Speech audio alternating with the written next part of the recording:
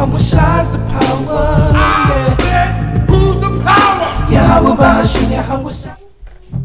Shalom, Israel. Shalom. We are ISBHPK.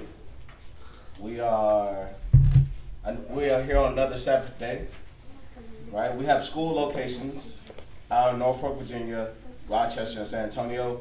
In Norfolk is 2610 Granby Street, Rochester, 1600 Lyle Ave, Suite 1A. San Antonio, 4444 Wellsham Road.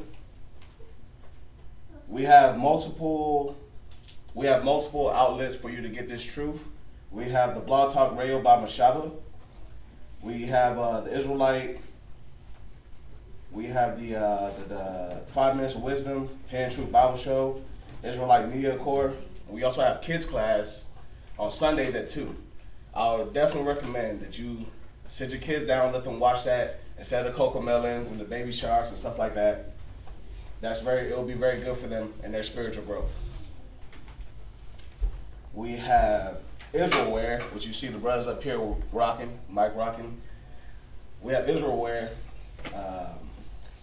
and fringed up subscriptions. The shirts that by themselves are $35. The shirts with the headbands are $75.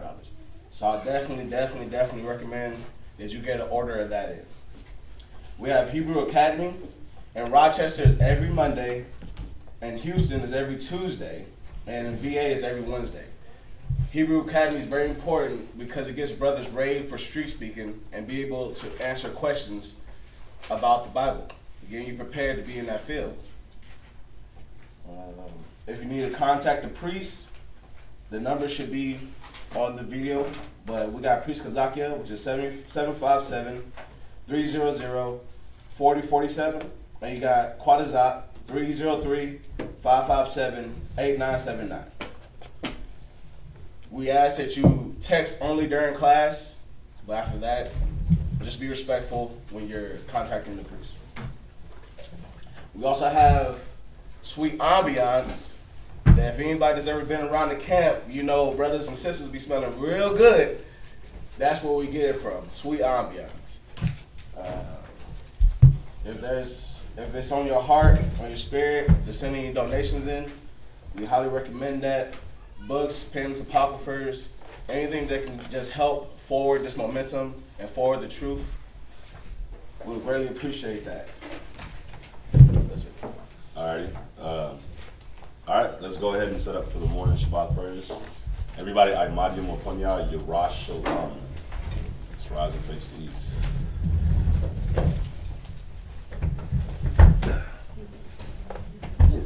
Just at the end down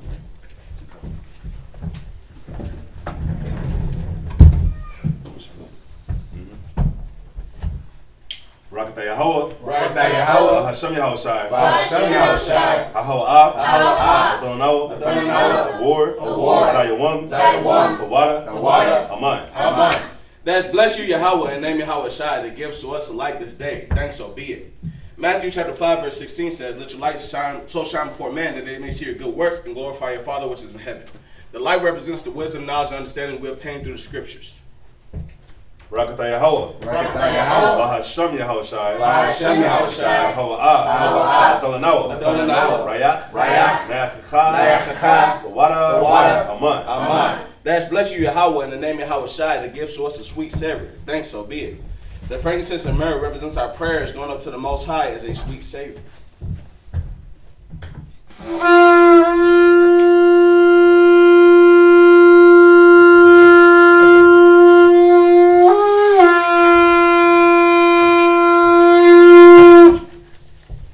Rakata Yahweh. Rakata Yahweh. Hashem Yahushai. Hashem Yahushai. Ahawa Adonawa.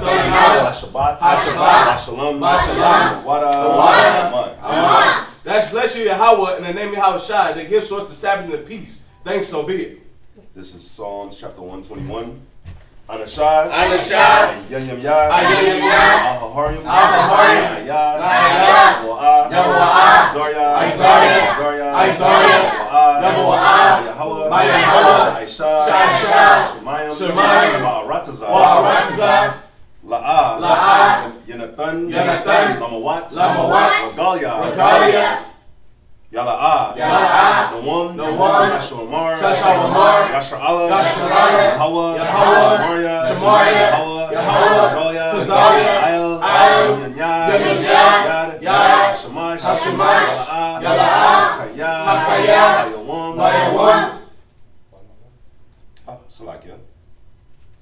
Wala'a. Wala'a. Halabana. Halabana. Layala. Layala. Yahweh. Yahweh. Shamar. Shamar. Korai. Korai. Yashamar. Yashamar. Pasha. Napasha. Yahweh. Yahweh. Yashamar. Yashamar. Hawalakia. Hawalakia. Wabawa'aya. Wabawa'aya. Wa'aitan. Wa'aitan. Wa'aid. Wa'aid. Iwalam. Iwalam. Aman. Amen. This is Psalms chapter 121. I will lift up my eyes unto the hills, from which cometh my help. My help cometh from the Most High, which made heaven and earth. He will not suffer thy foot to be moved. He that keepeth thee will not slumber. Behold, he that keepeth Israel shall neither slumber nor sleep. The Lord is thy keeper. The Lord is thy shade upon thy right hand. The sun shall not smite thee by day, nor the moon by night. The Lord shall preserve thee from all evil. He shall preserve thy soul. The Lord shall preserve thy going out and thy coming in, from this time forth and even forevermore. Shem Yahushai. By Hashem Yahushai. Shemaya Shar'ala. Shemaya Shar'ala. Yahweh Al-Hayanoah. Yahweh Hayanoah. Yahweh Akai. Yahweh Akai. Shemaya Shar'ala. Shemaya Shar'ala. Yahweh Al-Hayanoah. Yahweh Hayanoah. Yahweh Akai. Yahweh Akai. Shemaya Shar'ala. Shemaya Shar'ala. Yahweh Al-Hayanoah. Yahweh Hayanoah. Yahweh Akai. Yahweh Akai. Hear, O Israel, Yahweh our power. Yahweh is one. It's the Lord's Prayer. Abanoah. Abanoah. Bashamayim. Shabbat Shemayim. Wadash. Wadash. Hayah. Hayah. Shemkai. Yahweh. Yahweh. Malakwatkai. Malakwatkai. Taba'ah. Zaka. Razazaka. Hayah. Aisha. Ratzazah. Ba'aratzah. Kawad. Yah. Hayah. Shemayim. Bashamayim. Melanawa. Lacham. Kol. Yawam. Wasalach Noah. Wasalach Noah. Chabawak Noah. Chabawak Noah. Hasalach Noah. Hasalach Noah. Chabawak Yinawa. Chabawak Yinawa. Wala'ah. Wala'ah. Tabayanawa. Tabayanawa. Manasaya one. Manasaya one. Abol. Abol. Hawashayanawa. Hawashayanawa. Mayan. Mayan. Rai. Rai. Kaya. Kaya. Lakad. Lakad. Hamalakwa. Hamalakwa. Wa'ala. Wa'ala. Wa'ataparat. Wa'ataparat. Iwalanim. Iwalanim. Amen. This is the Lord's Prayer. Our Father, which art in heaven, hallowed be thy name. Thy kingdom come. Thy will be done in earth as it is in heaven. Give us this day our daily bread, and forgive us our debts as we forgive our debtors. And lead us not into temptation, but deliver us from evil. For thine is the kingdom, and the power, and the glory forever. Amen.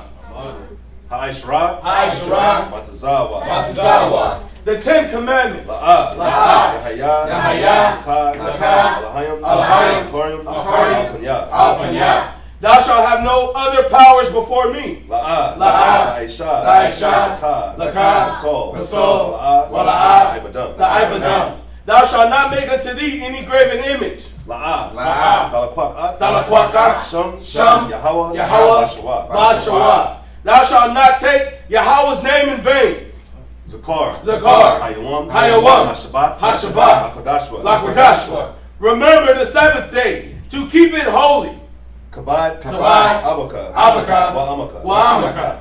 Honor thy father and mother. La'ah. La'ah. Ratzazak. The Ratzazak. Thou shalt not murder. La'ah. La'ah. Daganab. Daganah. Slakia. La'ah. La'ah. Dana'ah. Dana'ah. Thou shalt not commit adultery. La'ah. La'ah. Daganab. Daganah. Thou shalt not steal. La'ah. La'ah. Da'inah. Da'inah. Shakur. Shakor. Thou shalt not bear false witness. La'ah. La'ah. Dakamad. Dakamad. Kol. Kol. Asherah. Asherah. Lara'ayaka. Lara'ayaka. Thou shalt not covet anything that is thy neighbor's. Ba'ashem Yahushai. By Hashem Yahushai. Water. The water. Yeah. The yad. Aman. Aman. Yishabu, which means to be seated.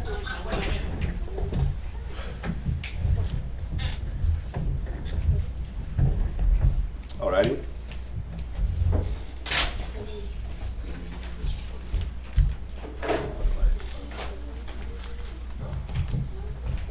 Alrighty, y'all.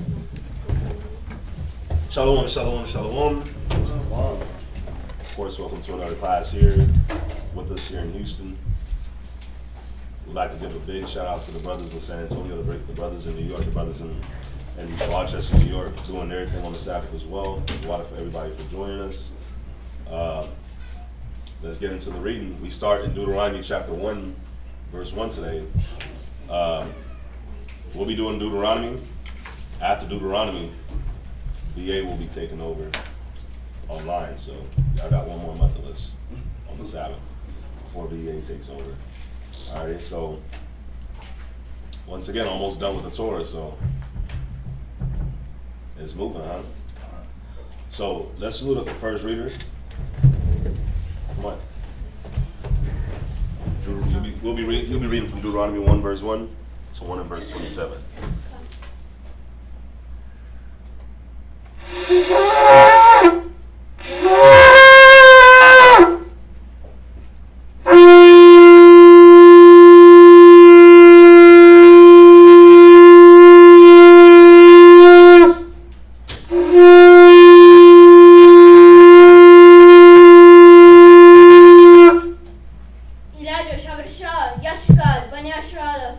Elijah, Shabbat Yashakar, Bani Yasha'ala, Manavizra, Amadi, Barak. Yahweh Shemel Shabbat. Yahweh Shemel Shabbat.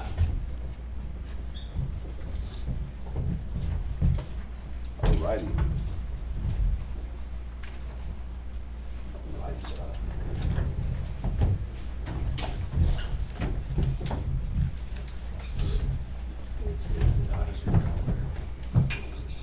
All right, Deuteronomy, the book of Deuteronomy, chapter 1, verse 1. Deuteronomy chapter 1, verse 1. Uh-huh.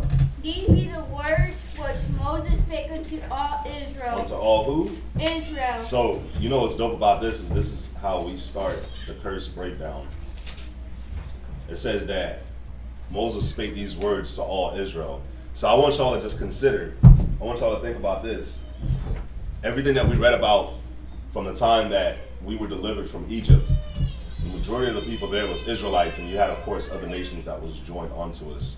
But it tells you Moses was speaking unto all Israel, not the Asians, not the Arabs, not the Caucasians, not the East Indians, not the Africans, just think of any race that's out there. There's 18 nations. There's 18 nations according to the Bible. So not the Indians, Assyrians, Syrians, Indians, Assyrians, Syrians, Arabs, Chinese, Japanese. Look, even Noah knows it. Who is it? Stand up, Noah. Esau, who else? But Israel, he was speaking to Israel, not Esau, the so-called white man. Who's after Israel? Ethiopian. Not the Ethiopians. Who else? Egyptian. Not the Egyptians. Go ahead. North Africans. Not the North Africans. Who South else? Africans. The South Africans or the unknown Africans.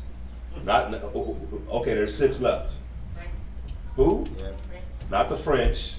German. Not the Greeks. Not the who? Germans. Not the Germans. Who else? Not the Russians. Not the who? Not the Spanish. So who's the last one? Italy. Italy. Give yourselves a round of applause. Those are the 18 nations according to the Bible. Wow, y'all did a good job remembering that. If y'all don't know, that's the first question on the soldier's test. Who are the 18 nations? You got to know it from 1 through 18.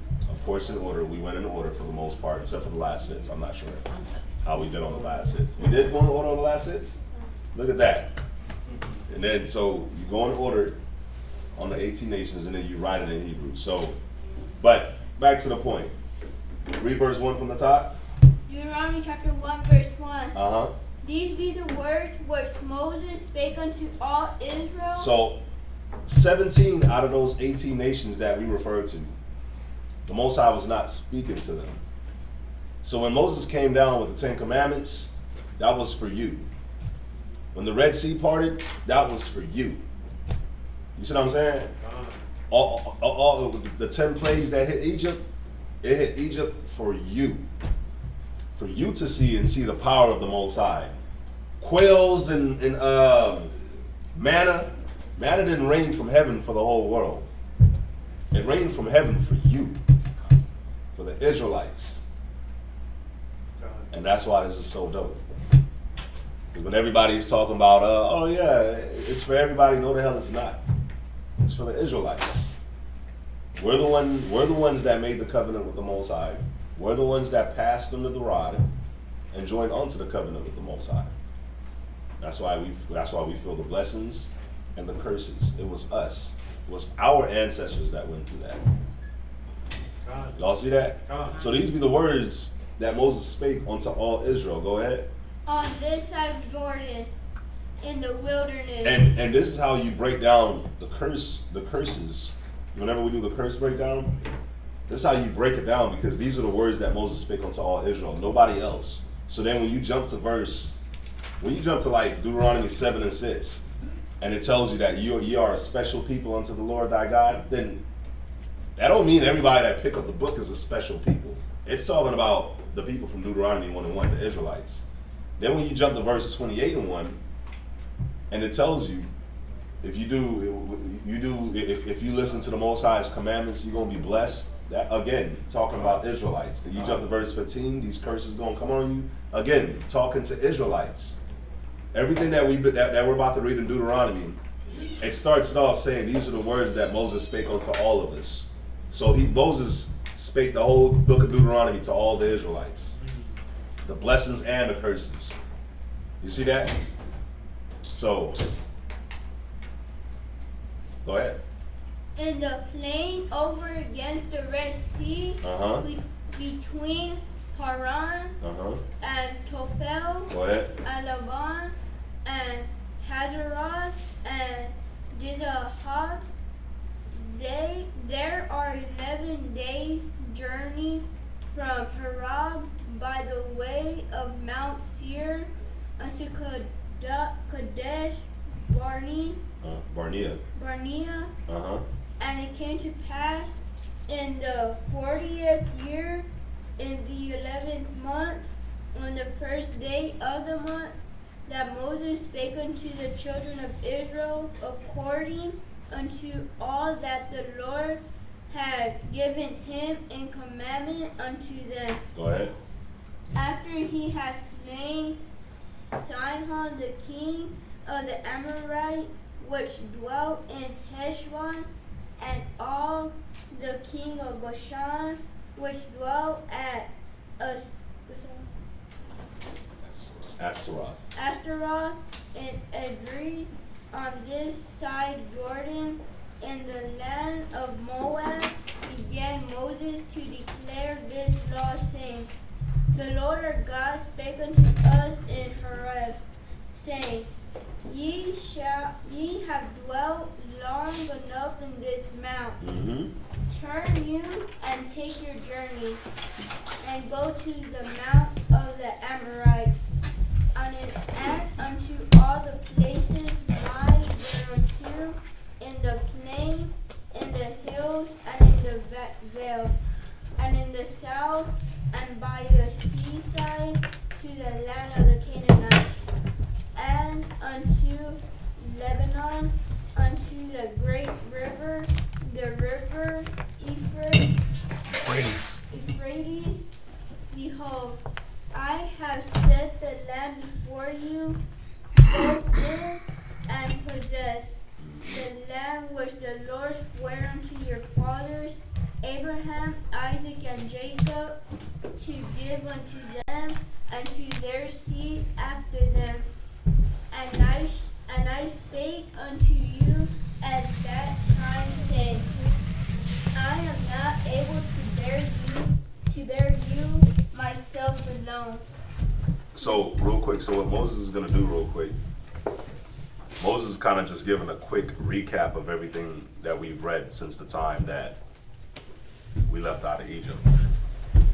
So what we're gonna be reading is a recap. Go ahead. Verse 10.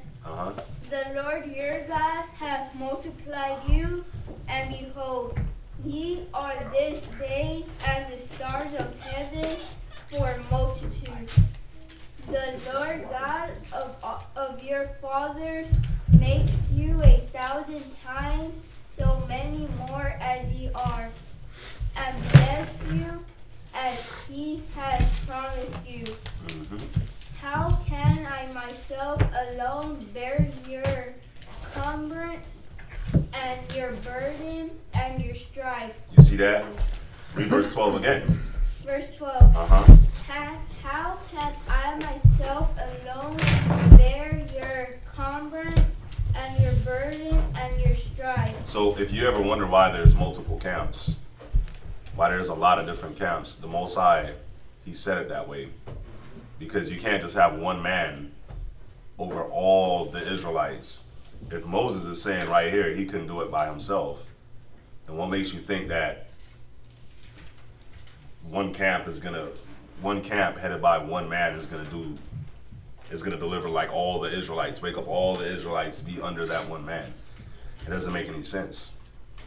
Y'all see that? And Moses had a direct connection with the Most High and Yahweh Shai. So I looked up the definition of cumbrance. That's what I'm looking. You know what cumbrance? You know what the definition for cumbrance is? Retard. So Moses was like, how can I alone bear your retardation? Damn. What are the definitions for cumbrance as retard? It says that which obstructs. That which obstructs. So think about when you're in the mind state of like, nah, I'm not following. Nah, I can't be moved. Nah, my mind can't be broken. You're like a retard. When you're in that stubborn, rebellious mind state, you're like a retard. Because what was our people known for being in the wilderness? Stubborn, rebellious as hell. But when you know what's funny? When you do sit back and like how we do now, we sit there and we read it and we visualize everything that we was dealing with back then. Don't it seem like we're reading about retards? I'm sorry to put it that way, but seriously, think about it.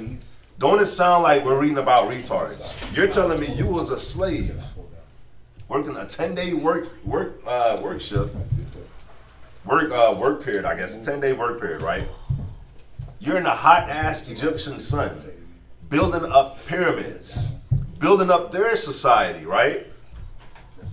And you get freed from that slavery through 10 different plagues that you got to see and hear about. You got to see their water turn blood, their firstborn die, all that. You got to see an ocean split open, and you walk through that. You got to see a chariot. Think about how crazy we get when we see a chariot now. We're like, oh my God, it's a chariot. Now imagine back then when that sucker was right there. Like you didn't have to squint your eyes. You didn't have to be like, damn, I wonder if it's a plane or not. You didn't have to do any of that. Like you just, dang, that is the chariot of the Most High. Wow, the same thing that took up Enoch. We got to watch, see that sucker turn into a pillar of fire by night, a pillar of cloud by day. You got to watch it sit over the temple and see the smoke come down. We saw all that. We saw all the people that was murmuring and complaining die. We saw the water come out of the rock, right? Enough water that came out enough water to come out of a rock to feed millions of people and millions, plural, millions of cattle. We watch manna come from heaven, quails come up every morning. We watch all these things. We watched us get delivered by, we defeated enemies where it was like, these were established nations with established armies. And we didn't have nothing, and we went and defeated them. Through the power of the Most High, and we still acted up. We were still rebellious and stubborn. Cumbrance is perfect. Cumbrance is perfect. How can one man bear the retardation Of 6 million people. How? But think about it now. How much more retarded are we now? How much more retarded are we now, man? America's crumbling. We see it.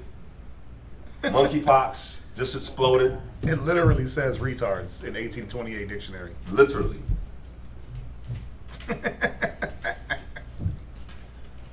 Hey, we see everything that's going on right now, but what the hell are we doing? So when you look up retard, delay, slow, late, to diminish the velocity of motion. So we were retarded because think about it. The motion was to go to Canaan, but instead we end up walking through the wilderness for 40 years. So isn't that retarded? That's the exact definition, right? You think a retard, you're like, oh, you're being insensitive. No. Being true to the point. Watch. To hinder, to render more slow in progress. Yeah. To retard the march of an army. Right? That's why you hear something called, like, you ever hear of flame retardant? Flame retardant material. Oh, wow. Flame slowing material. To retard, to be a retard is to slow down. The retard, to retard the motion of a ship. The resistance of air retards the velocity of a cannonball. Right? To delay, to put off, to render more late. It took us 40 years to do something that should have took us a week. Right? Yep. Right. So we're not being insensitive. The definition is the definition. I mean, it just is what it is. It is what it is. Israel's retarded as hell. Right? Because why? What are we delaying now? What are we delaying now? What are we slowing down the motion of now? By wanting to cater to and be a part of America, what are we slowing down? See, y'all about to get me turned up. Y'all about to turn me up over here. One definition, get me turned. What are we slowing down? Yeah, we're slowing down our own progress. We're slowing down our own salvation. We're slowing down the coming of Christ. That 144,000 got to be sealed, but ain't that up to us? Yeah. But if we want to move retarded, right? Who said it? Bob Smoke. He said I'm moving like I'm retarded. You damn right. All that Percocet, Molly, weed, chasing the bag, it got you moving in a motion that's slow.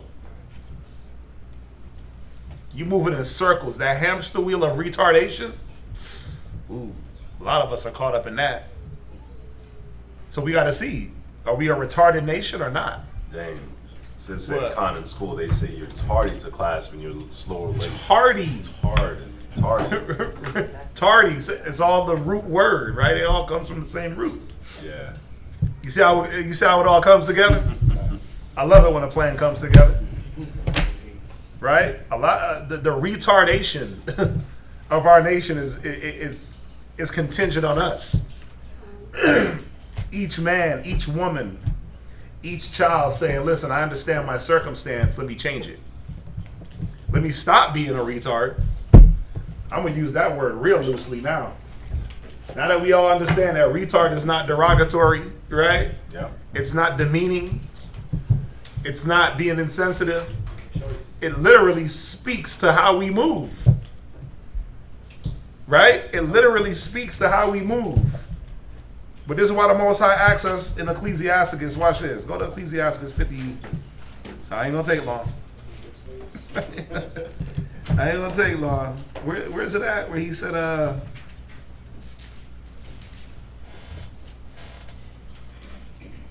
he asked, man, he said, are you not slow? Whoa. Yep. Read that. Ecclesiasticus chapter 51, verse 24. Wherefore are ye 20, slow? 23. Read 23. Draw near to me, Right? ye unlearned, Right? and dwell in the house of learning. Right? Because the unlearned is going to move slow. Right? The unlearned they're going to fit the definition of a retard because they're going to just be moving in this motion, not making any progress. That's what unlearned people do. Look at our people. We're destroyed for a lack of what? Knowledge. How do you get knowledge? You got to sit down and what? Learn. Go ahead. Wherefore are ye slow? Right. And what say ye of these things? What can we say? We're slow as hell. We're retarded as hell. Yes. A nation of retards. It's sad. A nation of lack of motion, lack of forward progression, lack of movement towards the goal. We'll move to everything. We'll move to the beat of our own drum. Right? We'll move to the money. We'll move to the clothes. We'll move to all the carnal things. But who's moving in the spirit? Who's really sitting back and looking at the spiritual things and saying, man, I got to move to that. I got to attain to those things. That's the important thing. But now you can understand. Now we can understand that, yeah, why am I retarded? Why am I moving? Why is my motion? Who got goals in here? Online? Everybody should raise their hands. But ask yourself this. Should you have achieved your goal 6 months ago? A year ago? 2 years ago? But if you like Pop Smoke, moving retarded, then what? You can see why you're not achieving. Well, Israel has a tendency to be retarded in some things and not so retarded in other things. The scriptures say we're wise to do evil. We ain't retarded in doing evil. We know how to kill each other. We quick to that, right? Yeah. We quick to make some money. We quick to sleep with that woman, sleep with that chick, get with that dude because of his money. We are intelligent. Scriptures say wise to do evil, but to do good, what? We're retarded. No, we're retarded. I'm going to keep using that word. We're retarded. But he said, are you slow? Yeah. So the point is what? The point is we got to get fast, man. We got to wisen up, and the same energy we use to, the same energy we put into everything else that doesn't have to do with the Most High, we got to use that energy. We got to redirect. Yeah. All right. So, And you know, something else too that for brothers and sisters that's you know, but before I do go, what's up, sis? It's like what you're saying in Kazak's class last night. He was saying that the whole point of us coming to the truth is to rebuild our nation. You know, the nations just love to see us without unity in the way that we're acting. That's their goal, and they're accomplishing it. Yeah. You know, but our goals should be to rebuild our nation, right? But at first, you have to have that willing mind. You know, we have that. He was saying that we have that willing mind to what Father's was saying, to go and do what the nations put in us, like what they want us to do, and that's acting like fools. So now we have to relearn so we can build our nation and have that mindset on the Most High. Right. It's like Absolutely. And just in rebuilding the nation, you know, we got to see, like, I'll put it to y'all like this, right? Everybody in here should have the mentality of being a leader, of being like Moses, right? So he just brought out how, you know, retardation, you're slow, how we're all slow. You know what Moses is bringing out right here too? He's showing you what it is that we have to prepare our minds to deal with. Cumbrance means slow. So guess what? As a leader, you're gonna have to prepare your mind for it. For your brothers, for your sisters, for you know, just the people around you in the school. For them to not move as fast as you would want. For them to not catch on as quickly as you would think. When they make certain moves, you know, you're gonna be like, damn, bro, you didn't see that? Damn, why you keep doing that? You keep getting counsel about the same thing. You keep getting told not to do this, you keep getting told don't do this. You still do it. But why?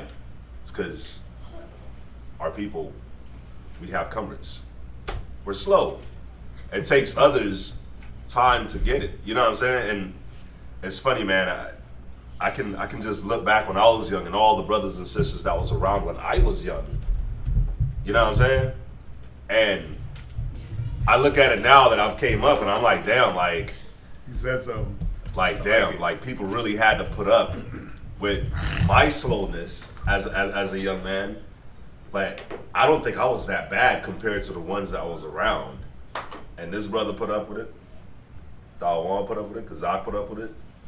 You know what I'm saying? They put up with a lot of our, until we caught up.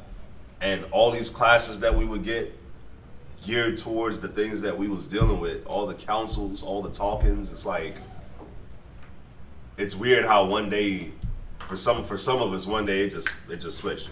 Something just happened where we're like, oh damn, I understand now. And then for some people, it was just like a gradual work chipping away of those things. Go to Luke real quick, 10:40. You know why? It goes back to what I was saying about putting your energy in one side and not putting it in the things that you need to put it in. Check this out. Read Luke 10:40. Luke chapter 10, verse 40. Right? But Martha was cumbered about. She was what? Cumbered about. She was cumbered about. Go ahead. Much serving. Read. And came to him and said, Now remember what was going on here. You had Martha and you had who? Mary. And you had who? Right. So you have Martha, Mary, and Yahushai. And they had the oracle at their at their leisure, right? Yahushai being the oracle, being the word. But it said that Martha was okay, let's not use the word retarded, but she was slowed down.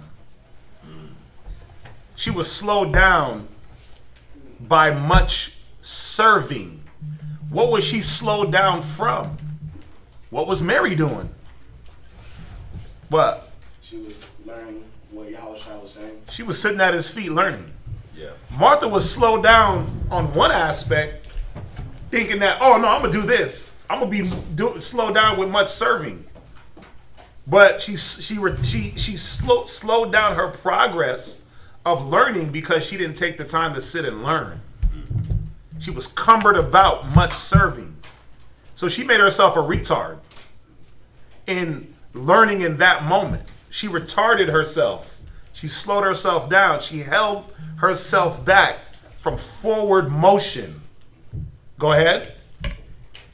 and said, Lord, dost thou not care that my sister hath left me to serve alone? Don't you care that she's not being a retard too? Basically, that's what she was saying. Like, I'm retarded. You don't care that she's not being retarded? Go ahead, read. Bid her therefore that she help me.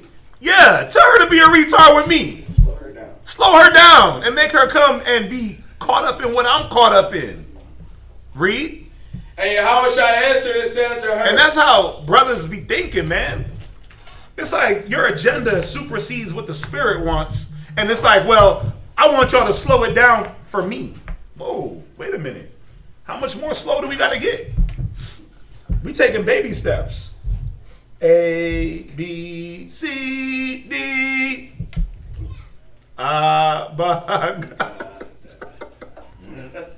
Right?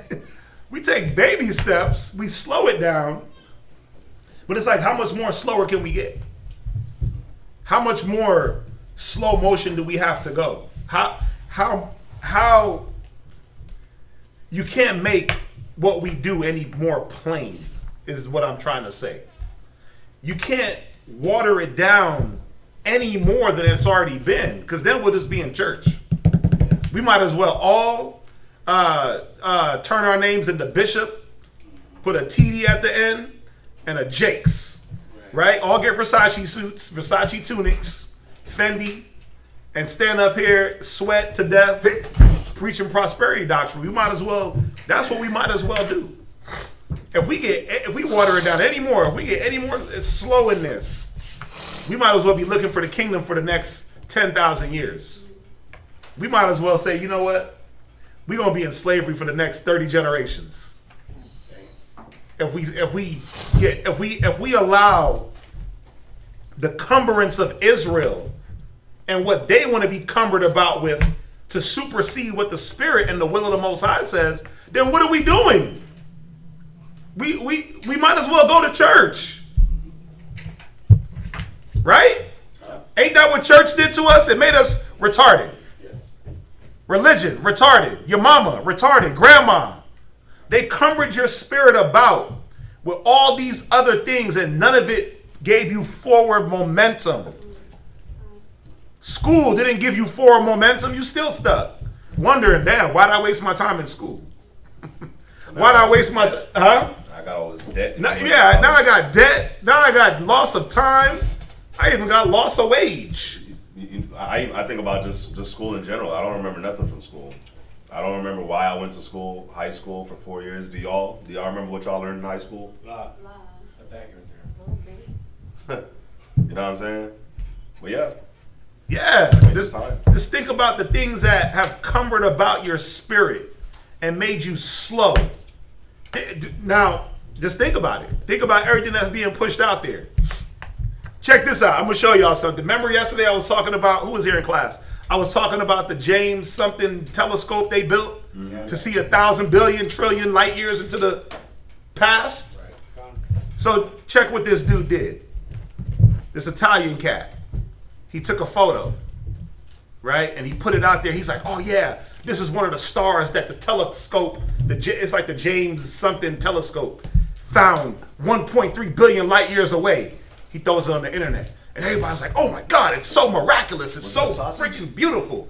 It was a piece of pork. Oh, damn. Yeah, I saw that. It was a piece of pork like that he took a photo of on a black background and had all these dumb niggas and dumb Edomites. He had to apologize for it. But he proved his point. I don't care. He proved his point. He did it on purpose because he said it. If I could put a piece of damn pork on a paper and you niggas think it's a galaxy, and he's just some regular dude, what are they doing? But you got niggas like really research, like, oh my God, the stars and the universe is 1.3 galaxy. Yeah, he said it. I listened to the story this morning when I woke up. But I'm like, dude, if he could put a piece of pork on a piece of paper and take a photo, and niggas is like, oh my God, look at what the telescope filmed 1.3 billion light years away. How much more they got you cumbered about with foolishness? They got niggas really chasing money when the dollar ain't worth the paper is printed on. It's going to be a beautiful thing when it finally crashes. It ain't worth the paper is printed on. A 25-cent piece ain't worth it. It's nickel and copper that they got you chasing. Cotton. They still got you chasing and picking cotton. They still got you in a slave mentality. When you pick out them garments, cotton. They still got you chasing cotton money. They got us cumbered about with the same things they had us cumbered about with in slavery. Whips and chains, right? Yep. Whips and chains. Yeah. You still chasing whips and chains. You still picking cotton, running after them fabrics. The mentality is still there. You still cumbered about, retarded in those things, but not wise enough to see, wait a minute, I'm supposed to progress. I'm supposed to progress past those things. If that's what kept me down, that mentality of chasing those things, then what are we doing? What are we supposed to be doing? The Spirit, the word of the Lord is supposed to propel us past that mentality.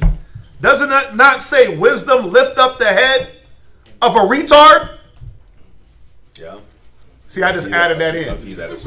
I added that in. But it might as well say that. Wisdom lift the head of him that is retarded. Slow. Right? Not having forward motion. We gotta understand what's going on here. This white boy took a photo of a piece of pork and had niggas losing it over what? Pork. The same thing that kept you in slavery.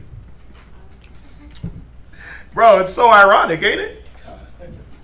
It's so ironic. But look, here we go again. Generation after generation. Moses had to deal with it. Yahushua had to deal with it. We got to deal with it, but at the same time, when are we going to really deal with it? Get the hell out your slowness. Get out of your lack of accountability. Get out of your justification for everything. Start understanding why things are happening in your life. Yeah. It don't matter what level you're on, man. It don't matter what level you're on. The Most High is showing you things. Hey. And he shows you things in your life, the results of things. But you could be retarded in the result and be like, no, that ain't it. That ain't it, no, I don't see that, And guess what? Your forward momentum will always be retarded. You know, it's it's funny because you said it like, you were the first one I heard that said it, the results are the results, right? When it comes to this truth. And the more I looked at it, the more that I saw like, damn, that was true. The Most High gives you the results of your decision making throughout your life. You see what I'm saying? So when you look at that, it says that it says you reap sowingly. No, you sow sparingly. Right. You're gonna reap sparingly. And it says the Most High gives a man according to his works. Yep. You know what I'm saying? So when you look at that, you can look at just before the truth, you can stop and just examine your life and look, and you'll see like, damn, why did the Most High bless me with this? Why didn't he bless me with this? Why did I have to go through this? Why didn't I go through this? And you could just look, and even in your time in the truth, you could just sit there and look, and if you examine, you'll be like, damn, well, I'm just getting what I put in, or I'm getting what I deserve. You see what I'm saying? Yep. So when you look at us as a people, like that Zion has a cold scripture that he goes to in Lamentation. Let's go there real quick. And Samara, yeah, you're right. A piece of pork, question mark, question mark, question mark, question mark, right? You're right. It's like, it does sound crazy. Uh-huh. But then look at our people. Look at our people, man. Nothing sounds crazy when it comes to our people anymore. Nothing baffles me. Nothing blows my mind. I'm not flabbergasted over anything. I'm not surprised. I'm not shocked. And I'm definitely not shocked over what the white man's doing and what the nations are doing and all their cover-ups. I'm not shocked. Yep. I'm not shocked because the more we really sit back and meditate and look at what's happening in this world and see that, wait a minute, all the things that the Most High is revealing, all the little cover-ups, all the lies that done kept us down, I'm like, yeah, I don't put nothing past nobody. White man or some damn stubborn-ass Negroes. I just don't. Go ahead. Go to Lamentations 3:39. Lamentations 3:39. He said a piece of pork, question mark, exclamation. Start at verse 38. This book of Lamentations, chapter 3 and verse 38. Uh-huh. Out of the mouth of the Most High proceedeth not evil and good. So out of the Most High's mouth comes evil and good, right? It's talking about like the blessings and the curses that he gives to us. So check this out. Read verse 39. Wherefore doeth a living man complain? How can we complain? How can we complain about our lives? How can we complain about the things that the Most High has blessed us with, the good that he's blessed us with, or the evil that he's blessed us with? How can we complain? Go ahead. A man for the punishment of his sins. How can you complain about the punishment for your sins? Woo! How can you complain about, guess what? If your relationship with your husband or your wife or your kids or with brothers or with sisters ain't good, how can you complain? You see what I'm saying? If there's things that we lack or things that we had that we lost, like, how can we complain when the Most High punishes us for our rebellion and for our stubbornness and for us being slow? The scripture, there's another scripture that talks about if there's a price put on wisdom, like you have to go and buy it. No, there's no price put on wisdom. You can just go and get it. Yep. So guess what? There's not really, especially if you've been here for a while, if you've been knowing about the truth for a while, there isn't really an excuse to being slow because everything is kind of just there. Like the Most High is not going to take any excuses. That's like, when the man got stoned for gathering sticks, it's like, that's how I was saying it a while back. That's how every excuse sounds when you mess up the Sabbath day. It's like, really? Why were you? It doesn't matter. To the Most High, it's like you was out gathering sticks. That's how the excuses sound. Why? Because it's one of the commandments that the Most High gave. So when we move a certain type of way, it's and the Most High punishes us. Like the scripture says, what the hell can we say? What the hell can we complain about? Especially when in Job it tells you that he gives you less than you deserve. So it's like, what the hell? What can we complain about? How can we look and be like, damn, how can we think we deserve better or deserve more than what the Most High has given us? How can we think that we're warranted something when we're all warranted death by our actions that we've done, by our thoughts? Y'all see what I'm saying? Read verse 39 from the top. Verse 39. Wherefore doeth a living man complain? Like, how the hell can a living man complain? How the hell can a living woman complain? Because you're living to be able to change the circumstances. You're still alive. You got grace. Ugh. But think about what we did. Like, I want y'all to think about just taking it back to the scriptures. How the hell could we complain about anything in the wilderness? That's wild, huh? That's wild. How the hell could we have complained about anything in the wilderness? But take it back to today's time. You're one of the lucky ones to know about the truth in today's time. Listen, man, on the news, guess what happened in Houston yesterday? The beltway that everybody drives, right? The beltway that's like, what, a 2-minute drive from us right now? Yep. I was just telling the sisters, a cement truck, out of all trucks, one of the trucks that weighs the most, a damn cement truck falls off of the beltway and falls on top of an SUV. But the mom and dad survive, but the baby didn't. And the baby was a twin. So the son, the twin boy died. Ain't that crazy? That's how stuff like that, you can look and be like, damn, that's the Most High. 1 second, if they would have just drove 1 mile slower, that cement truck would have missed them. The Most High made everything go perfectly for that baby to perish. But we sit here and we complain. We complain and we murmur. We don't want to take no responsibilities for our actions, for the things that we think, for our movements. We don't want to take responsibility for nothing. We don't want to take accountability for nothing. Nope. We want to blame everybody else for our crap. Yep. For our own decision making, our own mess ups, our own faults. We like to blame other people instead of being real with ourselves. Just like we like to blame the Most High. In Exodus, it tells you, Moses had to tell the people, your complaints is not against me and Aaron. You're complaining to the Most High. You better be careful before he let a cement truck drop on you. Damn. I still don't understand how the hell a cement truck fell off of the beltway. It's called angels. The angel was like, It's called angels. Bam. The day before, a father of 5 got hit by an 18-wheeler truck tire. The tire on the 18-wheeler just came off, went flying, smashed into his car, killed him. He was a father of 5. Father of 5. But read verse 39 again. 39.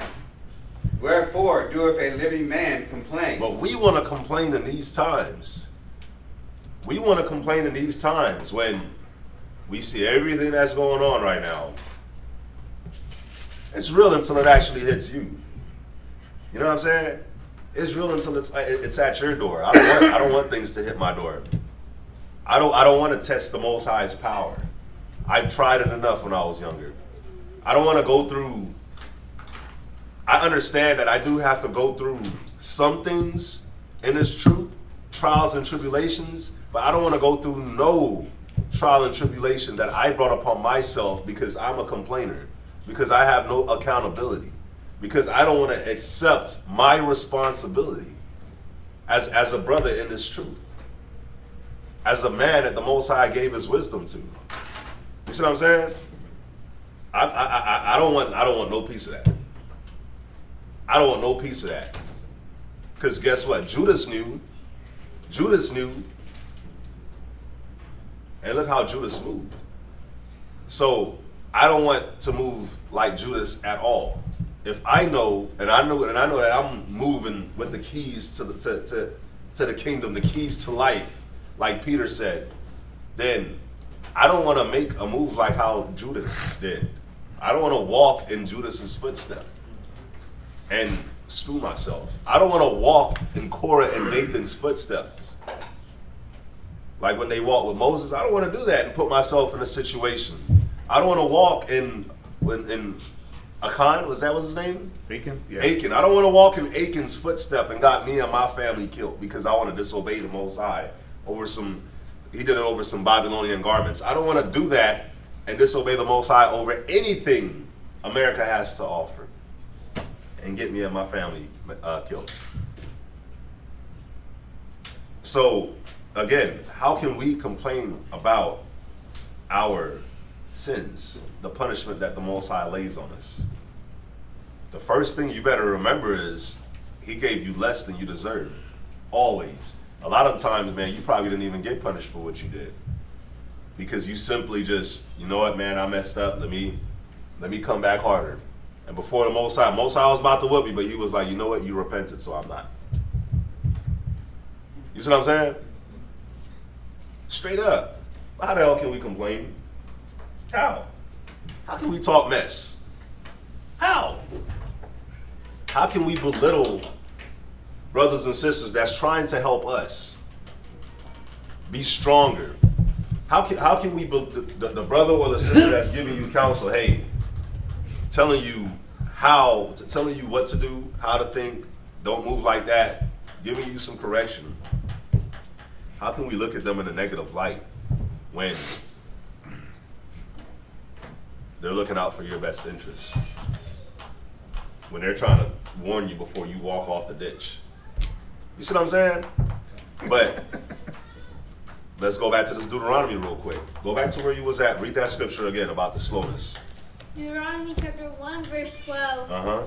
How can I myself alone bear your Your cumbrance, go ahead. and your burden and your strife? Listen, man, everything that, for those online and those in class, the Most High is trying to prepare you to be able to bear the things that's going to come with being a leader for Israel. With Israel's slowness, with the burdens that Israel is going to be putting you through, their burdens that they don't know how to carry, their burdens that they would rather carry by themselves, because Israelites don't like to counsel.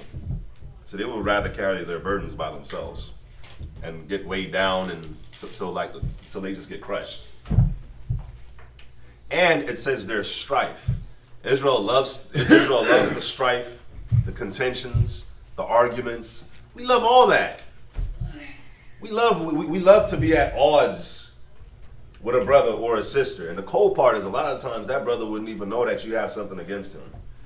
Or the sister wouldn't even know that you have something against her. But we love that strife.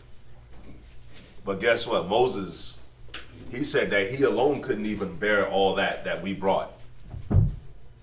He couldn't even bear all that. But what I'm trying to show y'all is, I'm trying to show y'all two things. This is what we bring to the table. This is what we bring to other brothers and sisters. We bring our burdens to them. We bring our strife and our negativity to them. We bring our slowness, our retardism to them. You know, like just these last 2 years of me being in the truth and being more in the role of a counselor, I'm gonna be really honest with y'all. A lot of the stuff, and I know I was in the shoes too, a lot of the stuff I'm like, wait, what? Why is this even a thing? Why didn't they just follow the scripture? Why didn't they just go to the person like the scripture says? Like you have a problem with a brother, you have a problem with a sister, why didn't they just go? Why did they hold on to the envy? Why did they hold on to that and make small things into big things? Why didn't they just communicate? I look at it now like, what the hell? Why didn't they do that? Why? But I understand. I was there too. I was slow once.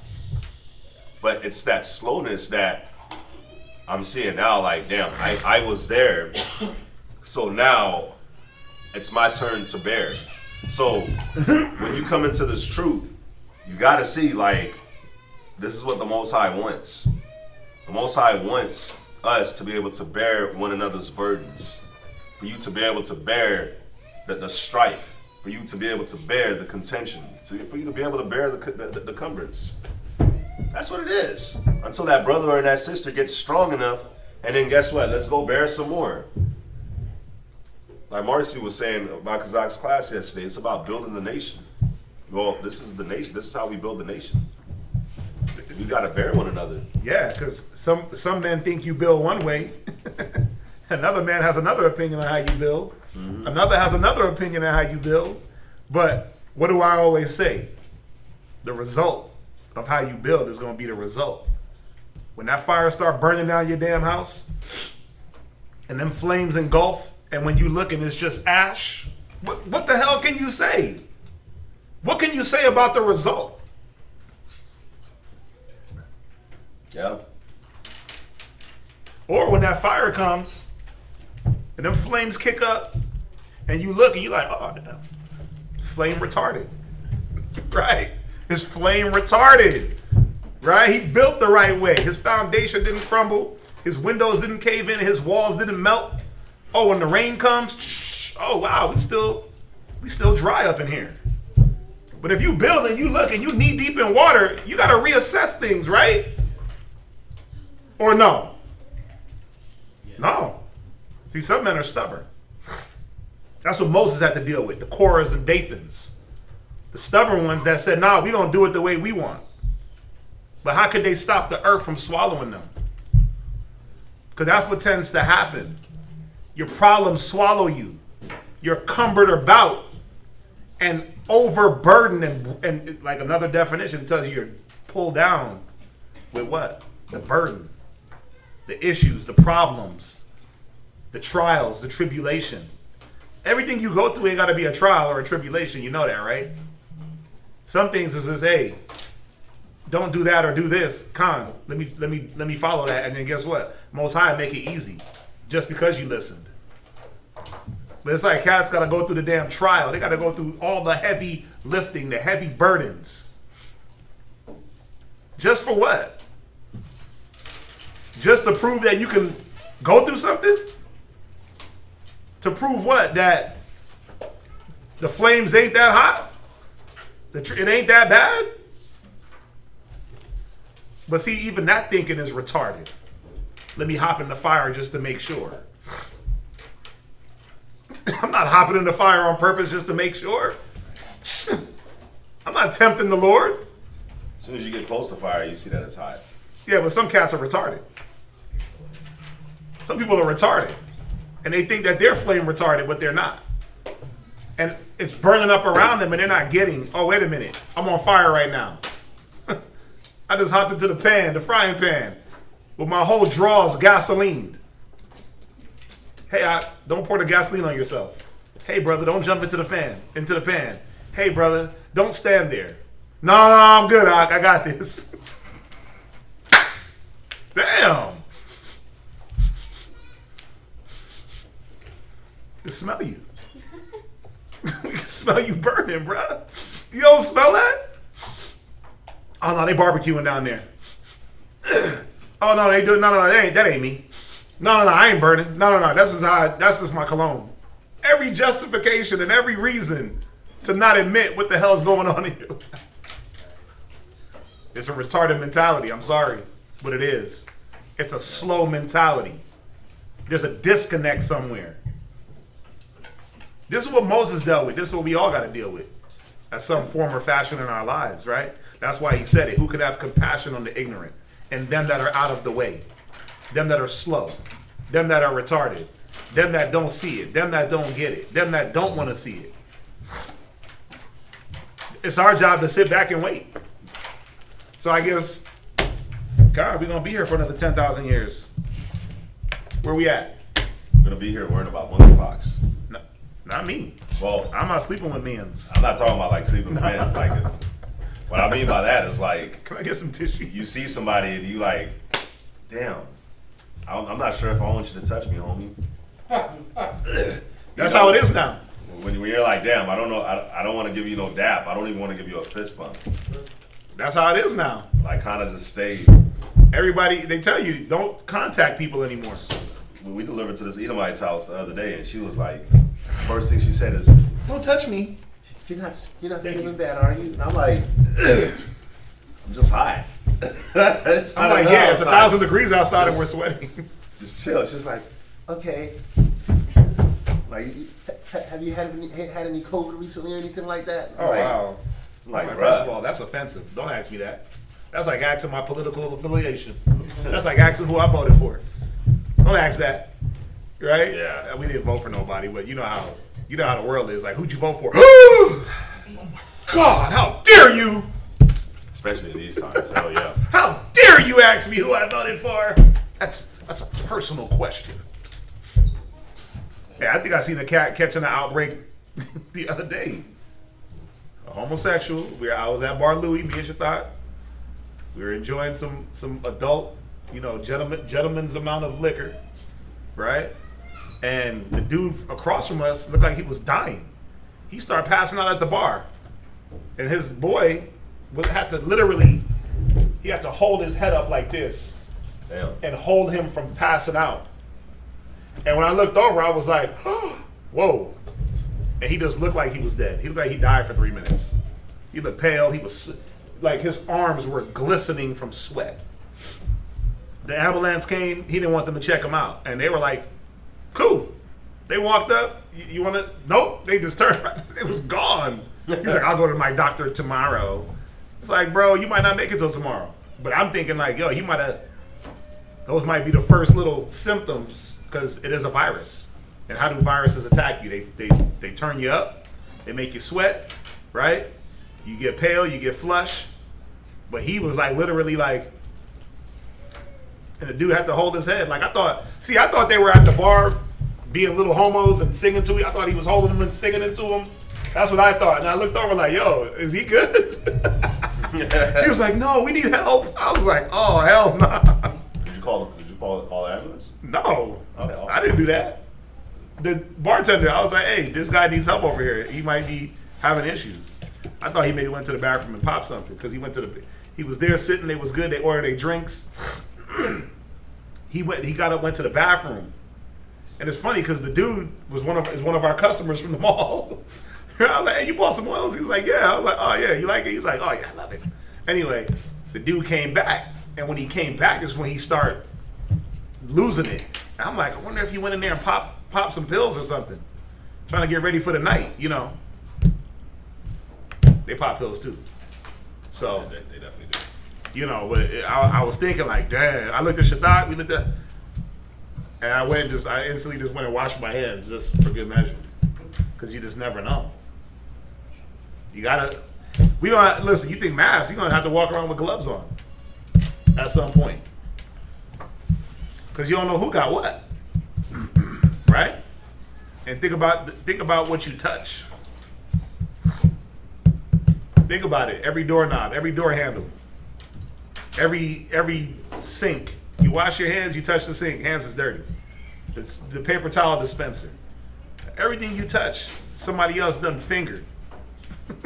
They done put their sweaty palms on. They got monkeypox particles and corona particles and this particle and that pox and this pox and chicken pox, and we're gonna be just walking around with just plastic all over our bodies. It's gonna be like, We might as well start making plastic garments. plastic garments, right? I'm just playing. Anyway, let's go back to Go ahead, Elijah. Verse 13. Deuteronomy Chapter 1, verse 13. Take you wise men and understanding, and know among your tribes, and I will make them rulers over you. And this is what the job is.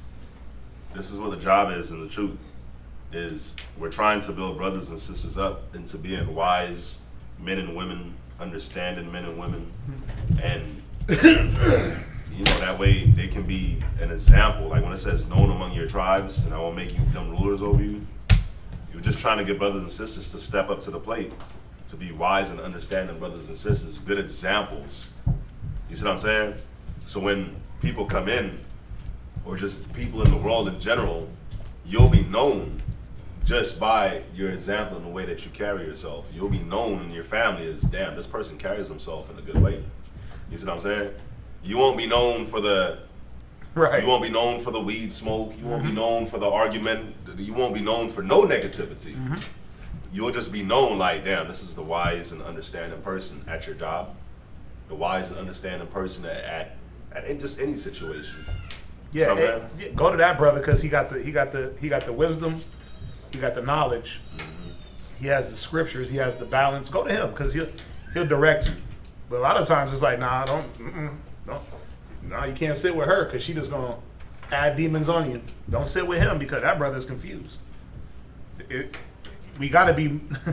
You want to be known for the good things, like the scriptures are saying. And the thing is, nobody can build your name but you. Nobody can put out there who you are except for the way you move, the way you rationalize, your logic, your balance, your discretion. Those things are determined on yourself, right? So it doesn't matter what a person says about you, it's what you display and put out there. So what do you want to be known for in the gates? Do you even want to be in the gates? Or you want to be in the home, playing the game, sitting back, drinking the beer? You want to be that guy? Con. We get it. You could be known for that. You want to be that woman?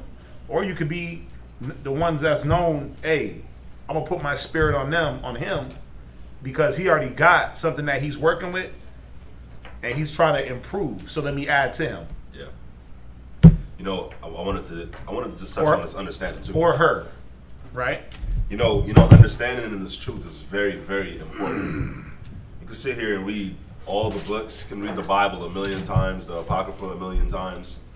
If you do not understand what it is that you're reading, and what I mean by understanding is, like, you got to understand how to apply.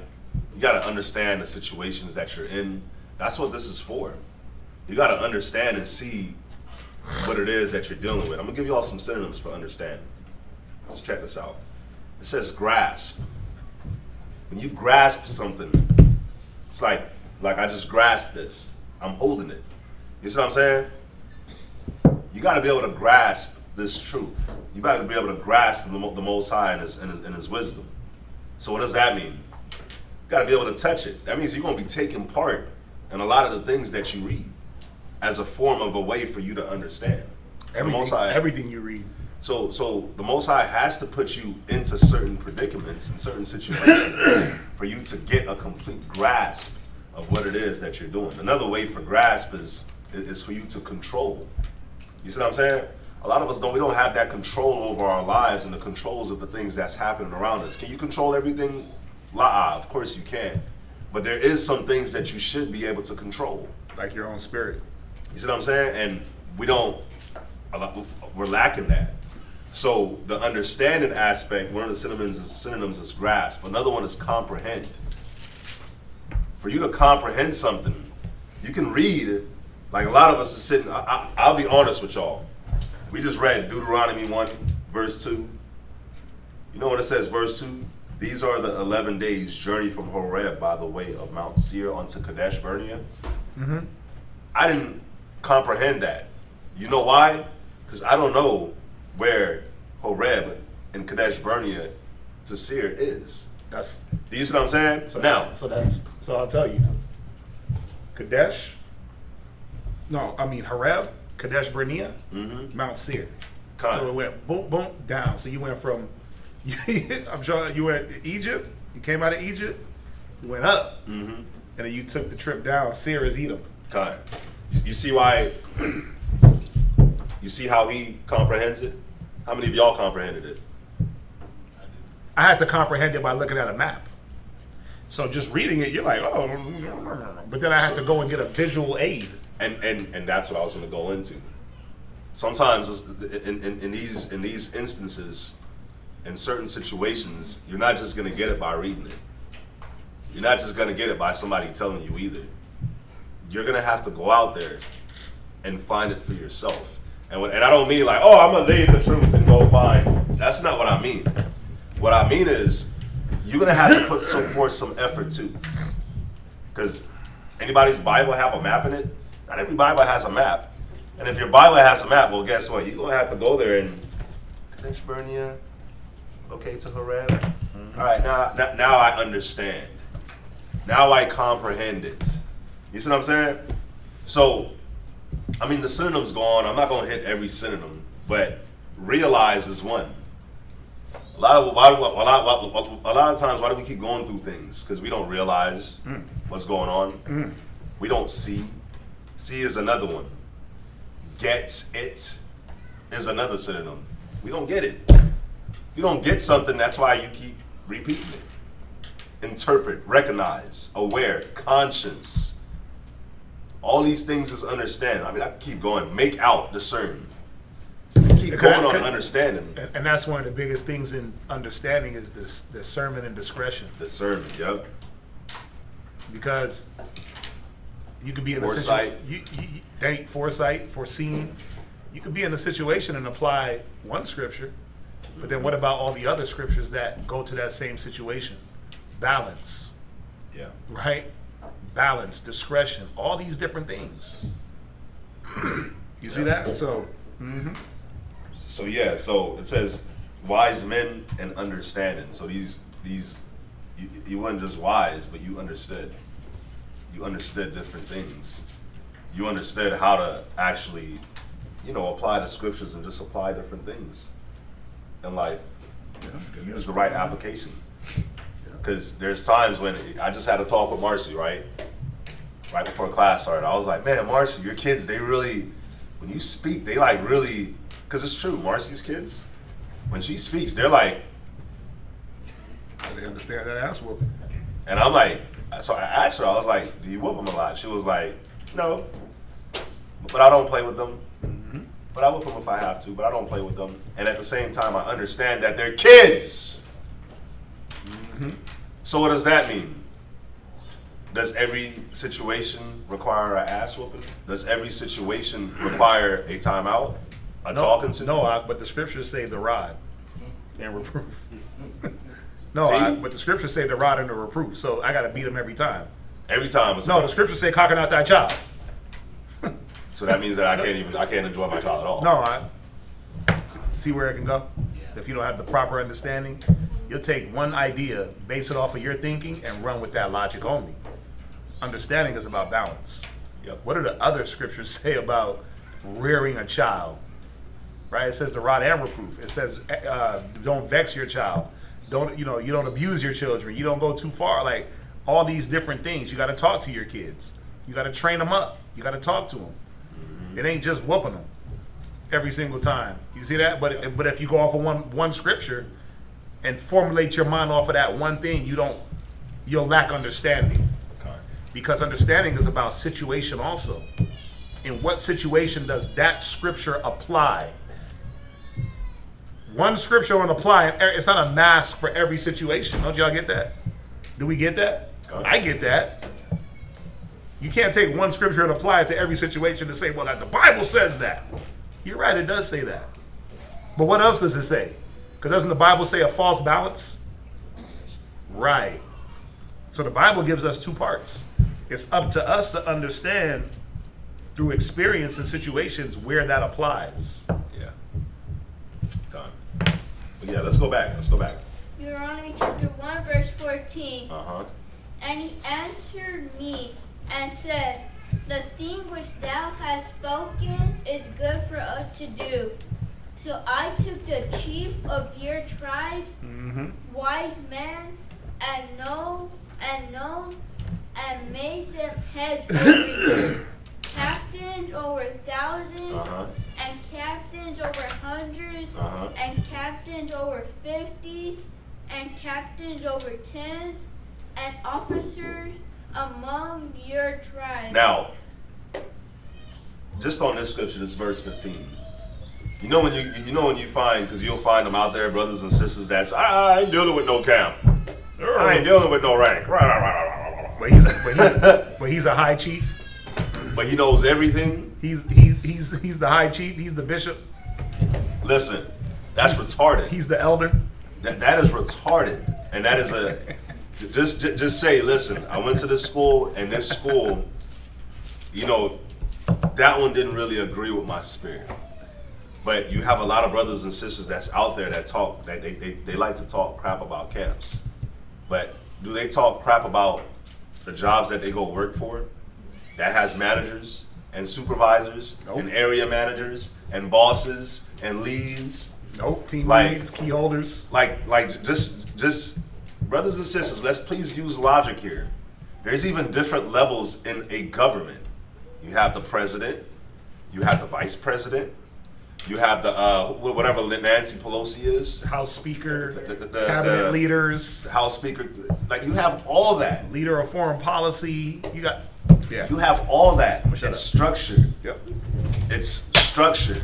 What do Israelites lack? Ooh. Structure. The only thing that Israelites know how to be good at structure in is being a slave and understanding, oh yeah, this is the structural level of a slave and gangbanging. This is your rank in the gang? Okay, cool. That's literally the only things that we have structure in. Ain't even no structure in the households, man. Ain't no structure between a husband and a wife and children when you look at them in the world. That's why there's so much dysfunction and broken homes, and a lot of us didn't grow up with our actual fathers. There's no structure. But when Israelites come in, and Israelites is like, okay, look, you gonna give rank. Why? Because there needs to be some type of structure, and that ranking is earned, not just thrown out like, hey, come join my school and I'll make you an officer of, I don't know, 10,000 or whatever. Because you can breathe. Because you can breathe. Or because you're a very good reader. My bad, I scuffed the Timberlands. Nah, you good. Nah, Sorry. you didn't. But anyways, y'all see what I'm saying? Go to 1 Corinthians 14 and 40 real quick. And you know, it's not that Israel lacks. It's not that Israel lacks order. Israel's retarded when it comes to order, because he said it. You'll have order at work. Yeah. You'll be the nigga that goes out and collects all the shopping carts while the white dude is inside with all the AC, and he's telling you, get out there and get them shopping carts, boy.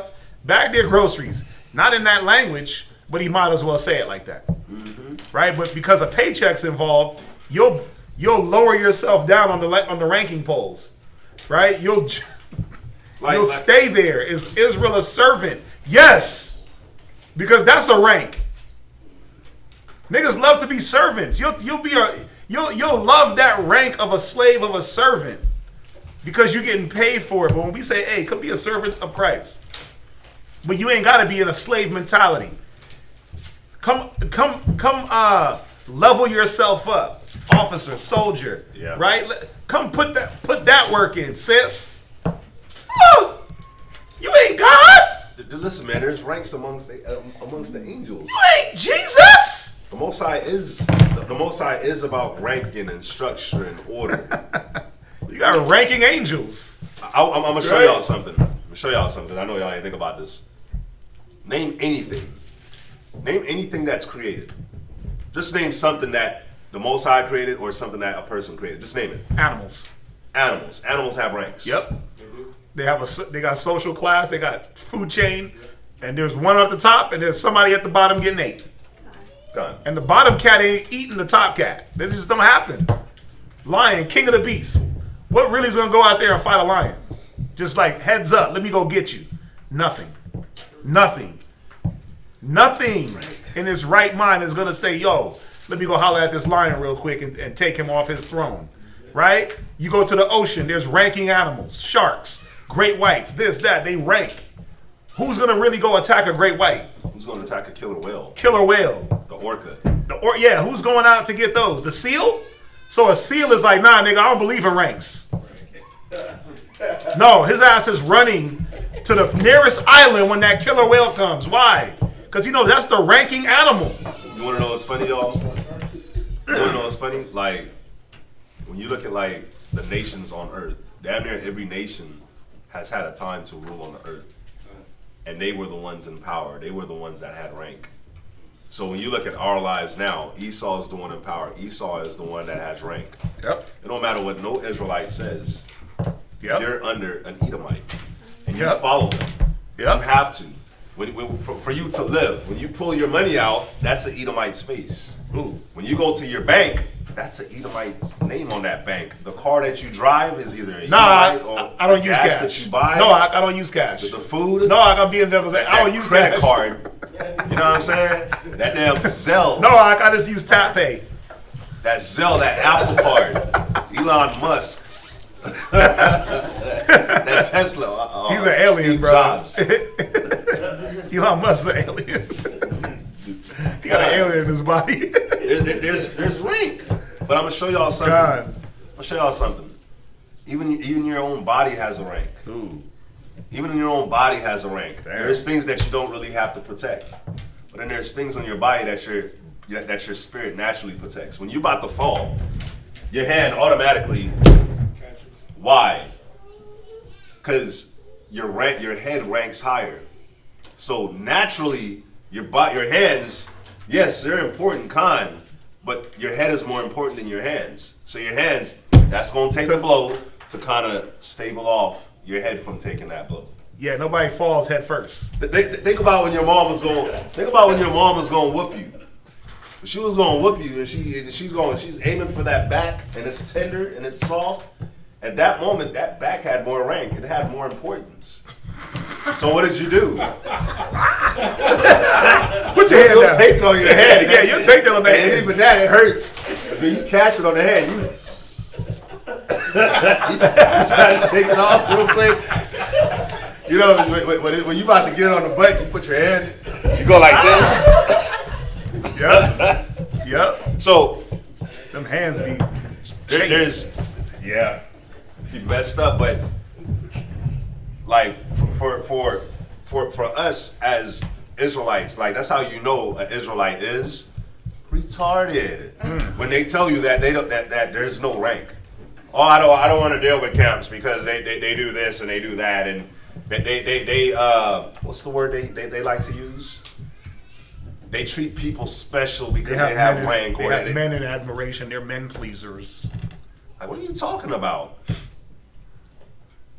Shows the level of retardation, and it also shows you, or slow for people that hasn't caught on to the beginning of the class. It shows another level of people like just wanting to be stubborn and rebellious and not listen. The same way that we was with Moses. Why you gotta lead? Well, always remember this, ladies and gentlemen, brothers and sisters. If you see a school that's standing, it says that if it wasn't of the Most High's work, it wouldn't stand. So if you see something that's standing and you see structure there, the Most High is with that. It's standing for a reason. You see what I'm saying? Let's read 1 Corinthians 14 and 40 real quick. 1 Corinthians chapter 14, verse 40. Let all things be done decently and in order. Now, let all things be done decently and in order, right? Synonyms for order is structure, the way things, the order in which something should go, the pattern in which something should go. Now, let me show y'all something. What is one of the names that we call the Most High? Just give me names. What, Angela? Yahweh, a God. What else? Father, the Most High, the Highest, Or the Judge. the Judge. The Judge, the Majesty, right? If you've been to court, you see that judge. And the judge is, the court is getting wild with the judge. Sorry. Bangs the gavel. Order. Have order. The Most High is about order. Most High is about things being done right. You see what I'm saying? So why is it that with Israelites trying to come back together, why is it that we can't have order and structure by men that's approved? Men that, you know, Zion used to always say it. I'm pretty sure he still does say it. One thing that brothers and sisters in class and online have to realize, especially here with our school, is that ain't nothing just handed out. Nothing is just handed out. Every brother that you see, if they're an officer, if they're a soldier, they took a test. And is that test easy to get? How long did it take y'all to study for that test? 7 months, long time, some years. There's 3 that they have to take. They have to dedicate themselves to take that test. There's been a lot of brothers that came that couldn't take it. And what is that test? Since I'm talking about it for those online that don't know. You got to know the 18 nations. You got to know the 10 commandments. You got to know the 12 tribes, their names. You got to be able to write them in Hebrew. So really, it's your basic history. It's basic history. It ain't like something crazy. It's just basic history of the Bible, where if you want to call yourself a soldier, then these are things that you should know. And then when you become an officer, if you want to call yourself an officer, then these are things that you should know.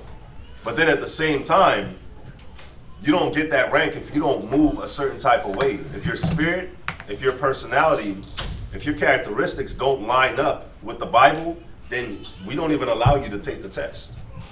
So you could be super book smart, but and be able to pass the test and know it, but if your characteristics don't match up with the Bible, then we're not going to let you take that, because you're not going to be one of the men that people are going to look up to. You're not going to be an example. You see what I'm saying? I give a good example of that. This young man right here, I'm sure he'll be able to take his test pretty soon, but he's 11. He's 11, so is he going to get the rank right now? Probably not, because he's 11. What experiences has he been through to be able to lead men and women? But if his character, as he gets older, lines up with what we always go through as the standard of a bishop and all the other things, yeah, he will be giving orders to some brothers. Yep. He will be able to order brothers around because his character and his dedication is going to line up. Yep. I mean, So that's just how it is. So yeah, man, that's just wild, man. That's one of the things that, like, what do they call it, a pet peeve? That's one of my pet peeves, man, because it just breaks the unity. Brothers and sisters trying to unify, but then you got the individualites, the social media lights, the YouTube-alites, the Facebook-alites, there's Clubhouse-alites now. Oh yeah, Clubhouse is a new thing. Like, you have all them that want to have an opinion, but they're not doing anything. They can't even sit down and watch class. All they watch is street speaking videos. You see what I'm saying? And listen to Israelite music. But they can't sit down and actually work on their spirit, but they have an opinion. And that's what they call studying. Yeah. I studied that. So, read on. Let's go back to Deuteronomy 1 and verse 16. Deuteronomy Chapter 1, verse 16. And I charged your judges at that time, saying, hear the causes between your brethren. You know why Moses got to go over this a second time and things seem like they're reiterating? Well, because what Moses is understanding and what Moses is seeing is the butt whooping that Israel's about to catch. So he's doing his most fervent job of saying, look, remember when this happened and then this happened? Remember this and remember that? Remember, we're leading up into the curses. Right? So he's giving them this orientation of history that wasn't that distant. But remember, it was because most of the people done died off. Yeah. So now he's talking to the younger generation. So now he has to reiterate history and orientate history to this generation that might have been too young to remember. Might have been too young to see and to call to remembrance that, damn, that's what happened to our fathers. So look, I'm going to remind you what happened to your fathers and your uncles while they ain't here. Right? And if you follow their footsteps, it's guaranteed that this is going to happen to you. So you're probably wondering, why is he sounding like a recorder? Why do we sound like a recorder? Because I know we do. Right? We definitely sound like a recorder. The Bible don't change. The scriptures, there ain't no new scriptures in there that we're going to be able to pull out. Or new concepts. Right? But it's always a forewarning. The Ezekiel. It's always the warn them.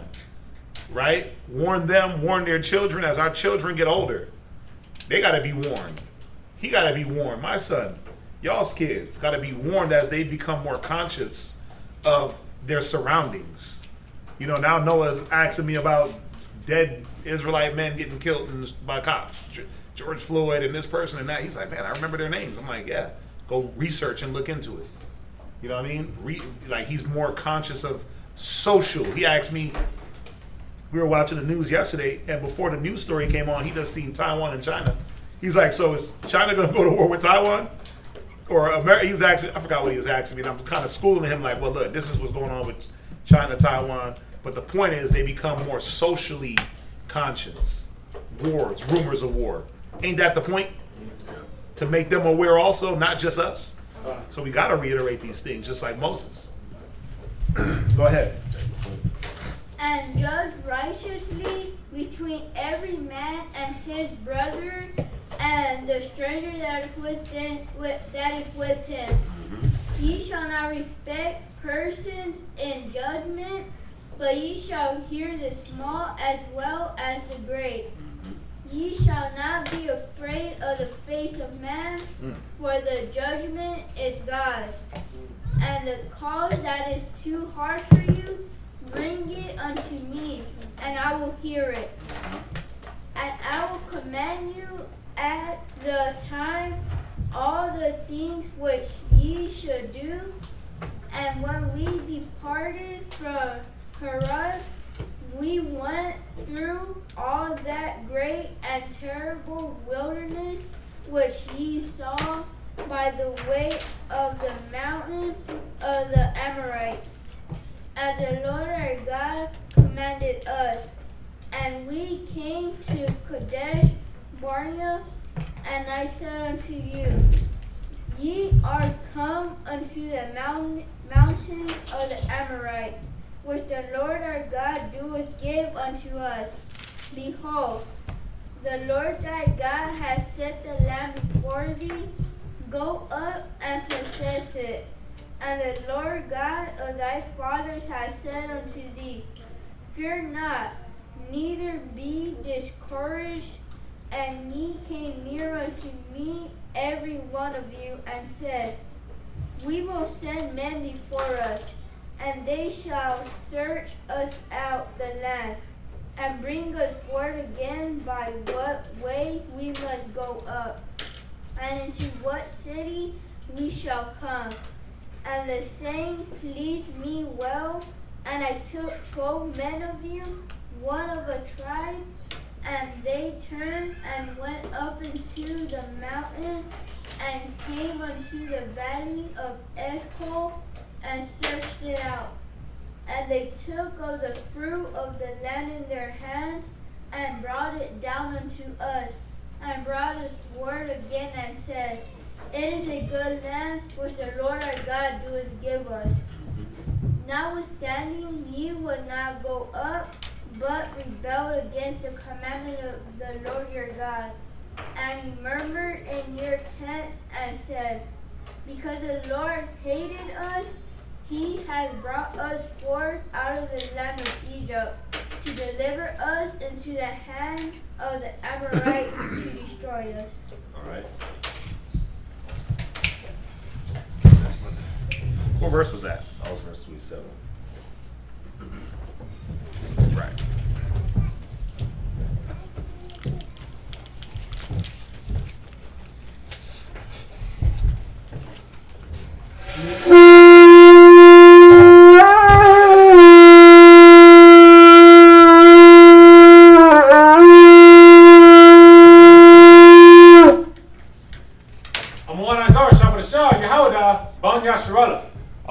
I'm on Izar, Shabbat Yahawada, Bon Yashala, Benavizra, Amadia, Barak. Yahweh Hashem Yahushua Brakatam. Yahweh Hashem Yahushua Brakatah. You know, Nope, I don't know. you know what you get to see in these in the way Moses is talking to us. You're reading it, and it's almost like he's talking to one or two or three people. Cause he's like, yeah, y'all didn't want you didn't want to go, but he's talking to the whole nation, right? And the reason why I'm bringing this out is because the Most High deals with us as a nation. He deals with our school as a body. You see what I'm saying? So at the time we was all there, we were all one body. So this was like just the consensus of the consensus of how we all were thinking. So that's why he was like, all y'all rebelled, and ye murmured in your tents, and said, because the Lord hated us, he brought us forth out of the land of Egypt to destroy us, into the hand of the Amorites to destroy us, right? Think about it. Think about that. That was like the consensus of all the Israelites that was there, the millions that was there. All of them were in their tents, and this is all that they were saying. You know what I'm saying? So he addressed it as a nation. So when you look at us now in today's time, it's like, again, this goes back to why you do have rank and why you do have structure, because the Most High, he addresses things as nations. He addresses things as a body. You see what I'm saying? So when I'll tell y'all straight up, a lot of the times why a lot of us don't get the punishments that we deserve is because we are a part of the body. We are a part of the body, and that's your protection from the Most High actually punishing you for some of the things that you've done, giving you judgment for some of the things that you've done and the way you think. Because the Most High, he lets the body be mercy unto you. Instead of him hitting you, he's like, you know what? I'm gonna let them go talk to you real quick. I'm gonna let your brothers, I'm gonna let your sisters go talk to you. But out there in the world, who you got? Who you got to talk to you? Who you got to help you? Who you got to be there for you when you feel in a certain type of way? But here, if you use the body wisely, then you can avoid some of the things. But if the whole body is messed up, then you get the results like what we was getting here. Where it was like, y'all about to walk for 40 years. You see what I'm saying? There's protection in the body. And actually, I made a mistake about the Kadesh. It's what is it? What was it? Hebron.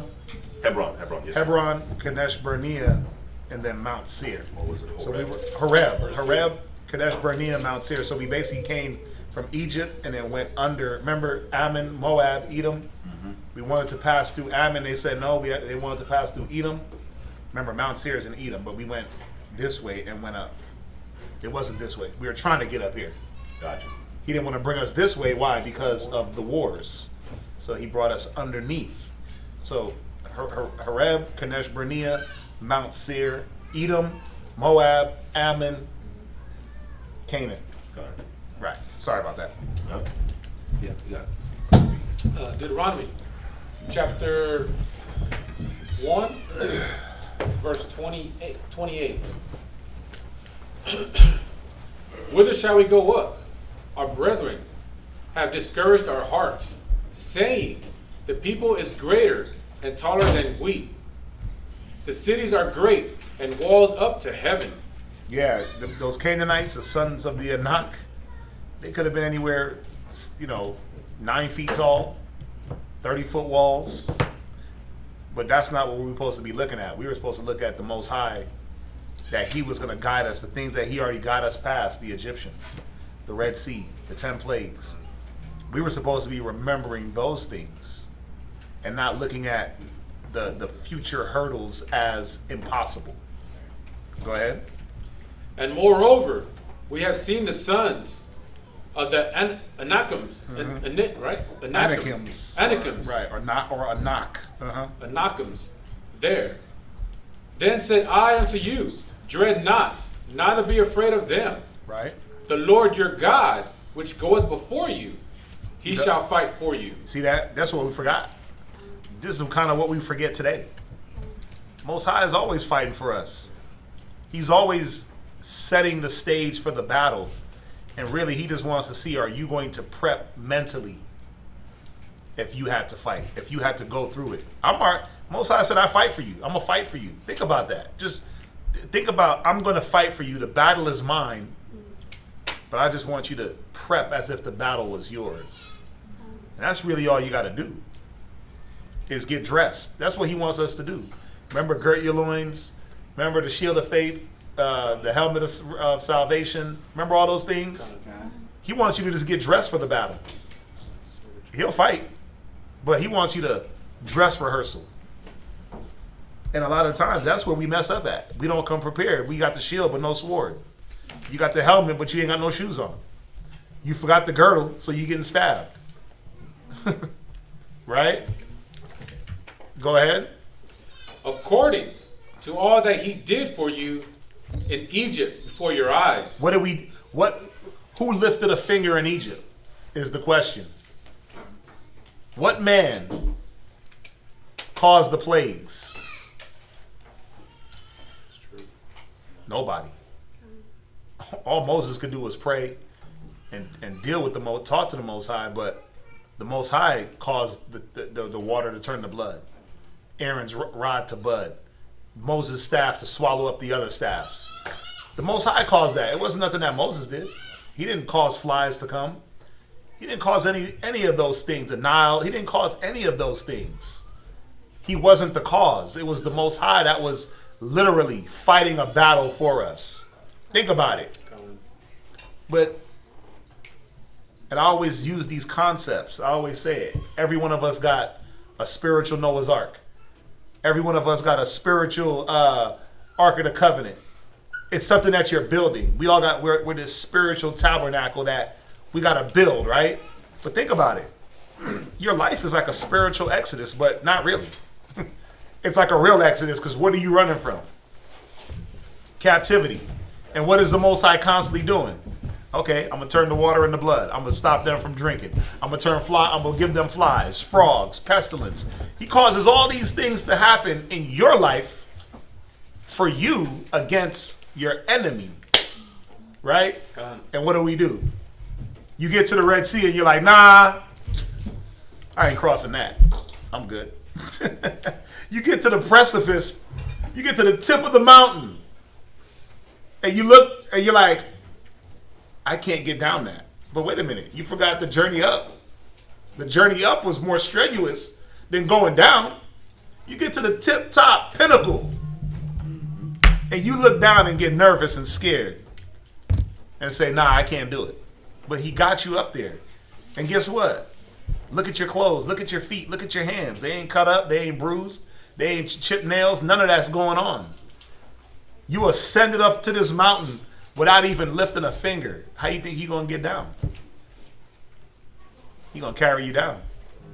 He gonna carry you down, right? But you gotta believe that. You gotta look at the past.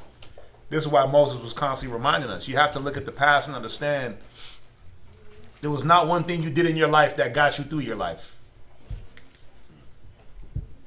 Not one thing that got you through your life. You made decisions that got you in bad places. But there was not one decision that you made, except for following the Most High, that got you through life. That's it. Just having some belief, having some faith, studying, reading. That's the only decision you ever made that got you any good benefit. Let's be real. Or else you wouldn't have to, I'm going to keep saying it, you wouldn't have to be here. The sick need a physician, not the whole. Right? You wouldn't need to be here if you had it. If your decision making was on point, guess what? Then you wouldn't need the Bible to show you how to make decisions. You wouldn't need that guide. Right? Right. So there's a reason why we're here. There's a reason why we got to keep being here, keep applying, keep listening, keep fighting, and showing up. I'm going to use that. Keep showing up to climb that mountain. Keep showing up to fight that battle. Keep showing up to free yourself from slavery. Most High will do the rest. He proved it in the Exodus. Moses didn't part the Red Sea. And the Most High moved that water. It wasn't Moses. You see that? It wasn't us. It wasn't because we wanted it to be parted. It's because we showed up. Right? And Moses believed. We believed in the Most High that he was going to save us. And he did. That's it, man. You got to have that belief. You got to show up. Daily, your job is to show up mentally, spiritually, ready to face whatever is going to come your way. You don't know what it is, but you have an idea because the past repeats. You know what's going to happen. Right? Not too many things can be thrown at you to sidetrack you, but why do we get sidetracked? Because we're not paying attention to the past.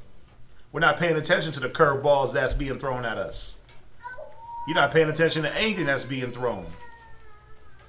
So we got to pay more attention. We got to show up. We got to be ready. Y'all get that? Go ahead. Read on. Deuteronomy chapter 1, verse 31. And in the wilderness, where thou hast seen how that the Lord thy God bare thee, as a man doeth bear his son, in all the way that ye went, until ye came into this place. Yet in this thing ye did not believe the Lord your God, who went in the way before you, to search you out a place to pitch your tent. Think about it. My son can't do a damn thing for himself. He can't do anything for himself except for play video games, and even he can't even do that by himself unless he got internet, unless I provide the video game, unless I provide the means, is what I'm saying. Right? He said he bared us like how a man bare his son. Think about how you do a son or a child. You correct them, you reward them, you'll give them a pass, you'll overlook certain things and transgressions, and you know what I'm saying? You'll do all these things. Why though? Why? Because you want them to be successful. I want my children to be successful. So I'll try to do whatever it takes. I'll let them learn the hard lesson. I'll overcorrect. I'll undercorrect. I'll chastise. I'll talk. I'll this. I'll that. I'll reward. I'll punish. I'll do everything I can to say, man, he needs this part, right? While still providing and not getting frustrated to the level of cutting him off. You see what I'm saying? Like this, think about it. He got a son, right? I got a son. Y'all ain't got kids yet. You got any sons? Grandsons. When you got children, you know how it goes, right? Marcy got sons. So, but just having that to care for a child that don't know its way but needs you to do everything for it, but then still does what? Second, like I'll give you a good example. On the way up here, we're driving, and a Jeep Cherokee pulls up next to us, and he's like, "Oh, there goes Locker Rob." I'm like, "No, that's not Locker Rob's car." And he's like, he's ready to be like, "No, that is Locker Rob's car." And I'm like, "No, that's not Locker Rob's car." And I sat back and waited for him to rebuttal. And I'm like, okay. And he's looking, because it's a thing with him now where he got to like second guess and second check. And I'm like, bro, you got to start learning how to, when things are being told to you, take what's being told to you, right? Because everything I've told to you, I can prove, right? But he's in the mind of, let me make sure that that's right. And I'm like, bro, who the hell are you? You barely 9 years old, but you want a second question, right? Everything that's being told. But that's a bad habit for him to develop. It's good in the construct of fact checking and learning, but then if a person is telling you something and it keeps coming to pass, then you might as well just listen after a while, right? And I got to keep showing them, like, bro, I'm not going to tell you something that's wrong. I'm not going to say things that I don't know what I'm saying. So I was like, okay, watch. Look at that car. Remember all the chrome and all the chrome wheels and the Jeep sign? So we pull up and I said, look at that car.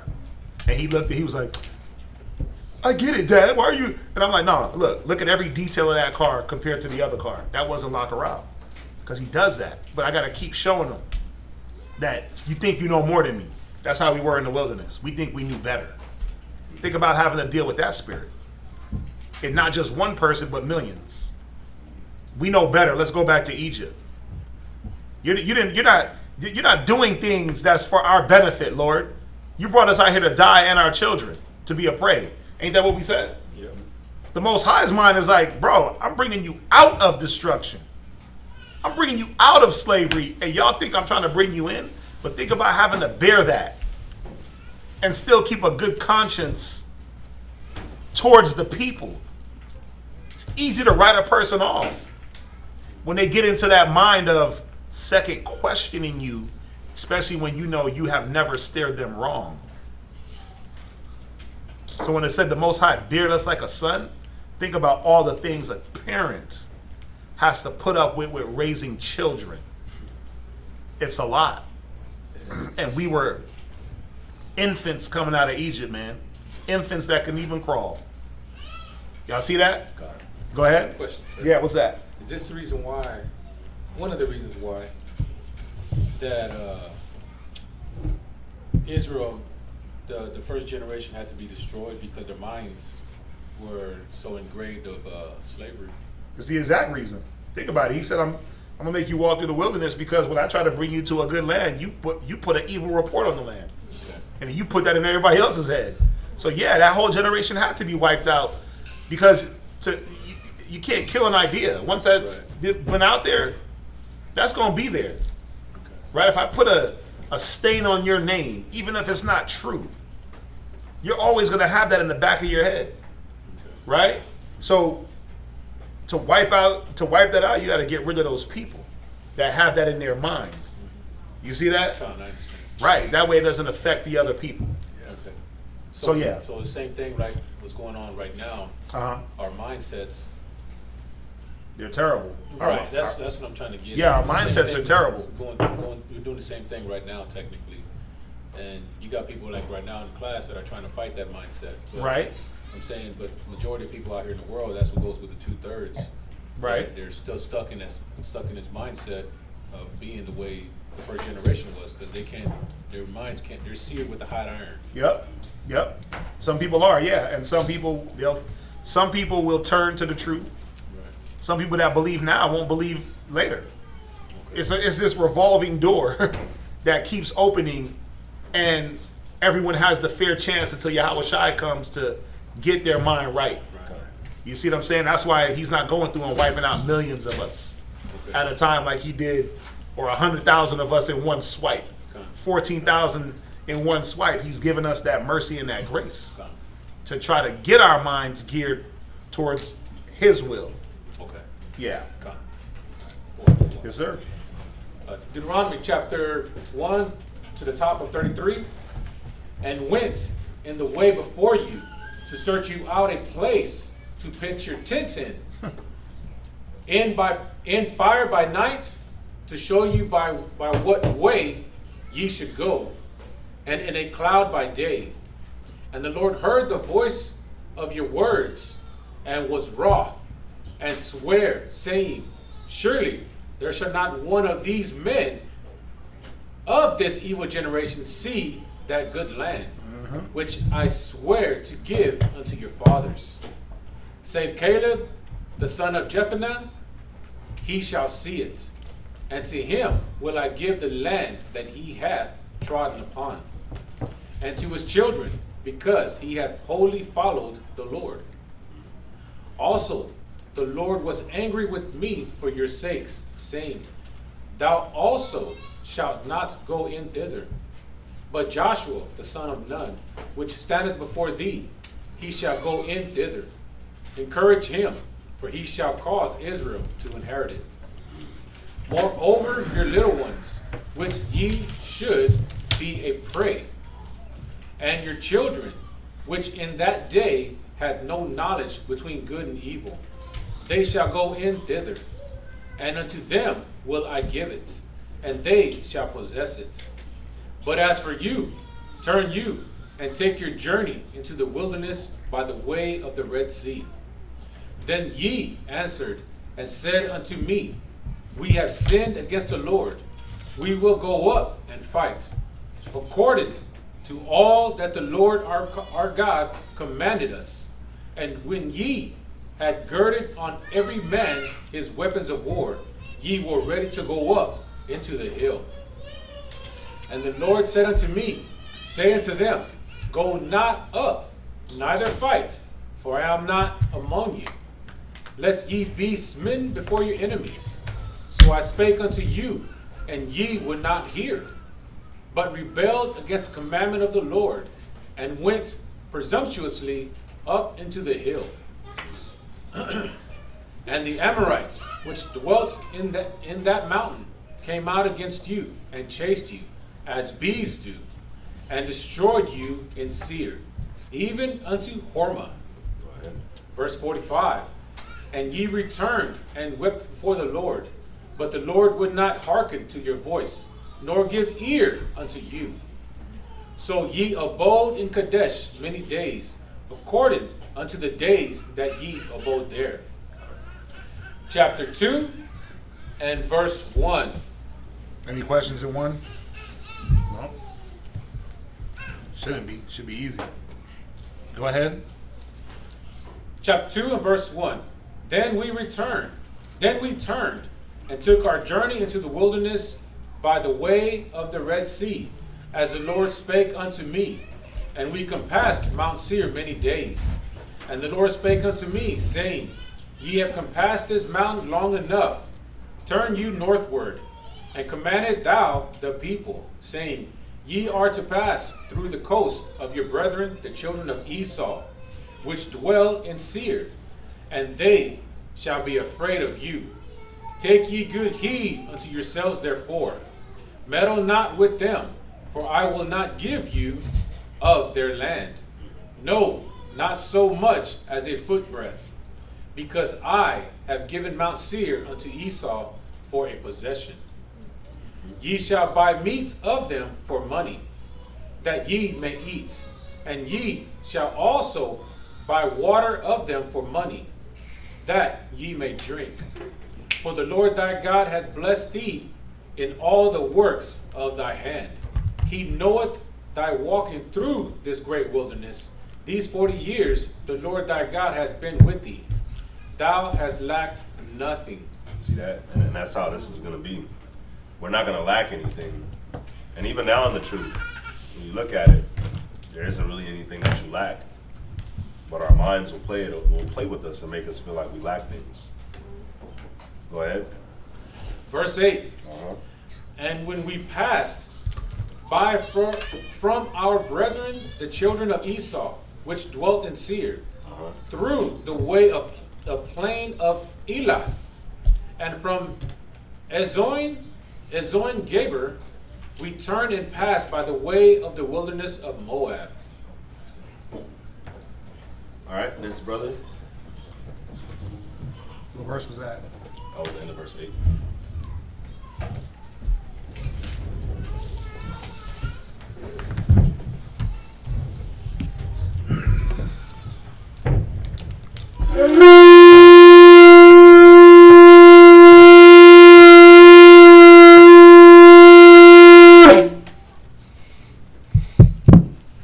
Take that, I keep forgetting. Michael, Shabbat Yahawada, Banya Sharala, Michael, Shabbat Shal Yahuda, Banya Shala, Revision, Amadin, Barak, Yahawah Hashem Yahweh Shabarakatham, Yahweh Hashem Yahweh Shai Barakatham.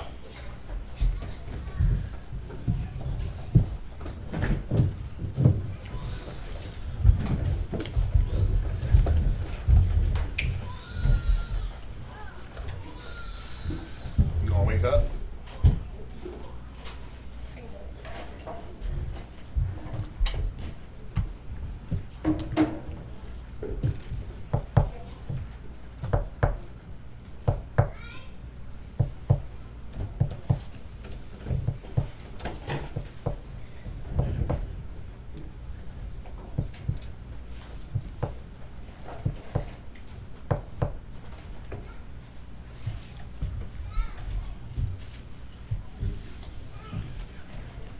The book of Deuteronomy, chapter 2 and verse 9. And the Lord said unto me, Distress not the Moabites, neither contend with them in battle. For I will not give thee of their land for a possession, because I have given Ar unto the children of Lot for a possession. The Emims dwelt there in times past, a people great and many, and tall as the Anakims, which also were accounted giants as the Anakims, but the Moabites called them Emims.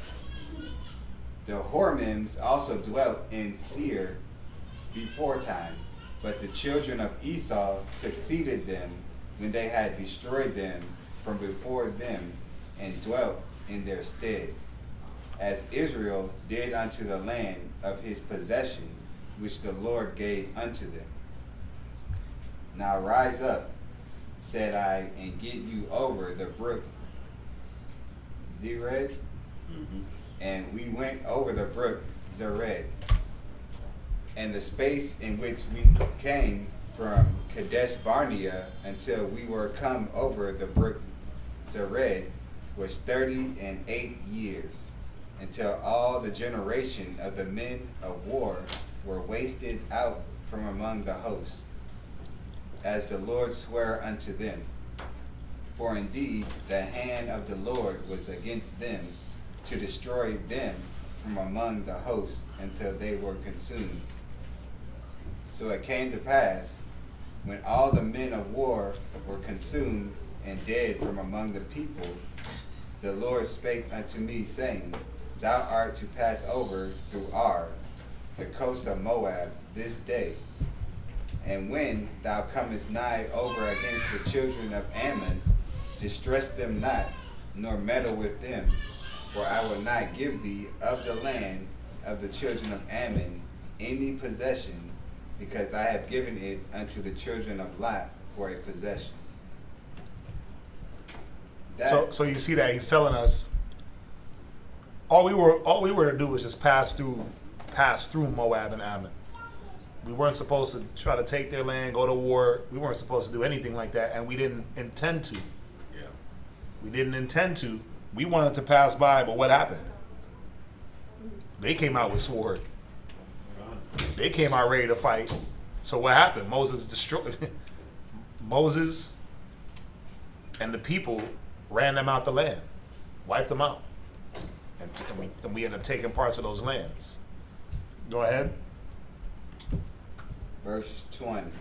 That also was accounted at land of giants. Giants dwelt therein in old time, and the Ammonites called them Zamzummim, a people great and many and tall as the Anakims, but the Lord destroyed them before them, and they succeeded them and dwelt in their stead. So you see that? When you read in Genesis 6, it said there were giants in the land. Yeah. And after there were giants, right? There were there were always giants in the land, right? Before Moses' time, after Moses, before Noah's time, after Noah's time. You see that? So think about it. Just think about this, because they try to tell you, oh, the angels came down, slept with men, and made giants, right? But it said there were giants before the time of Noah. Most High always had big men, or what you would consider giants, bigger men than other men. You see that? Well, we gonna be giants again. When that kingdom come, we gonna be giants. Why do you think it's so big? Why do you think the dimensions of the kingdom are so vast? Right? Because you're not gonna be 6 foot tall.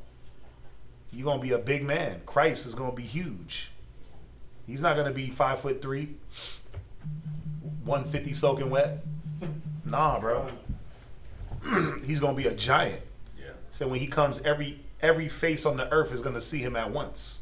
How?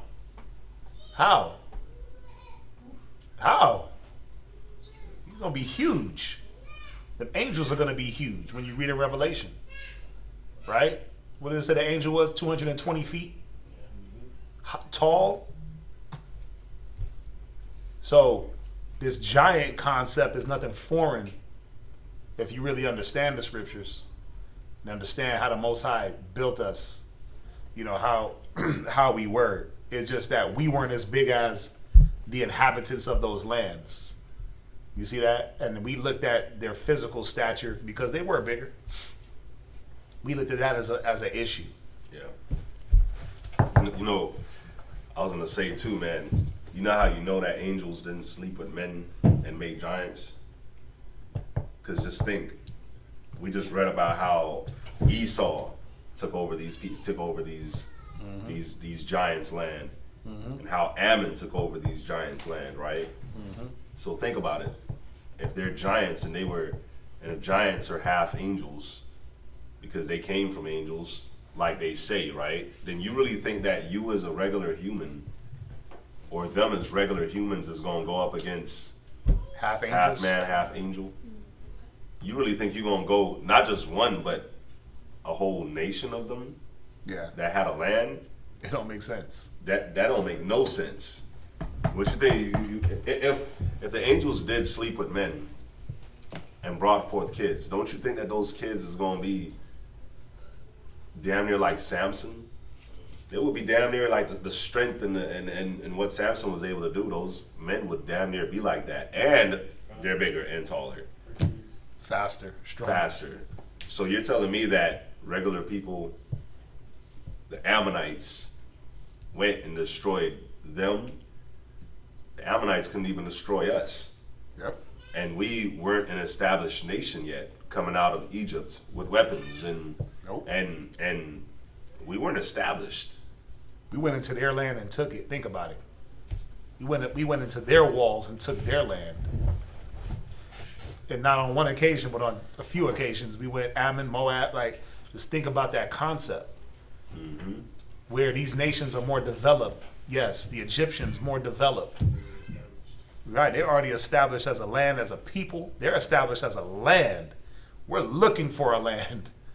And we're able to go in there and take them out their land. Like, you have to have something greater, but it goes to his point. If they were half giant, or excuse me, half angel, and they already had that established fortified land, nothing should have moved them out that land. Being half angels, half angelic beings, all you got to do is tap into that side and you'll overrun a regular man. Yeah.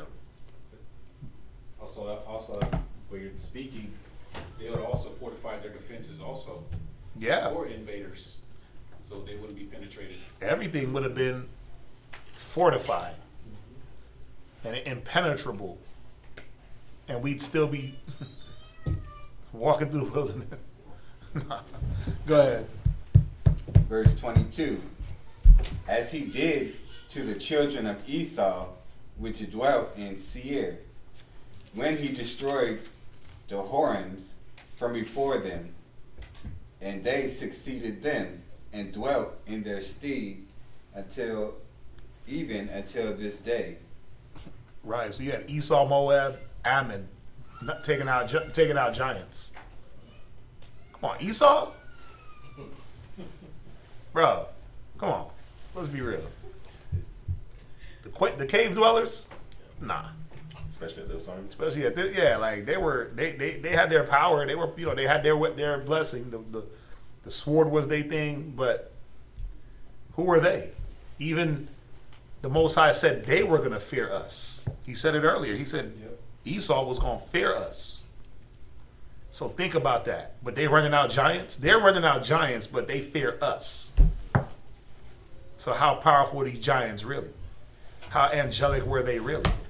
But that's how you know, like we're bringing out, it don't add up Yeah. to that consensus. And biblically, it's not even there. That's outside book. You got to read book of Enoch. You got to read that to come to that calculation. Go ahead. And that the Avims, which dwelt in Hazarim, even unto Azah, the Caphturims, which came forth out of Caphtor, destroyed them and dwelt in their stead. Rise ye up, take your journey, and pass over the river Arnon. Behold, I have given into the hand Sihon the Amorite, king of Heshbon, and his land. Begin to possess it, and contend with him in battle. This day will I begin to put the dread of thee and the fear of thee upon the nations that are under the whole heaven, who shall hear report of thee, and shall tremble, and be in anguish because of thee. That's wild, bro. That's wild. But you know what's crazy about it? That did happen. It even went all the way into the time of Joshua with Rahab the harlot, where she said, I heard the fame of you. Now, mind you, this is over 100 years later. Right? Nah, not 100. We're in Deuteronomy. It's about 40 years later. And this woman is still hearing about how Israel went through and took Sihon and Og and all these lands. And she's like, I know what y'all about to come in here and do because I heard it. They've been talking about y'all. Y'all names ring bells. Yeah. Right? But we didn't even believe in that. We didn't, like, it was wild how the Most High had to use the nations to constantly show us that our faith was lacking in him and the things that he said he was going to do. Yeah. That happened, we reading in Deuteronomy, but that happened in Joshua. Rahab the harlot, she said, I heard about y'all. I know what y'all, yep, look, just save me.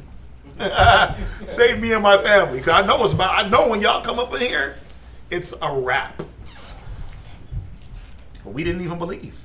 We didn't even believe enough to spy out the land the first time and just take it. Unfortunate. Unfortunate. Go ahead. And I sent messengers out of the wilderness of Kedemoth unto Sihon, king of Heshbon, with words of peace, saying, Let me pass through thy land. I will go along by the highway. I will neither turn unto the right hand nor to the left. Yeah, there was a king's highway, or a way that kind of circumvented the land. You didn't really, let me make sure I'm saying it right. It did one or two things. Either you went around the land and you didn't cut through it. That way, you just went around. We just wanted like a little shortcut around, right? A little cut through to not really go into the land. It was almost like a carved out path that the kings took to get from one spot to the next. We wanted to take that way to show them, look, we don't want to go through your fields. We don't want to go through your towns. We just want to get from one point to the other. We want to cut through. They made us go underneath. That was the thing. Cut through Ammon. Nope. Okay, let's go to Moab. Nope. Okay, let's go to Esau. Nope. So we kept going lower and lower. So remember, Ammon, Moab, Esau. Right? We wanted to go through Ammon to get up here to Canaan. The King's Highway cuts through. Nope. Nope. You got to go underneath.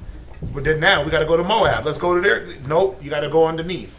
Let's go to Esau. Nope. You got to go underneath. So we end up going boom and then dropping down under Seir, Esau, just to come back up. Because they didn't let us pass through the little shortcut way. Right? They didn't want us to take the beltway. They're like, nah. You ain't taking the tollway, you taking beltway 8. You got to deal with all the lights and the traffic. You know what I'm saying? Yeah. And we were just showing, like, look, we want to pass through. We don't want to deal with your farms. We don't want your land. We don't want your cattle. We got our own. We don't even drink your own. We won't even drink from your wells. Think about that. We just want to pass through real quick. They wasn't having that. Go ahead. Thou shalt sell me meat for money that I may eat, and give me water for money that I may drink. We'll buy it. We ain't gonna just dip into your wells and we'll buy things from you. Why? We had it. We had dough.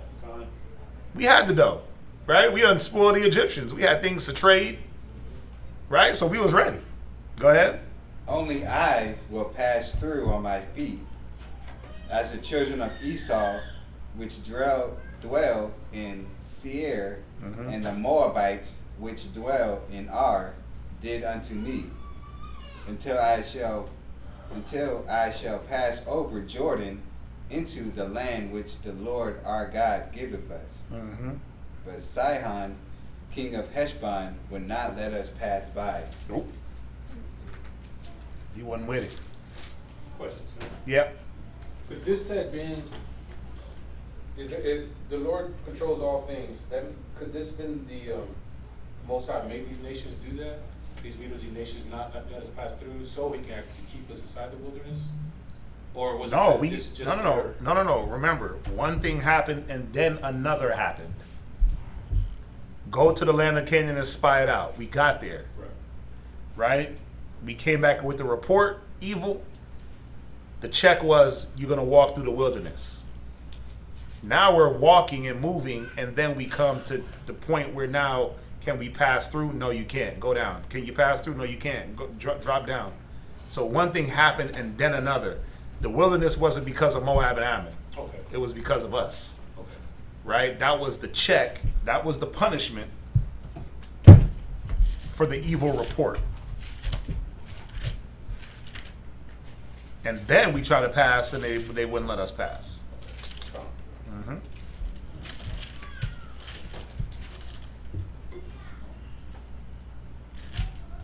Yeah, where we at?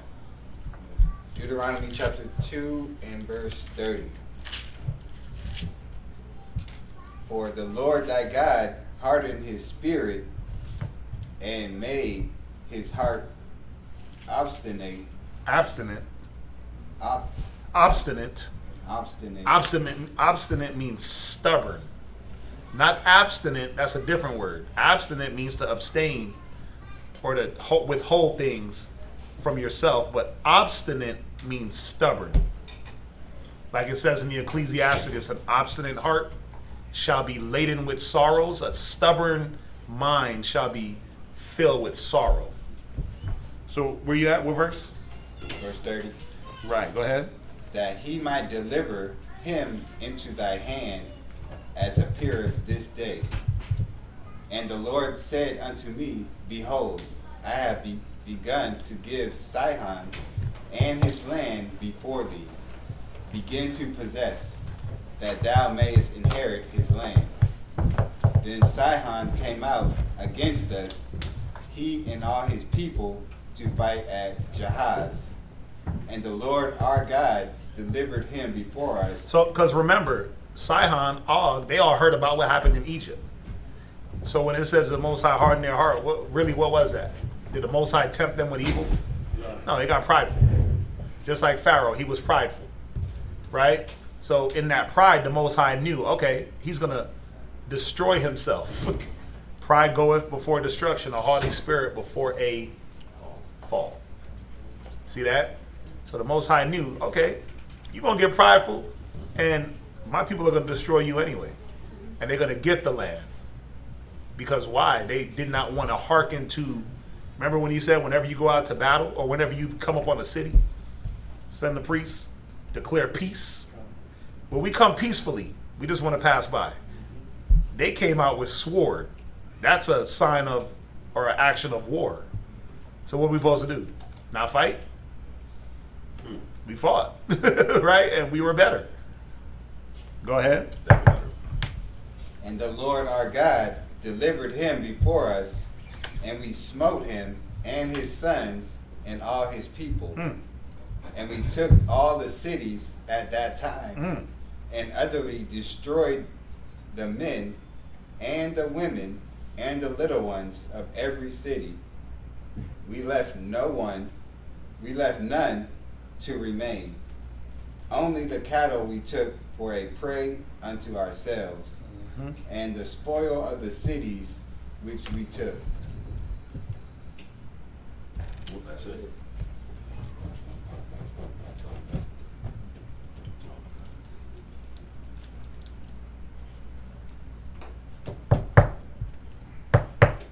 Let's go.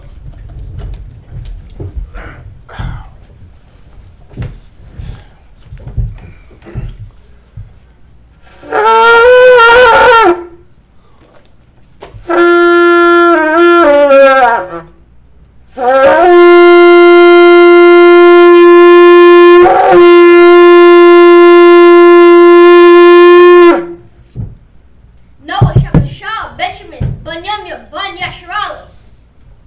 Noah, Shabbat, Banyamian, Banyashra'ala. Men of Israel, Amadim, Barak. Yahweh Shemel Shabrakadam. Yahweh Hashem Yahweh Shabrakatah. You want to say it? No. Oh, him? Yeah, let him sit here because he needs to be heard. Yeah, he can sit here.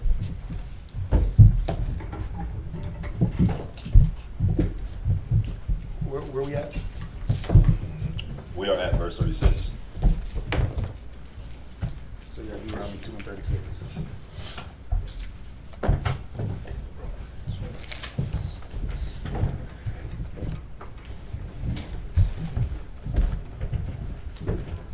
36?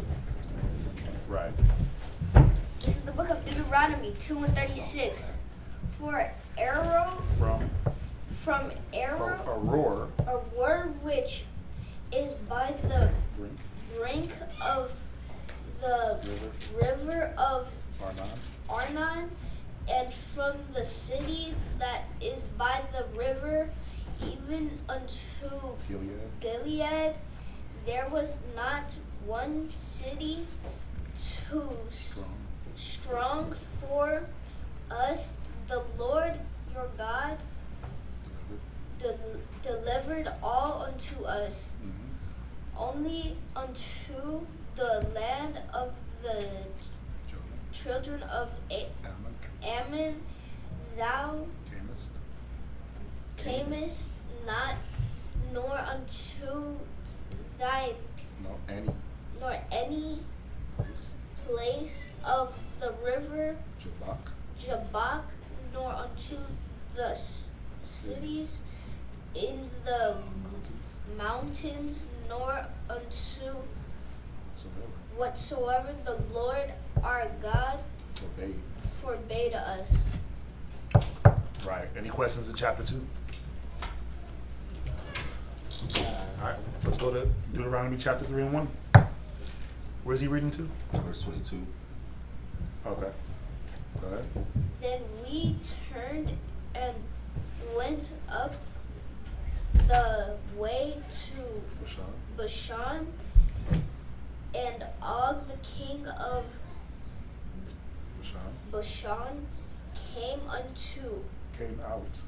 out against us, he and all his people, to battle, and to battle at Rei. And the Lord said unto me,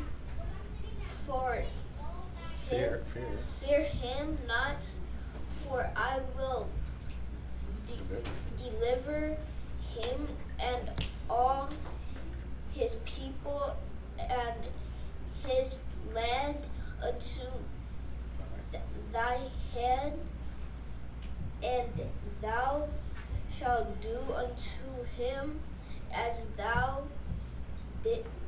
didst unto Sihon the king of the Amorites, which dwelt at Heshbon. So the Lord our God delivered unto our hands Og, also the king of Bashan, and all his people, and we smote him until none was left to him remaining, and we took all his cities. At that time there was not a city which we took not from them.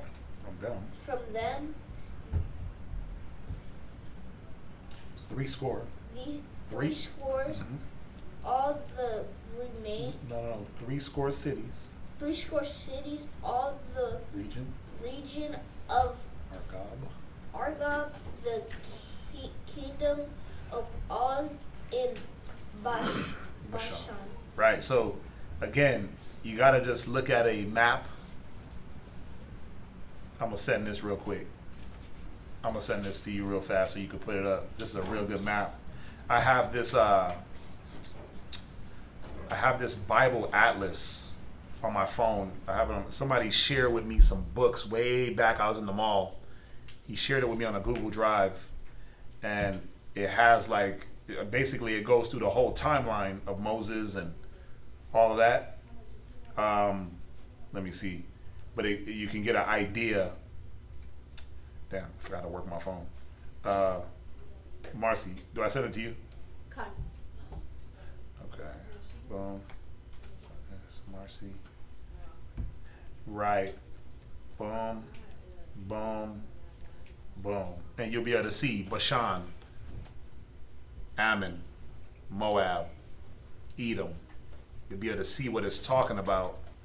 You'll see, I just sent it, you'll see the Salt Sea. You'll see all the little different cities it's talking about. Argob, Jeshur. You'll be able to see these cities and understand, oh, damn, what were we trying to do? Where were we trying to get to? Right? Because it's easy for me to do this because I see it in my brain, but I want y'all to be able to see it. She's going to put it up on the YouTube. But this Bible Atlas, let me show you what it's called. You might be able to, I might be able to share it with. It's called Bible Atlas by Zane Ridling. I mean, colored. This thing got layers, the key. This thing's wonderful. Like, this is my go-to map. There's definitely maps in the Bible, but this one is way more detailed. This is an actual Bible Atlas. It's a map book, and it goes through, like, before Abraham. It goes through that whole land. It goes into Shem, Ham, Japheth, where they went. The Exodus, the route that was taken, the Egypt, what was going on, how we left Egypt. It's different chapters. Chapter 7, the Exodus. Chapter 8, conquest and settlements, like the lands that were taken after Noah. Chapter 9, it goes into the kingdom of David and Solomon, the northern and southern kingdoms, and how they looked. So, kingdom of Judah and Israel. What else? Judah alone, so Judah, where they dwelt. The Babylonian exile. These all things are important. Persian and Mede Empire, right? Hellenistic period. The New Testament era, what was going on in Italy and Rome. When Yahushua was in power, where he was moving to, and they said he went to this land and that land. It's dope. Right? The life and ministry of Yahushua. It's crazy because this thing got 18 chapters. I got more than 18. But I haven't even been down to the bottom where it's talking about the ministry of Yahushua. I'm stuck like in Genesis and Numbers and Deuteronomy. Yeah. I'm stuck in there. Yeah, it's a lot. The 7 churches, right? It goes into that. So, real good book if you can find it somewhere. I'll try to see if I can share this. Might be able to, but somebody shared it with me, so I don't know if I can. But yeah. I can see if I can share it on the. Did you put that up there? Yes, sir. That's a dope map, ain't it? Just take a look at that. You'll be able to understand the lands that it's talking about. It's important to be able to visualize these things and know what that's talking about. I put it on the chat, the picture. Okay. Were you able to put it on the YouTube? I put the picture on YouTube. Okay, and you put it in the chat. Perfect. Okay. Yep. So it's there. So if you want to get a still version. But yeah, it's just, the visual aids, they help me. They help me a lot. So the understanding. Where we at? 4. Go ahead. And Tell them where you at. Deuteronomy 3 and 4. Mm-hmm. And we took all his cities. At that time there was not a city which we took not from them. 70 cities, all the region of Argob, the kingdom of Og and Bashan. All these cities were fixed with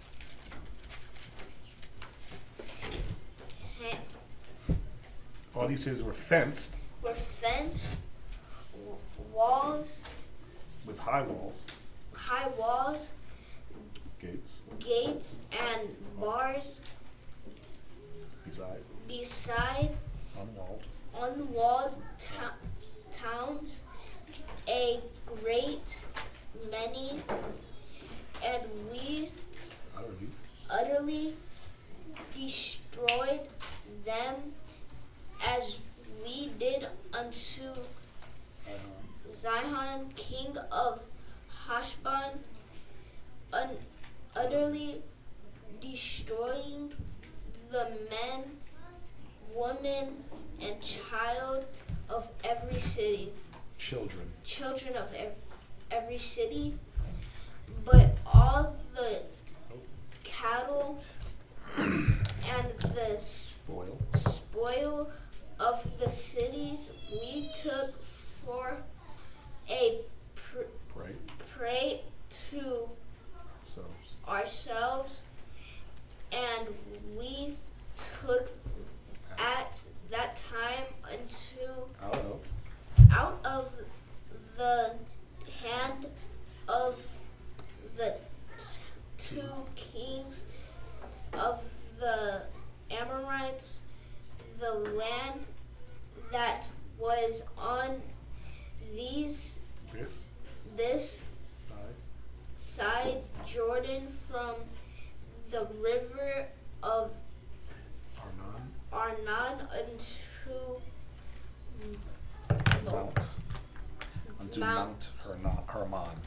unto Mount Hermon, which Hermon the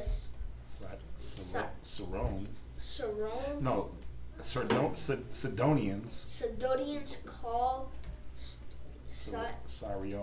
Sirion, and the Amorites call it Shinar. All the cities of the plain and all Gilead and all Benjamin, Bashan, and unto Shalka and Edrei, cities of the kingdom of Og in Bashan. For only Og, king of Bashan,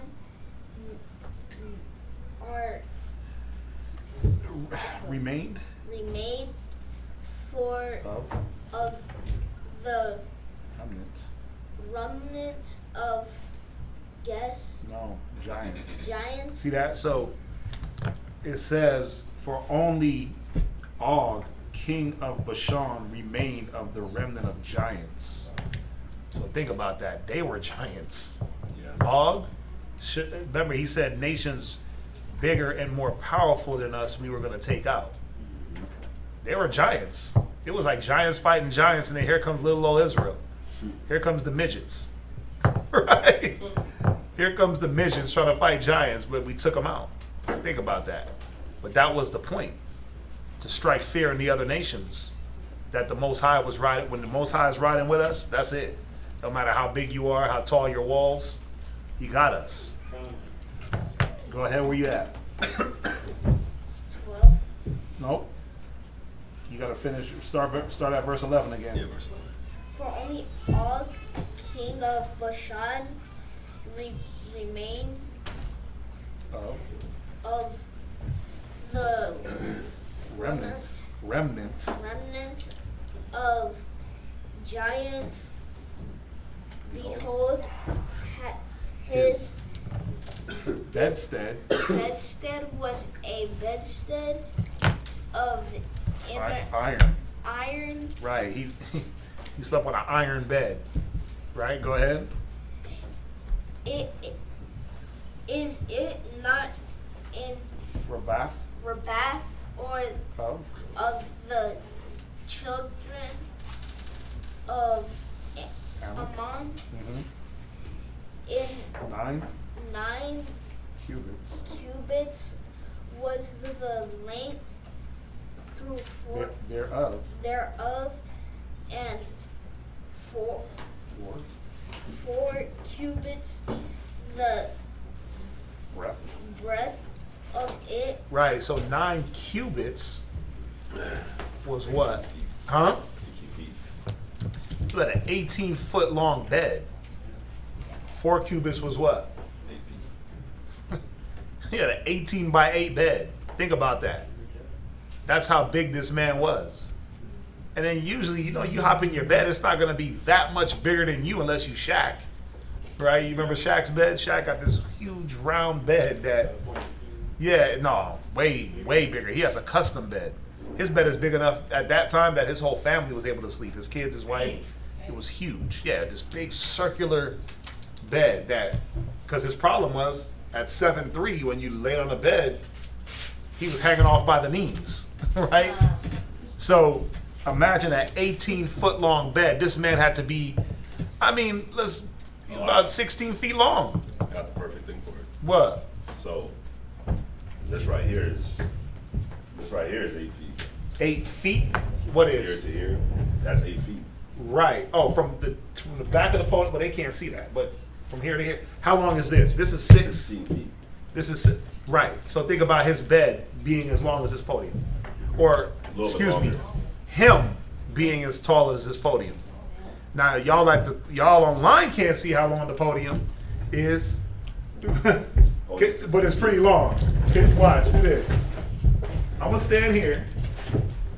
You go to that end. Can you shrink the camera? We're gonna give y'all a example. Wait, stand off of it. I'm off of it. Because we need to add 2 feet. No. We just want to show the length of him, and then they'll get an idea. She's gonna try to shrink the camera. Just a quick moment.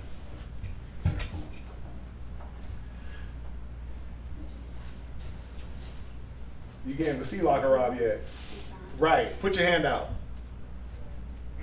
Right. So you see the idea. This is how tall that man was, about estimation, and his bed was longer. I mean, come on. Then it was what, 8 feet wide?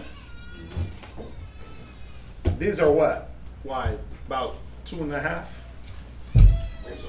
About 2.5. I mean, come on. That's insane. That's a big dude, man. It's 3 feet. 3 feet. Yeah, 36. Wow. I mean, it's a big boy. It's a big boy. So that's what we were coming up against. So imagine a dude rolls up on you as tall as a room. There's a guy that's totally 10 feet. Yeah, but he was like 16 feet. There's a guy. No, this is what I'm saying. This guy that we're talking about was about 16 feet. Yeah, it's more than 10. So imagine the guy you're talking about, and then add my height to him. That's how tall the giant that King of Og was. Og. That would be Yep. extendedly tall. That's not a word, son. I know. But okay, Locker Rob Jr. Making up words there. Yes, you already called me for the side. Go ahead. Where we at, man? But y'all get the idea, right? Just as a cheap illustration, that's a big guy. That's what we were fighting. 3 times the size of a regular human. Yeah, basically. 3 times the size of a regular human. I mean, I'm 6 foot tall. So I'm not, the average height is what? 5'7"? Something like that? They say that's average height of a male? It's not 5'5". I thought I was above average. Oh, you trying to get up in there. Oh, poor brother. I know. Shorter than my mom. I get it. No, I'm not 5'5". I'm What just are you? saying. What are I you? thought the average height was 5'5", and I was like, Nah, obviously over average height. Nah, it's about The 5'6". average height is what? Oh, 5'6"? 5'6". Oh, okay, see? Yeah. Well, I said 5'7", so 5'10". okay. Him above average. Anyway, let's go. Above average. 11. Where we at? Deuteronomy what? 11. No, what? Deuteronomy what chapter and what verse? Deuteronomy 2 and 11. No. You did. We're at Deuteronomy chapter 3 and verse 11. Oh, yeah. Deuteronomy 3 and 11. Right. After the Cubit. cubit of a man. Right, the cubit of a man was basically hand to forearm. Right. 2 feet. Ancient cubit, 2 feet. Yeah, about 2 feet. So, yeah. Go ahead.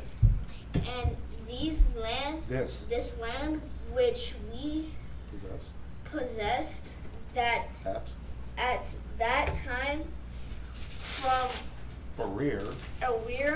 which is by the river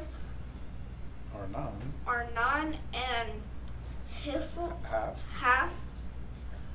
Mount Mount Gilead, and the cities throughout thereof give I unto the Reubenites and to the Gadites. Right, we just read that last week, how Reuben and Gad wanted to stay on the other side of Jordan, so they got that land.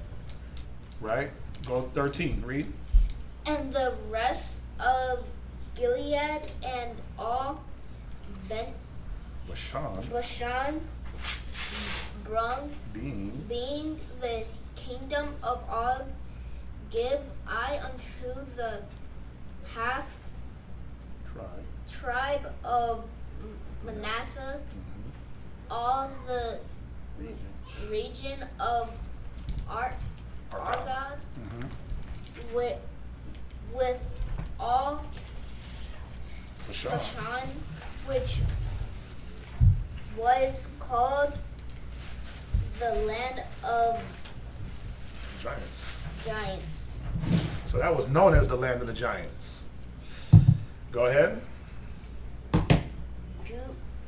Judah. No, Jair, the son of Manasseh, took all the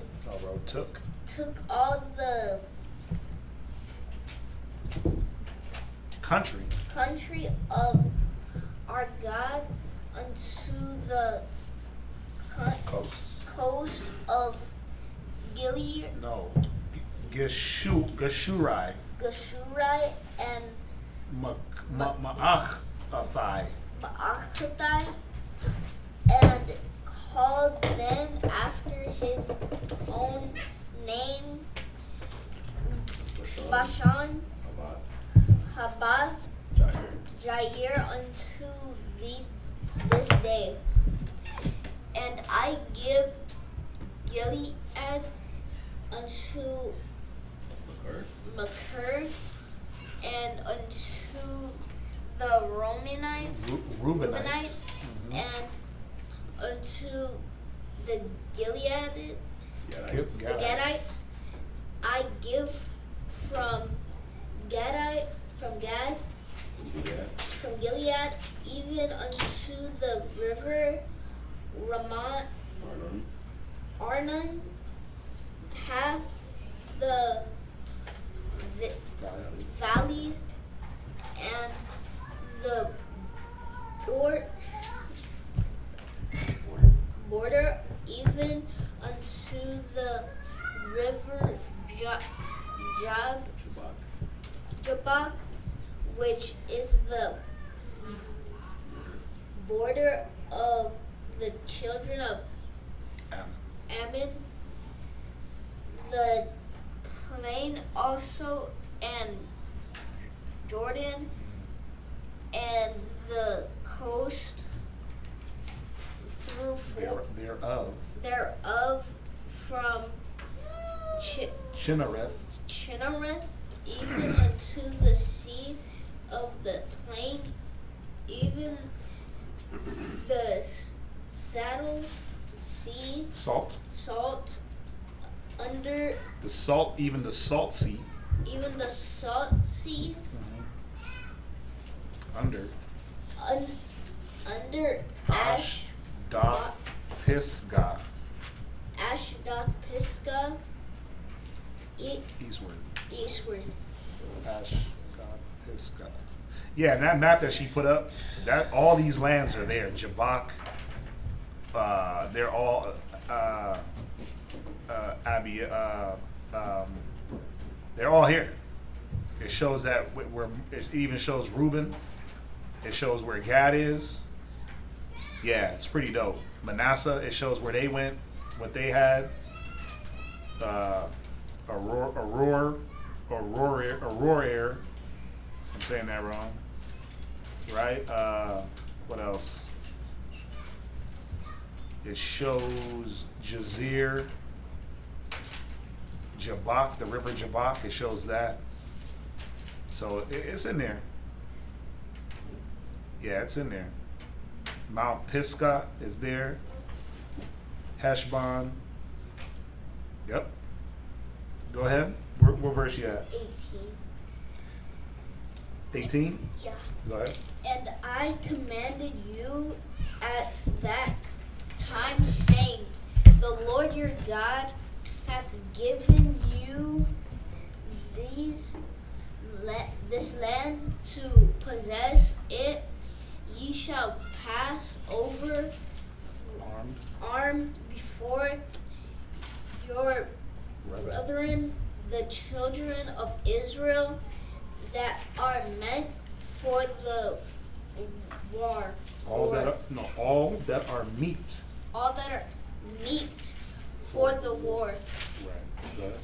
But your wives and your little ones and our cattle for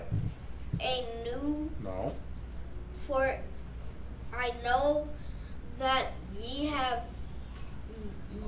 much cattle shall abide in your cities, which I have given you until the Lord have given rest unto your brethren as well as unto you, and until they are also possessed the land which the Lord your God hath given them beyond Jordan, and then shall ye return, even every man unto his possessions, which I have given you. Were you reading to? Verse 22. Go ahead. Verse 22. And I commanded Joseph at that time, saying,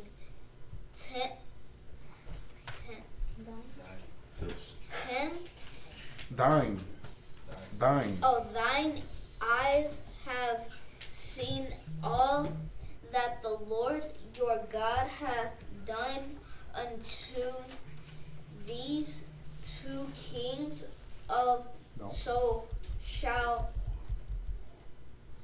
the Lord God unto all. Read it again. So shall. So shall the Lord do unto all the kingdoms whether thou possessed. Read 22. Ye shall not fear them, for the Lord your God, he shall fight for you. That's it. All Right? Yep. So now we got to go to Isaiah. Right. Any questions on Deuteronomy? Yeah. This guy's trying to get his reading down. So here you go. Isaiah. Right there? Yeah, Isaiah chapter 1. Oh. Look, Isaiah. Isaiah 1 and 1 and verse. So you're going to read Isaiah chapter 1 and 1 and verse 1 and verse 2. So where we at? This is the book of Isaiah 1 and 1.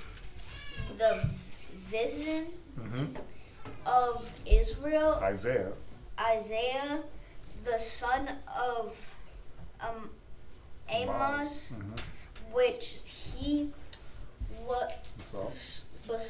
saw concerning Judah and Jerusalem in the days of Uzziah, Jotham, Oz, and Hezekiah, kings of Judah. Hear, O heavens, and give ear, O earth, for the Lord hath spoken. I have Nourished. And brought up children, and they have rebelled against me. Right. So that's it. That's all you read. So y'all see that I have brought up children. Where did he bring us out from? Egypt.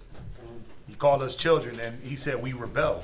Moses said the same thing. Your cumbering, your slowness is what caused us to rebel. So Isaiah, remember, all the prophets were sent to do the same thing, to help give us the vision to be led out of captivity. What was Isaiah prophesying against? Who remembers? It was the Assyrian captivity. Right? Yeah, he prophesied, you can write it down, he prophesied from 740 BC to about 681 BC, approximately. 740 to 681. The Assyrian rule.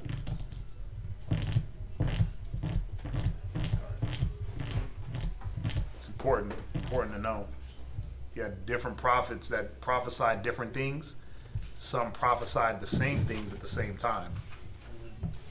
You have major prophets, minor. Isaiah is a major prophet. Your minor would be like Haggai, Amos, Zechariah, Zephaniah. Those are your minor prophets. All right. So, who reads? Who's the next reader?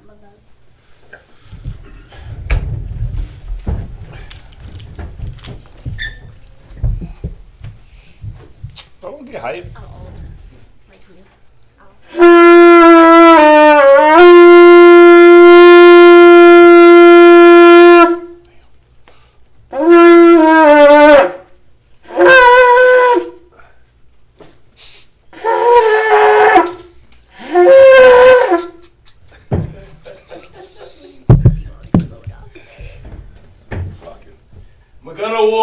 Shabbat Yehuda, Ban Yasharallah. We're going to war, Shabbat Yehuda, Ban Yasharallah, Israel, Mike, Barak. Yahweh Shem Yahshua Barakatam. Yahweh Shem Yahshua Barakatam.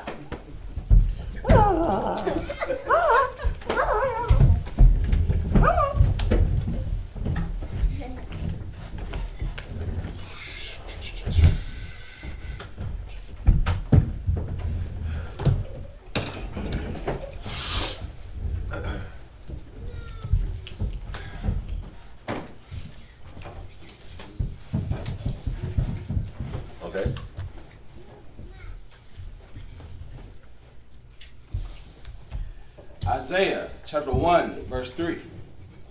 The ox knoweth his owner, and the ass his master's crib. But Israel doth not know, my people doth not consider. Ah, sinful nation, a people laden with iniquity, a seed of evildoers, children that are corrupters. They have forsaken the Most High. They have provoked the Holy One of Israel unto anger. They are gone away backward. Why should ye be stricken any more?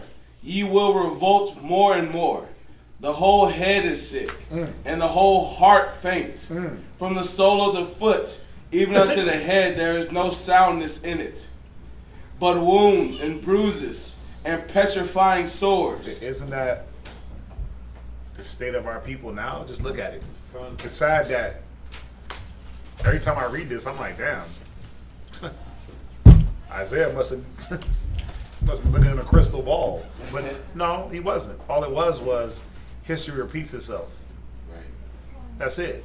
We never cleaned up our act from this time. From captivity to captivity, we never cleaned up. We never really truly grasped and got the understanding of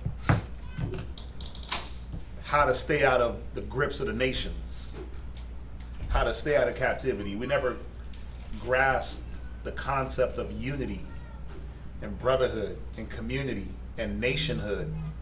We didn't grasp that. We wanted to hang on to, like the scriptures say, envy not thou oppressor, and choose none of his ways.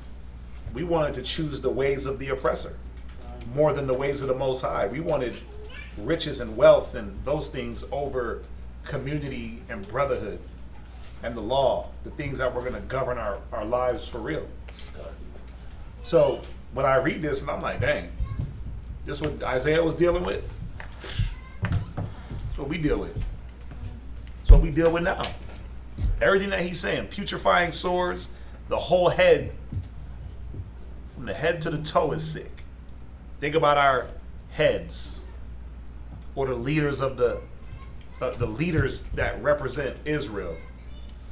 Who is that now? It's all your little civil rights activists, right? What's that dude's name? Jeffrey Crump? Donald Crump? What's his name? Donald Crump? The Crump dude. Crump, yeah. He's out there with every time a black man gets shot, he's out there collecting money. He's making sure they get in the dough. But are we really getting any progress? No, because he's retarded. So, because he's slowing down our progress, right? He's harping on the money, and guess what? They'll pay up. They'll pay a civil suit quick. You know why? Because as soon as you pay that suit, guess what? Ain't no more talking.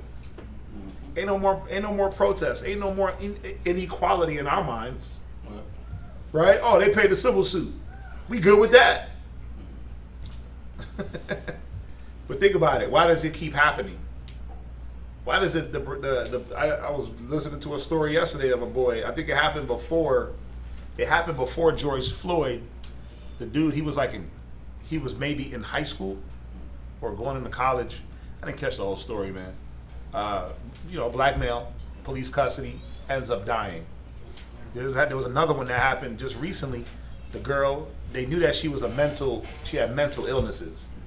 Whenever she'd have a disturbance mentally, they would call 911, and 911 knew to send paramedics.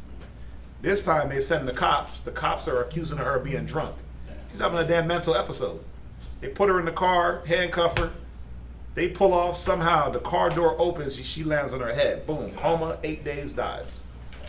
Nobody wants to be held accountable, right? But who's popping up? Just what's his name? Jeffrey Crump? Some Crump. Yes, this Crump dude.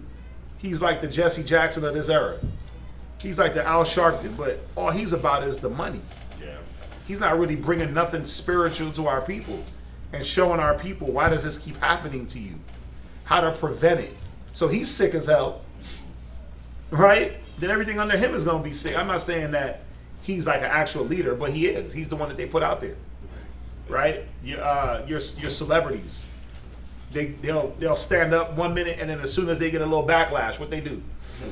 Oh, I want to apologize to the Jewish community for my insensitivity. Nah, Nick Cannon, you were right for saying what you said. But then what happens? You renege, so the Most High reneges and kills your son. Right? Kills your 6-month-old. I go through it. Right? All these people that are, the Jews are black, but then they, oh, you know what? I didn't mean to say that. Right. Most High start checking them, dude. As soon as Ice Cube did that, what happened?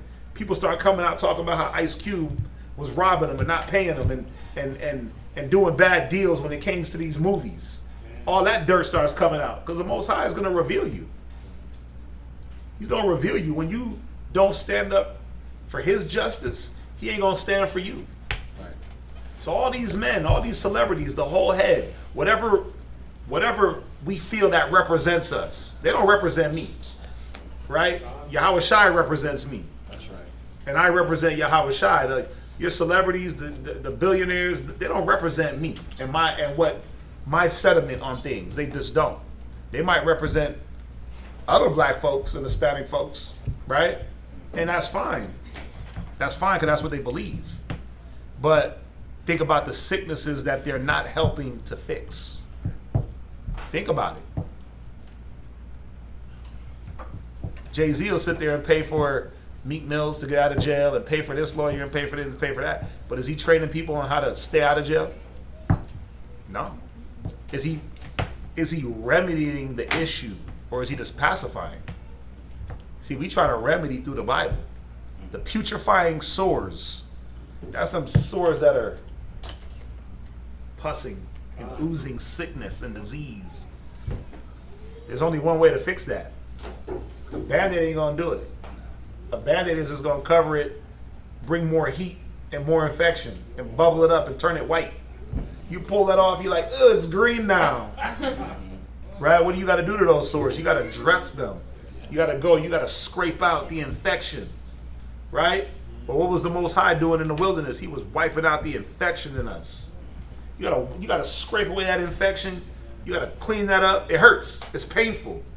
It burns. It stings. You gotta stitch that up sometimes. Right? Then you gotta gauze it, let it breathe, let it heal, check on it, dress it again. Right? Ointment. Right?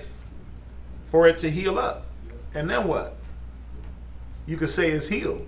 But throwing a Band-Aid over it, oh yeah, this Band-Aid, you didn't clean it, you didn't disinfect, you didn't do anything. What's bound to happen? Well, that thing is going to bubble back up. But that's what we deal with. We deal with reoccurring issues in our communities. Everything we dealt with in the wilderness, we deal with now. Reoccurring because we don't fix things. We don't use the right method, right? Hardly do we guess right of the things that are on earth. Our devices are yet uncertain. Showing us here, man, if it happened in Moses' time, it's happening in Isaiah's time, it happened in Jeremiah's time, it happened in Yahushai's time. It's happening now. Like, what are we doing? Obviously, our method is the wrong method. Now you had your hand up, and then no, go Angela. 'Cause I know what you're about to talk about. What I was saying. I was talking about the store. A lot of them, right? You have to leave open. Right. You cannot cover it all. And you gotta pack it and then pull out the infection with the gauze that you put in it. So a lot of times people say you sew it up, but a lot of times that's the worst thing that can happen. Right. You gotta leave it open. You gotta leave it exposed. Leave it exposed and pack it all the way down to where you just get all the way down to all the good. So even in that mind state, a lot of us don't want to expose the things that are ailing us, and you do want to cover it up, but it needs to be exposed so it can be aired out, so it can be removed and dry up completely. So there's different ways to treat wounds and infection. Like when you get that spider bite, that brown recluse, when it hits you, boom, and it puts that gunshot hole size, they got to pack that with gauze. Like she was saying, you pack that and leave it. You come and you pull that gauze out, and all that infection, all that nastiness is going to come with go on that gauze. Ugh. Yeah, I've seen it. Yeah. That thing leaves a hole. Half your arm is gone. They could put gauze into you. Think about that. Wherever it bites you, they could put the gauze in. Why? To suck up that infection. So there's different ways depending on how infectious the wound is. Right? And then you got to repeat that process to remove infection. You see that? And then you got to still take antibiotics and things like that so the infection doesn't travel. Right? So what is it showing us? Our issue is that we don't cut off infection the right way. Sickness and disease, we don't deal with it the right way. We're passive. We're passive aggressive. It'll fix itself. No, it won't. That's just going to break off, travel through the bloodstream, and get you infected down in your toes somewhere. I don't see it no more, so it's healed. Really? Damn. Well, what about the underlying infection, the underlying issues? That's why it's underlying. It's underneath what you can't see. So what is Isaiah showing us? We got to be better at examining ourselves and eradicating the things that keep us down as individuals, but also as a nation. Right? So, where we at? Nope. Okay. Go ahead. Verse 6, last precept. For they have not been closed, right, neither bound up. See that? Nobody's dressing the wounds.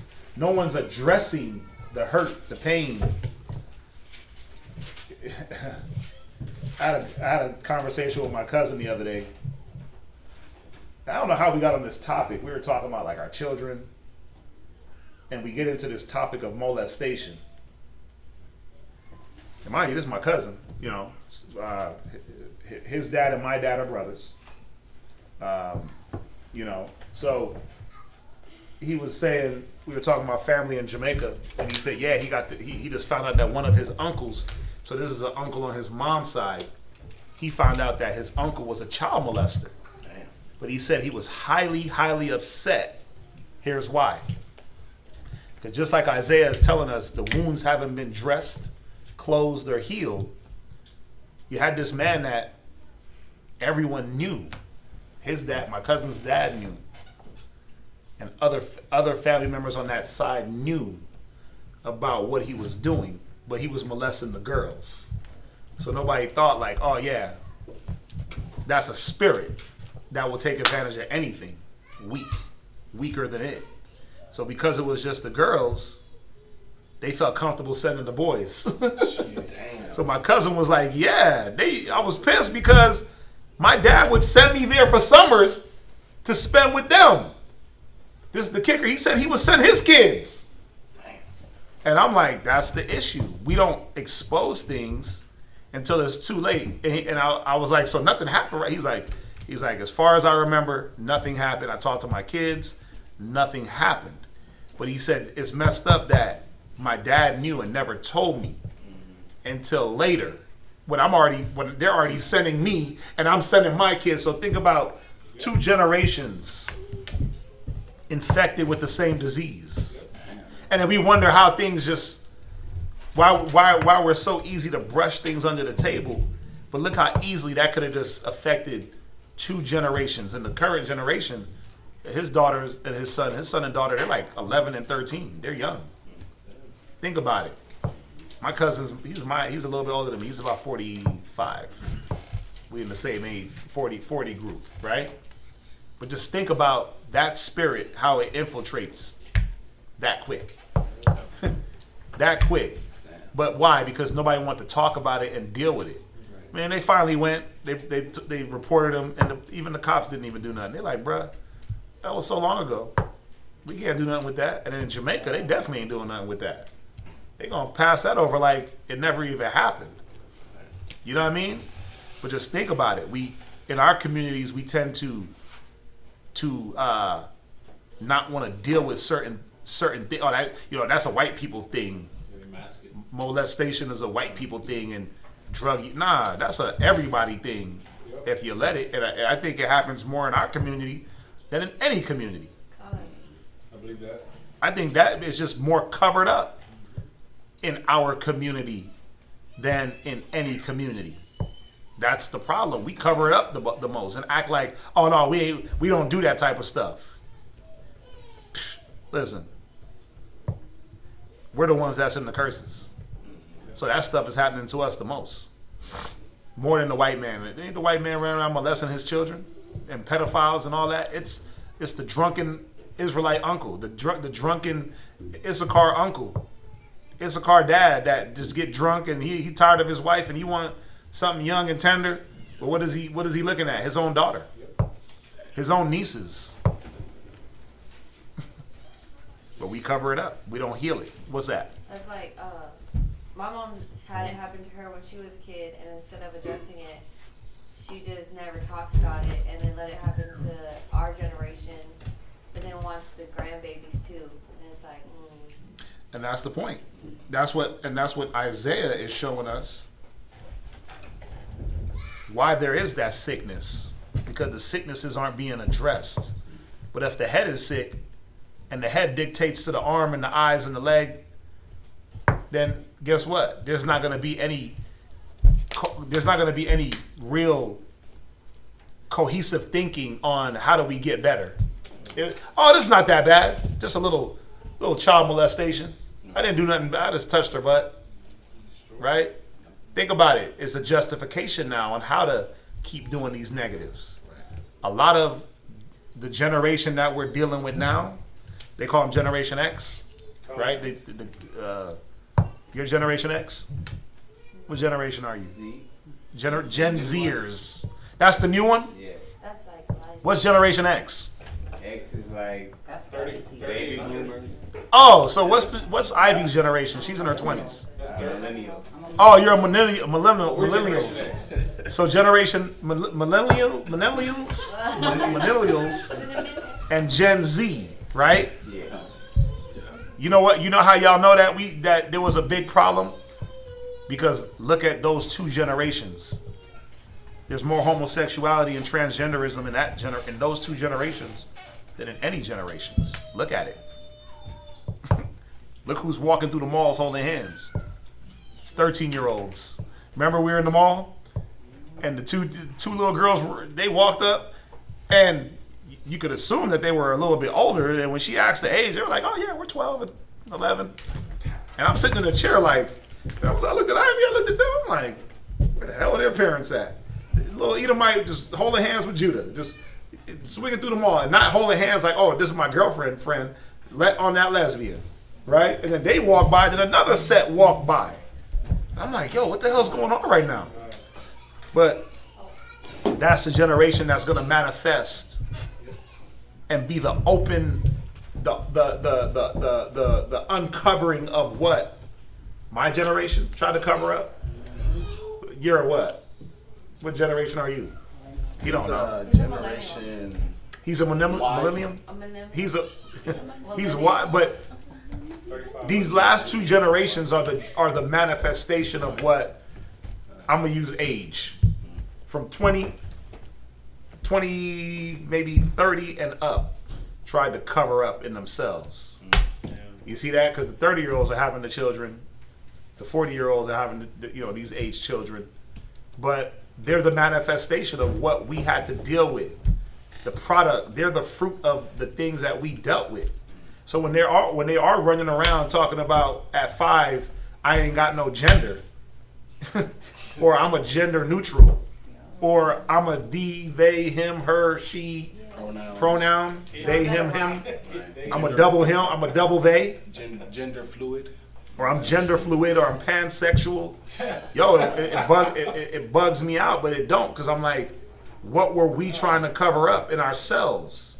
What did we manifest in our relationships through these children? You see that? Noah, sit up. What's that? That's like, I stopped these kids, right? This girl was dressed like real like anime cute in a skirt, and she was actually a he, even though she was obviously a female. And then her friend was in a wheelchair, and she was a rock. She was a rock? She's a rock. That's her. Oh, she identifies as a rock. As a rock. What? When does rock have wheels? I was like, oh, you're a rock. She's like, yeah, I'm a rock. I was like, oh, okay. And then she's like, and she is a he, but she's like dressed like a female, like in a skirt, and it is actual female, but is dressed as. That's my point. Like, okay, rock and he, okay. That's my whole point. We let it go too far. We let it go too far, man. Gone too far. A few weeks ago, I took my wife. She wanted to go to this Comic-Con thing. Right. And my goodness, you see the grown men, bro, older than I am, dressed as that's devil worship. Different things. Yeah. Like, oh my God, but they were dressed up like it was Halloween or something in there. I was like, man, yeah, Comic-Con. Yeah, you go dress as your favorite super. Yeah, I said you're embodying these things. Yeah. And if you're a grown ass 40-year-old man, you can be a 20-year-old superhero girl. That's Comic-Con. That's that life. That's that androgyny. The lines are blurred, right? We let it go. We let it get to this point. It's our fault. It's my generation, the generation before me. It's our fault that things are the way they are now. But think about it. What are we doing with our sons and daughters? We're trying to reverse that in our sons and daughters, that it doesn't get, obviously there got to be a cutoff, right? We have to cut off, and we got to heal these sores. And that's why I talk to my kids about don't let nobody touch on you, and have those quote unquote hard conversations. They ain't that hard. You just got to word things where they can grasp it, and bring it out in a certain way. But you got to have those conversations. You got to talk to them, especially if your kids go to school. Because what's other kids going to do? It ain't even going to be the teachers. It's going to be other kids their age. So they got to know that no kids can be touching them when they're using the bathroom. Nobody's supposed to be up in there with them. All those different things, right? That kids just being kids.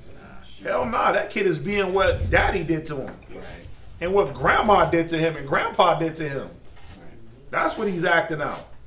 Right? So it's up to us to heal those sores, to patch those wounds, and not gloss over these. It's many more things, but that's just one of the things that can be highlighted. What's that? Even, like, I tell my kids, even when we go to the doctor, like, I had to take him to a specialist, like, look, they had to look at his privates. It's like, look, this is only happening because I'm in the room. If I'm not in here, like, no one is allowed to look at you ever. Yeah, you gotta set it up that way, and you gotta make like you did. You gotta be careful because then it'll make it hard if they gotta go to the doctor, like, and they gotta be looking in there. They go no, and then it makes it hard. But you explain, even look, I'm here, the doctor, nothing's gonna happen. But we got to be having those convos, or else we're just gonna be making little replicas of the negative things that we've been through. Yeah. Go ahead. Where we at? Oh, what's that? Ivy. I was gonna say another thing that's been tripping me out that Matea had to educate me on a little bit in the mall yesterday, because I'm talking to this young lady. She was around my age, and she's like, "I'm shopping for my partner." She keeps saying partner, so I'm thinking maybe she date a female. And I was like, well, I was like, how long y'all been together? And then I'm like, is it a male or female? And I said, is it a female or a male? And she said, yeah. I said, female? She said, no, male. I was like, oh, you were saying partner. So I was like, I didn't know. She was like, yeah, that's still my partner. And I was like, what does that mean? Like, and then Matea's like, well, they're taking away the whole husband and wife thing. Yeah. They're saying, like, I was partner. Like, what? Like, you can't, like, they're putting it on an equal plane here. Like, they're not the husband, we're equal. Yeah, and that's old, because if you go to other countries, they would use the word partner, and everyone would understand what you meant by that. It meant wife. If a woman said my partner, like if you're from like, what's a country, like Australia, or if you go to England, they'll say partner. Yeah. But the consensus was, if a woman said partner, that was her husband she was referring to, and vice versa. They use that lingo. But they understood what that was. Now you come to America, again, the line is blurred. Partner can mean dog. Right. Yeah. Partner can mean dolphin. Partner could mean that you're with a woman that transgendered from a man. Damn. That believes that they're a child. That associates as a rock. You see what I'm saying? Like, it's so wild. Because I used to hear that a lot. Like, you just listen to people that talk from Australia. Listen to them talk. And when they refer to their significant other, it's partner. That's the word they use for wife or husband. It's just a general term that they would use in these other countries. But here in America, partner, listen, my fish. You got to ask, but you got to ask, like, so partner, male, female, pansexual, him, they, thee, this, them, rock, dolphin, lion, zoophilia, pedophilia, what? You gotta ask, because you'll be caught up thinking like, oh yeah, they're gay. They might not be. I literally have to ask. And I'm asking now. I'm like, what do you like to be called? She, he? I ain't doing that. Because it's like, I don't know, like, for us to lead this conversation, right? Yeah. To the cell, let me call you by what you want to be called. Yeah. Even when you do the What's your first name? When you do the pheromones, you gotta be like, you can't say like, to a man, like, yeah, it's attracted to a female, or if you're talking to a female, to a man, they're like, oh, so it only works on the opposite sex. Like, no. Okay, so it attracts you to whoever you're attracted to. Like, you have to be broad. Yeah. Yeah, I had to learn that. I had to learn that in the mall. Yeah. Yeah, I had to learn that you got to be broad because of the type of people you're gonna be dealing with. You're not gonna just be dealing with straight individuals in that mall. That's the underbelly of society. You have everything in that mall. You'll encounter everything in that mall in one day, and you got to know how to deal with it. So, yeah, but y'all see the point, right? Yeah. Right. Let's read on. Neither mollified with ointment, verse 7. Your country is desolate. Your cities are burned with fire. And this is the results. Ha! No, so I could be sinful, I could be hurt, destroyed, and be prosperous. Read it again. Your country is desolate. No, you're going to be desolate. Left alone to yourself. Better yet, you won't have a country. You're going to fight for everybody else's country and everybody else's well-being. Go ahead. Your cities are burned with fire. Go ahead. Your land. Strangers devour it in your presence. See that? I mean, who is this talking about? What other people on this earth, their land is being devoured by strangers and they get to just look on? Because the last time I checked, the Africans got their land, the Chinese got their land, Russia and Ukraine, they're the same people fighting for the same land. America got their land. So, I mean, who's sitting by like, damn, they done turned the Holy Land into land of homos. Right. Only ones that's mad about that is us. Because we looking back at our land and saying, wow, you guys have defiled the land. Yeah. Y'all got the biggest gay parade in the world in Tel Aviv. It's the gay sanctuary of the world, if y'all didn't know that. You want to be gay? No better place than in Israel. Tel Aviv. No better place. But we're the ones onlooking, sitting back and saying, wow, this is what y'all did? This is what y'all did to the holy city? Our land, our heritage is being devoured by strangers. Yeah. Read on. And it is desolate, as overthrown by strangers. And the daughter of Zion is left as a cottage in a vineyard. She's what? Left as a cottage in a vineyard. Yeah. Like a helpless woman surrounded by a bunch of insatiable men. A bunch of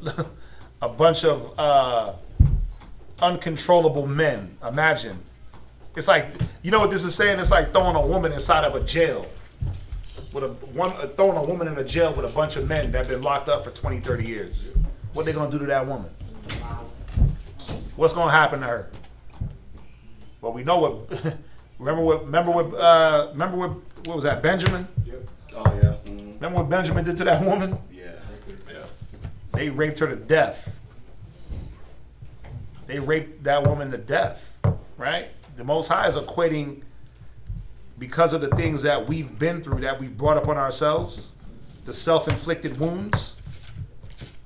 It's so bad. He said he's equating us to a woman that's been cast in a max security prison with a bunch of men that been there for 30, 40 years that ain't never been around a woman. What are they going to do to her? Read on. As a lodge and a garden of cucumbers. See that? Most High is putting it very eloquently, and I'm trying to keep that eloquence, right? But that's super derogatory what the Most High is saying right there. He's saying you just like a victim ready to be infiltrated. You just like something that's ready to be ran through. You're helpless. Nothing's going to stop the infiltration, the penetration, spiritually, mentally, physically. Our nation has been penetrated with all these different ideas. Think about it. Now they're trying to do that whole monkeypox of it's drastically affecting men that have sex with men, but even more disproportionately the black and Hispanic community. I'm like, God damn, like, y'all just gonna keep putting it on us? Like, Jesus Christ, you mean to tell me all them white boys that's lined up in Brooklyn, that's more disproportionate than us or less? All them lines you see, and it's a bunch of Edomites just lined up. All the news stories, it's Esau, blue-eyed, blonde hair. Edomites to the core. And all of a sudden, it's more disproportionate in the black and Hispanic community. Y'all ain't even got no data. Right. They talking about cities are reporting zero information on who it's affecting. So how the hell y'all gonna say disproportionately black and Hispanic? But at the same time, is it hard to believe? Is it hard to believe that it is us? Nah. Because we keep giving into that mind state. We're penetrated by that idea, and that's why we're affected. So I don't not believe it. I'm just like, damn, y'all gonna just keep putting that out? That's the narrative. Right. Every time. That's the narrative every time. Oh, coronavirus. Who did it affect the most? Blacks and Hispanics. Right? It's like, what the hell? We're the most affected by everything. Right. Poverty. Who's it affect the most? Blacks and Hispanics. Jail. Who's it affect the most? Blacks and Hispanics. Single parent households. Blacks and Hispanics. It's like nothing good affects us the most. Yeah. Y'all are just the most black. Okay. Cool. Cool. Y'all are just the most believing. Okay, cool. But nothing, it's like we don't get no good notch in our belt of anything good. Right. But why? Because this is what we deserve. We deserve the negative monikers. We deserve to have the bad things disproportionate us the most. Because of what we do. Because of what we give ourselves to. Go ahead. Verse 9. Except the Lord of hosts had left unto us a very small remnant. Right. We should have been as Sodom, and we should have been like unto Gomorrah. And it's telling you that there is a small remnant. So that means the majority is going to be affected by the negative. So I get it now. But what is he saying? If there wasn't a remnant left, we'd be overran. Sodom and Gomorrah was a city overran with the idea of sodomy. Man, woman, and child. Man, woman, child, and animal. How many people made it out of 5 cities? 3 people made it out. Well, 4. Technically 4, right? But the only 3 made it to to Zoar. Think about that. Out of a few cities, 4 people. So think about that city was overran with an idea. Same thing with Noah, Shem, Ham, and Japheth. 8 people made it out of the world, Craig. Not just the parking lot. They made it out of the world. Think about it. Because the world was overran with the idea of violence, murder, hatred. Go ahead. Hear the word of the Lord, ye rulers of Sodom. Give ear unto the law of our God, ye people of Gomorrah. To what purpose is the multitude of your sacrifices unto me, saith the Most High? I am full of the burnt offerings of rams, and the fat of fed beasts, and I delight not in the blood of bullocks, or of lambs, or of he-goats. When ye come to... You know what's wild? He said we would be like under Sodom and Gomorrah. Didn't he destroy Sodom and Gomorrah? And the inhabitants? Then why does he come back and say, give ear? They're already dead. But give ear? You know why? Because spiritual Sodom, spiritual Edom. It's still here, man. Sodom and Gomorrah was destroyed in Isaiah's time. In Isaiah's time. That was already destroyed. But what rulers of Sodom? The spirit that they carried. It was still there, bro. That spirit of hating your brother, because that's what the Sodomites did when you read about them in the Josephus. It said they hated strangers and dealt with them cruelly. Sodomatical practices, right? Yeah. That hatred for the Most High tells you that the Most High is how the Sodomites even gained their power. Because at one time they were pious. They did believe, and the Most High let them flourish, allowed them to just flourish. Yeah. And then what? They became unpious. But that idea that's still alive, that mind state is still alive. Y'all see that? Go ahead. When ye come to appear before me, who have required this at your hand, to tread my courts. Verse 13. Bring no more vain oblations. Incest is an abomination unto me. The new moons and Sabbaths. Yeah, because you got this mind state of damn Sodom and Gomorrah, but then they trying to talk about feast days and trying to do oblations to cover that up. The Most High wasn't dealing with that. That was our people that, remember, Isaiah's talking to our people. So what were our people on? Well, you know what? I'm going to do this filth, but I'm going to bring me a sacrifice. I'm going to Sabbath. I'm going to feast day it. New moon. Oh, blow up the trumpet. Right? But you hate your brother. Right. You hate your father. You hate your sister. you have that sodomite mind state. Think about them. Think about them sodomites and how they roll. Just hateful. They're some of the most hateful, most derogatory people. That they're some of the most what's the word that I'm looking for? You know, like we deal with it in the mall a lot. I know I dealt with it a lot. It might be a little bit easier now because we got women there, and them sodomites tend to want to gravitate towards the women. But when they know you ain't gay, they're man, what's the word? It's a word that we use all the time. It's not racist. It's prejudice. They have this prejudice and this disdain. Like they're like, ugh. Like, nigga, I should be like, ugh, to you. They ill in you, right? And it's like, bro, what you know what you did yesterday? Like, what are you talking about? You know what I'm saying? That's true.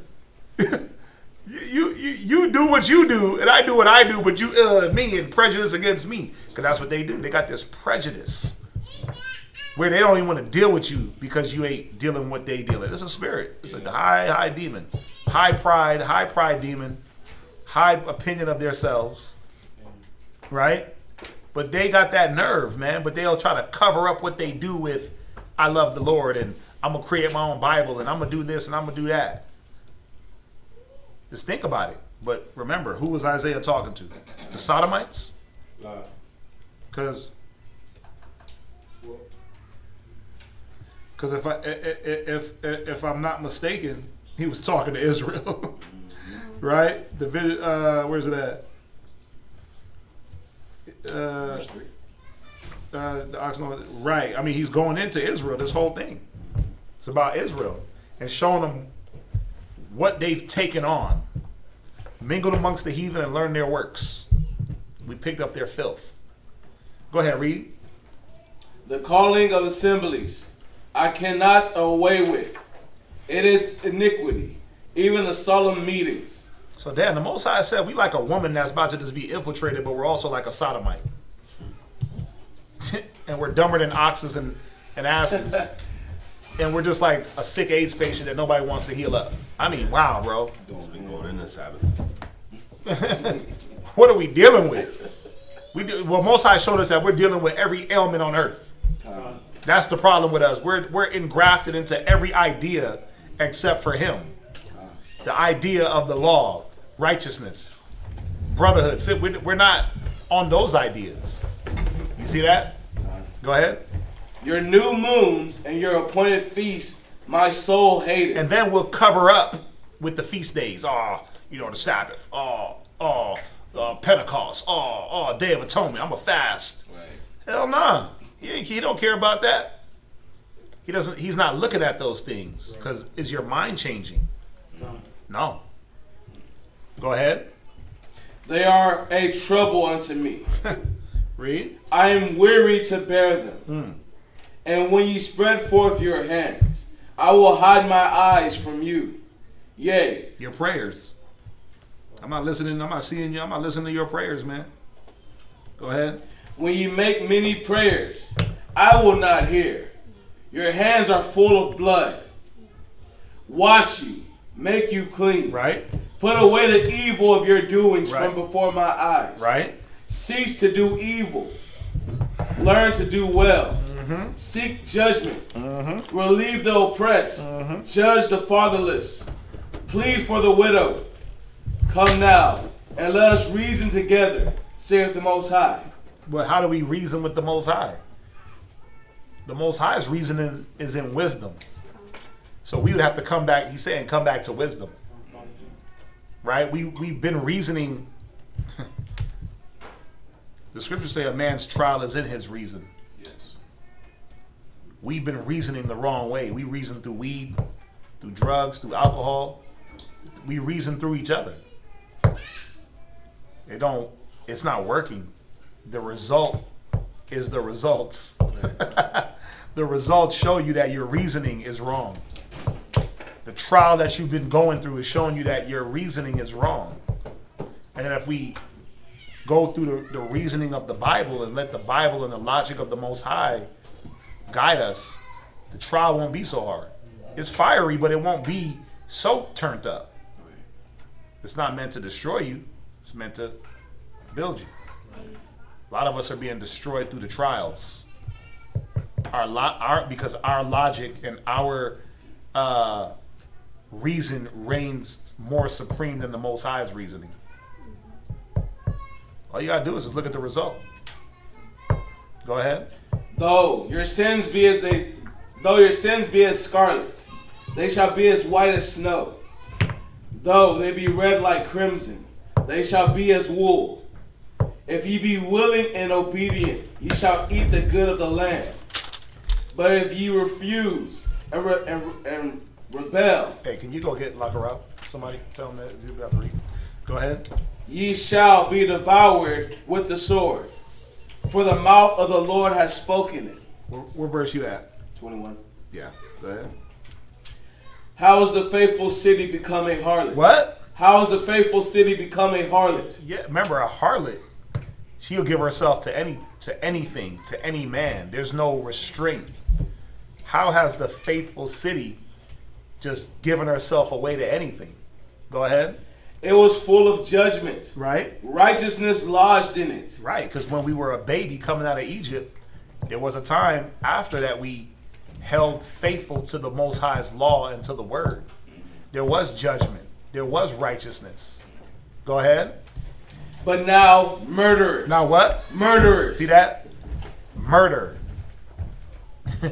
Murder, distrust, hate, envy, jealousy. Go ahead. Thy silver is become dross.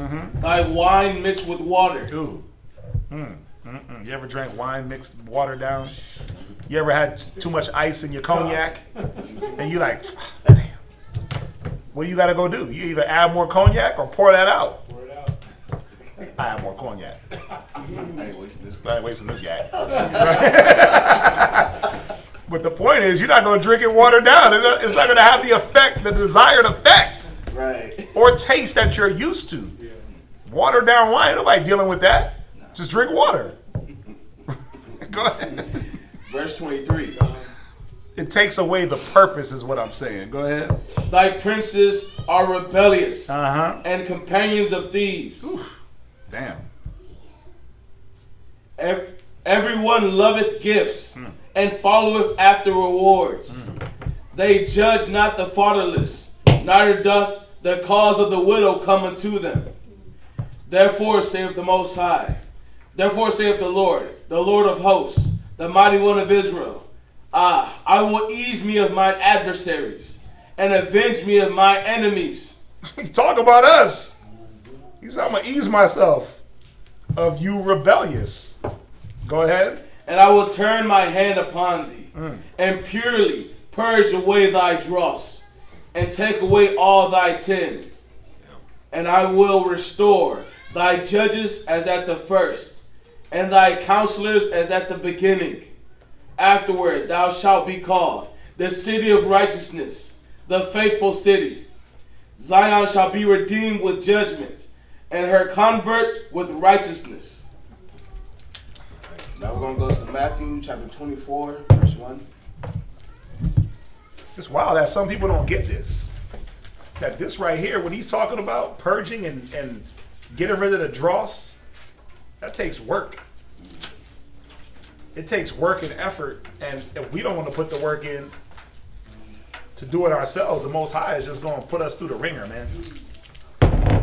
It's really it. He's just going to put us through all those situations to purge out those rebels. Why do you think so many people are dying of our nation? Bro, I'm telling y'all, all you got to do is download the Newsbreak app.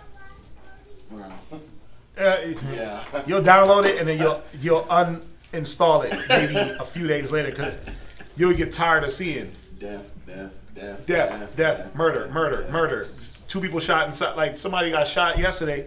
2 people got shot at a taco spot last night. A little boy drowned in the washing machine yesterday. Foster kid. They found him in the washing machine after they couldn't find him for hours. He's in the washing machine dead. It's like a thing now where kids is going in there Yeah, but that's wild. Like, that's wild. Did it turn on? Yeah, he drowned. Yeah, because I seen that, but I was like, what did I think it was on because they were talking about some latch that's on there, and I mean, I would imagine that it turned on. Because it was a top washer. It's a top loader, but they have a latch on there that something like you can a little bit of force and you can open that from the inside. Yeah, it's. I mean, who knows, right? What happened? They got to go through the autopsy and all that. But the point is, and that's just showing you things that's happening in Southwest Houston. A little bit of East Houston, but dude, you're not getting like what's happening in all of Texas. With the news break, it like sticks to like your zip code. I remember when I went to Rochester. Oh God, that app was lighting up like every night. Like, and then you look, you're like, whoa. This person shot. That person shot. This person stabbed. This is stabs. This is a shooting. This is that. Yeah, it's like, dude, and it's all our people. Yeah. Why? Well, the Most High got to purge out the dross. He got to purge out the Sodom and Gomorrah mind state, the Cain mind state. Where we at? Matthew 24. Ooh. Yes, sir. Right? 24 verse 1. What's he going into? You vipers?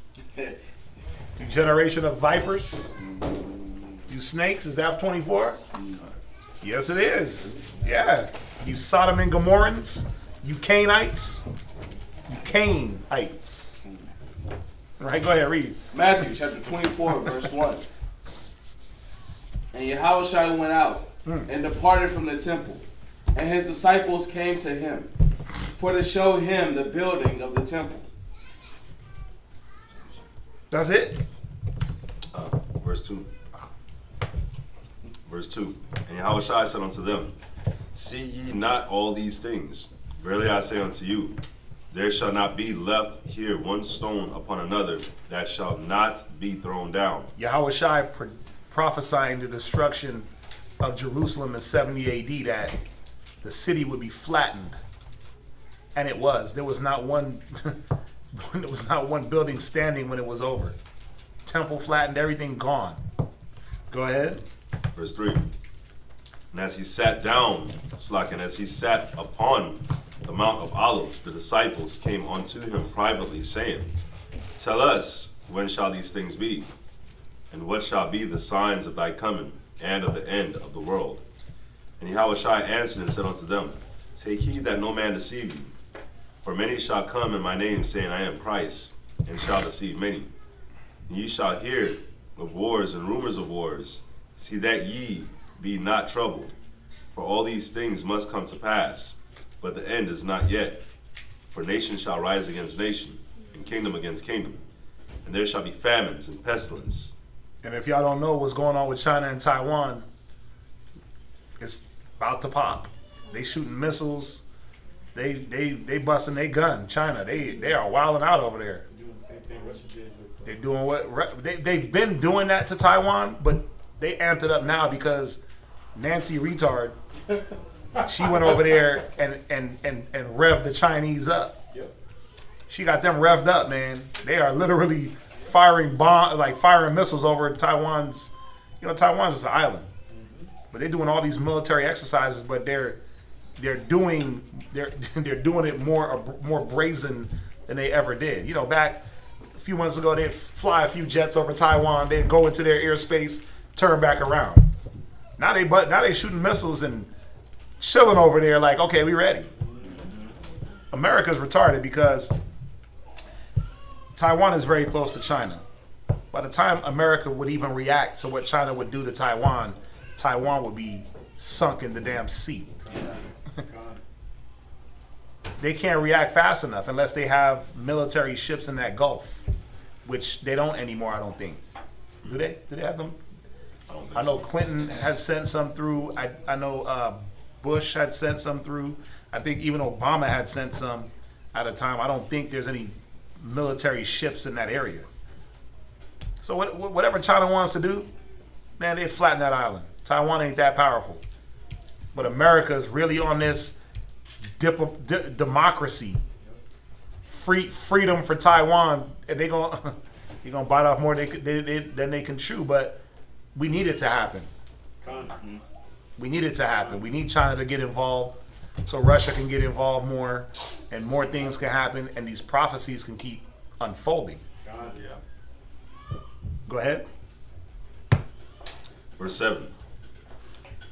And pestilences and earthquakes in diverse places. All these things are the beginning of sorrows. Just the beginning. Read. Then shall they deliver you up to be afflicted, and shall kill you. And ye shall be hated of all nations for my name's sake. And then... That ain't happening yet. Ain't no Israelites getting delivered up. We delivering ourselves. But we ain't getting delivered up. Right? We're able to still go out there and street teach, broadcast on YouTube. We're able to do these things. Ain't nobody kicking down the door talking about stop teaching that Bible. Stop reading your Bible. That's not happened yet. Go ahead. Hated of all nations for my name's sake. Verse 10. And then shall many be offended, and shall betray one another, and shall hate one another. And many false prophets shall rise, and shall deceive many. And because iniquity shall abound, the love of many shall wax cold. We definitely dealing with that. That waxing cold of love. It's a cold world. They tell you that. It's a cold world. Read. But he that shall endure unto the end, the same shall be saved. And this gospel of the kingdom shall be preached in all the world for a witness unto all nations, and then shall the end come. When ye therefore shall see the abomination of desolation spoken of by by Daniel the prophet, stand in the holy place. Whoso readeth, let him understand. Then let them which be in Judea flee into the mountains. Flee where? Flee into the mountains. Right. We fled west. Go ahead. Let him which is on the housetop not come down to take anything out of his house. Neither let him which is in the field return back to take his clothes. And woe unto them that are with child, and to them that give suck in those days. But pray ye that your flight be not in the winter, neither on the Sabbath day. For then shall be great tribulation, such as was not since the beginning of the world to this time, no, nor ever shall be. And our nation has been in tribulation ever since 70 AD, the fall of Jerusalem. We've been in more tribulation. But think about it, we've been in the longest slavery period ever. All we did was go from having our own land and occupied by the Romans to 1,500 years running through Africa, fighting with Africans, assimilating with the Africans, trying to keep our identity, but having to deal with them. And then after 1,500 years, what happens? Well, here comes Columbus, the 1400s. What happens? Well, now they come, guns, ships, slavery, right? Fast forward 500 years later, here we are. Just gave you a 2,000 year timeline, that quick. You see that? That quick. 70 AD to 1492. 1492 to now. 2,000 years basically, roughly. Right? So what are we doing? Well, this last 2,000 years has been insane for our people. We lost it all. We got nothing to show for what we've been through. We're trying to get it back together, but think about being displaced for 2,000 years. How much you don't know and how much you have to come back to. How much harder you have to fight. When everybody else has been established for the last 2,000 years. Off of your back. Think about it. Off of our backs have the world for the last 2,000 years been established and rooted in their beliefs. Think about that. Go ahead. Verse 22. And except those days should be shortened, there should no flesh be saved. But for the elect's sake, those days shall be shortened. All right? We're going to go to Wisdom of Solomon 14, verse 1. Any questions on that?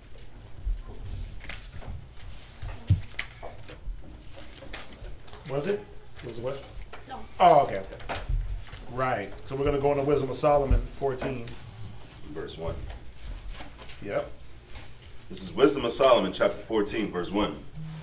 Again, one preparing himself to sail and about to pass through the raging waves, called upon a piece of wood, more rotten than the vessel that carrieth him. For verily, desire of gain devised that, and the workman built it by his skill. But thy providence, O Father, governeth it, for thou hast made a way in the sea, and a safe path in the waves, showing that thou canst save from all danger, yea, though a man went to sea without art.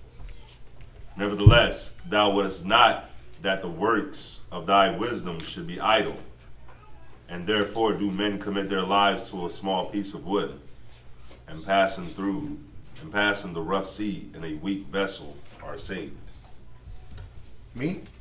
Yes, sir. Oh, yeah. Verse 6, for in the old time also, when proud giants perished, the hope of the world, governed by the hand, escaped in a weak vessel, and left to all ages a seed of generation. What's up with that? Good? For tomorrow? For tomorrow. Okay. Yeah. Yeah, I just saw Breeze put on that. Right. 7, for blessed is the wood whereby righteousness cometh, but that which is made with hands is cursed. As well it as he that made it, he, because he made it, and it, because being corruptible, was called a god. For the ungodly and his ungodliness are both alike hateful unto God. For that which is made shall be punished together with him that made it. You know what's cold about it? Like this, imagine this piece of wood equated to an idea that a man can come with. Think about it. You get this piece of wood and you fashion it into this idea. And you'll ride on that idea or die on that idea. But what did the Most High say? Hey, but that which is made with hands is cursed. As well it as that made it, he, because he made it, and it, because being corruptible, it was called God. Think about a man idolizing, think about a piece of wood, it's nothing, right? It's just a piece of wood. You fashion it, you carve it, you put eyes, teeth, nose, ears, right? And you worship and pray to it and feel like it's doing what? Feel like it's taking care of you, right? But think about pride. Think about pride as that piece of wood. Think about hate as that piece of wood. Think about lust. You get where I'm going now? Think about this spiritual piece of wood that we all have in us, whatever spirit it is, right? And we continue to cater and fashion it. You fashion that pride, you fashion that hate, that lust, that envy, that jealousy. You fashion it according to your thinking. And you give it power. But it's corrupt. It's corrupt as hell. Why? Because it was made by you. Remember, this is how you know that even the good things that we try to attain, we didn't make them. We don't make joy, we don't make peace, we didn't make love. Right? We didn't make the fruits of the spirit. We didn't, like a man didn't just come up with those things. Like, oh, there's fruits of the spirit, I'm gonna do it, it's fruits of the spirit. No. Most High had to give us the wisdom to be able to attain those things. So think about this wood being lack of wisdom and understanding, and you fashion it the way you want. What comes from it? Well, corruptness, right? But this same wood could be what? If it's fashioned the right way and the right wisdom, it could be a benefit. But think about it. He said it in the beginning of the chapter. One preparing himself to sail and about to pass through the raging waves, calleth upon a piece of wood more rotten than the vessel that carrieth him. Think about it. What is it saying? But what am I equating it to? You could think about how them people in Cuba and Haiti, they hop on a damn raft the size of this podium, smaller, and they'll sail that through, and they'll ride that to get to where they need to get to. But imagine how you ride your pride and where that can take you. Imagine how these people ride their hate and where that takes them. You see the point? That, so you gotta look at this. It's deeper than just it's idol worship. But what's the first thing that we tend to idolize? What's the first idol you've ever built in your head? It's yourself. It's you. So imagine that. He's talking about wood and things you can, but that wood is pride, hate, envy, jealousy, murmuring, evil suspicion. Did I say hate? I said hate. Right. Angela, you had your hand up. So how do you fashion that? I mean, I know what you're saying. Right. But what do you mean by fashion? How do you fashion what? The hate? How do you fashion that pride? How do you fashion that evil suspicion? What do you, Well, you keep carving into that wood. Right? You don't destroy that wood. You keep carving into that wood, and you keep carving out this. Just think about, you know how they made remember, like the totem poles? Yep.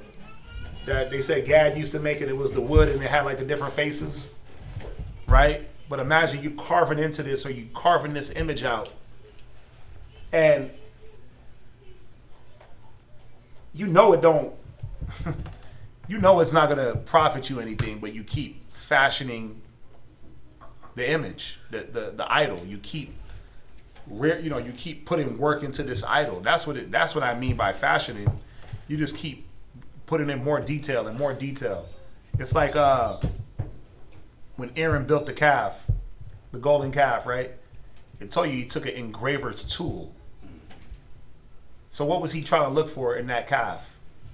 What was he bringing out? When you engrave something, now think about when you take an engraver's tool and you engrave in metal, you're putting in detail. You see that? So you're constantly adding the detail to this idol, or you're constantly adding the fuel to fuel the momentum of pride.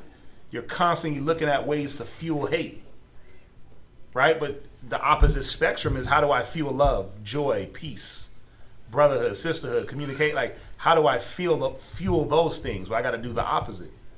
You see that? I got to not build this idol and add to it. I got to use the wisdom. So that's what I mean by fashioning, right? I'm not going to just build a raft. I'm going to build the best raft I can, right? So it's going to have a sail. It's going to have what's the little thing at the bottom that turns it? It's going to have all those things. I'm going to add to it so that it can propel me further.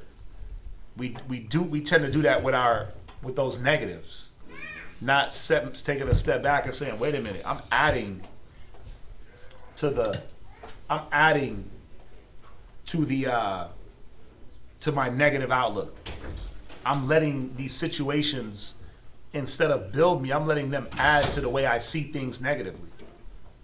Right? Because why does the Most High put us through our trials? Is it to be negative? To the pure, all things are pure.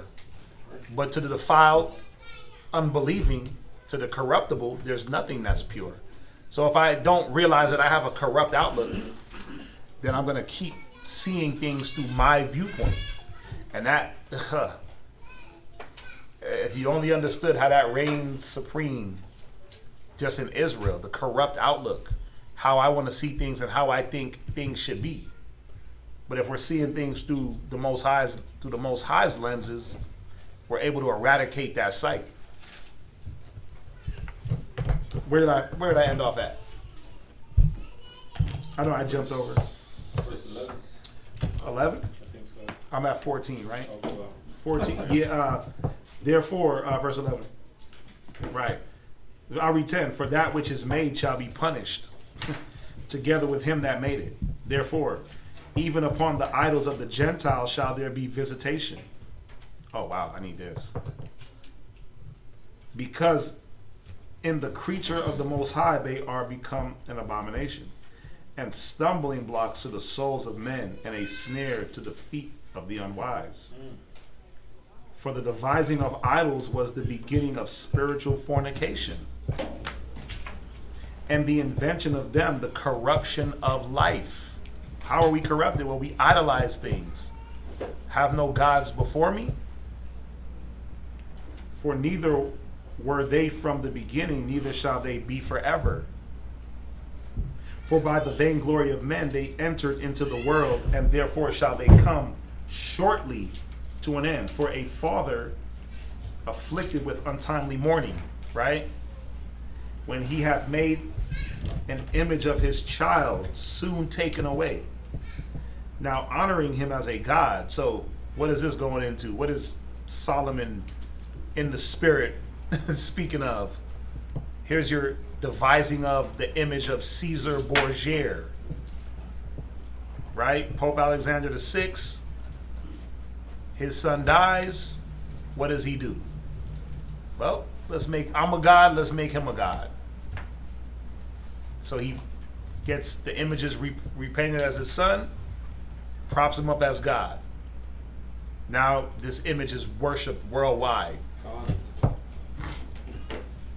Right? Image of now honoring him as a god, which was then a dead man, and delivered to those that were under him ceremonies and sacrifices.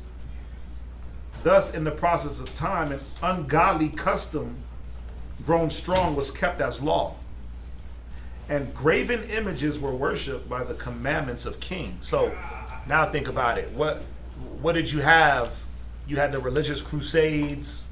You had people dying under the banner of the cross, right? The Holy Roman Empire was killing people under the image of this false image of Christ, under the cross, under those idols.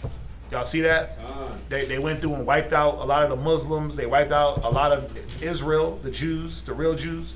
They wiped us out, trying to convert us. Think about it. Why did the Pope visit Canada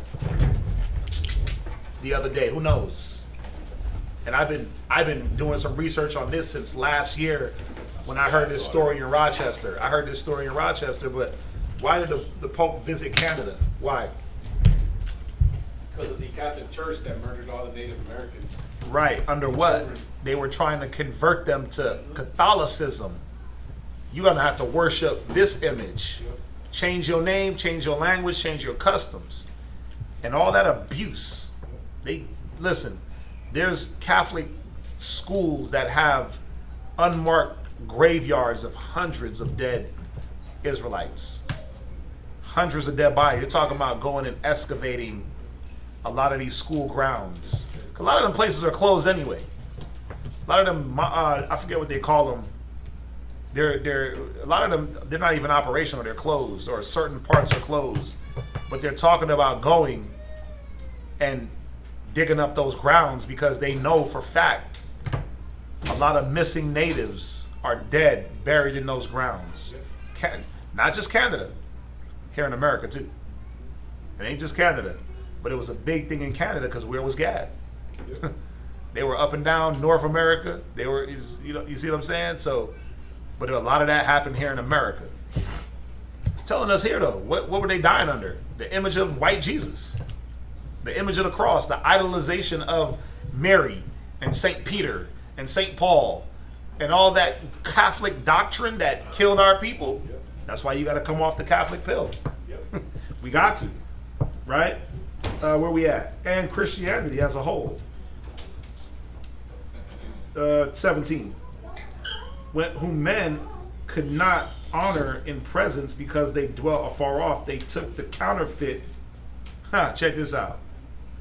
Whom men could not honor in presence because they dwelt afar off, they took the counterfeit of his visage from far and made an express image of a king whom they honored. Now this image is across the world. This image is hanging up in everybody's grandma's house. The white image of Christ, come on now.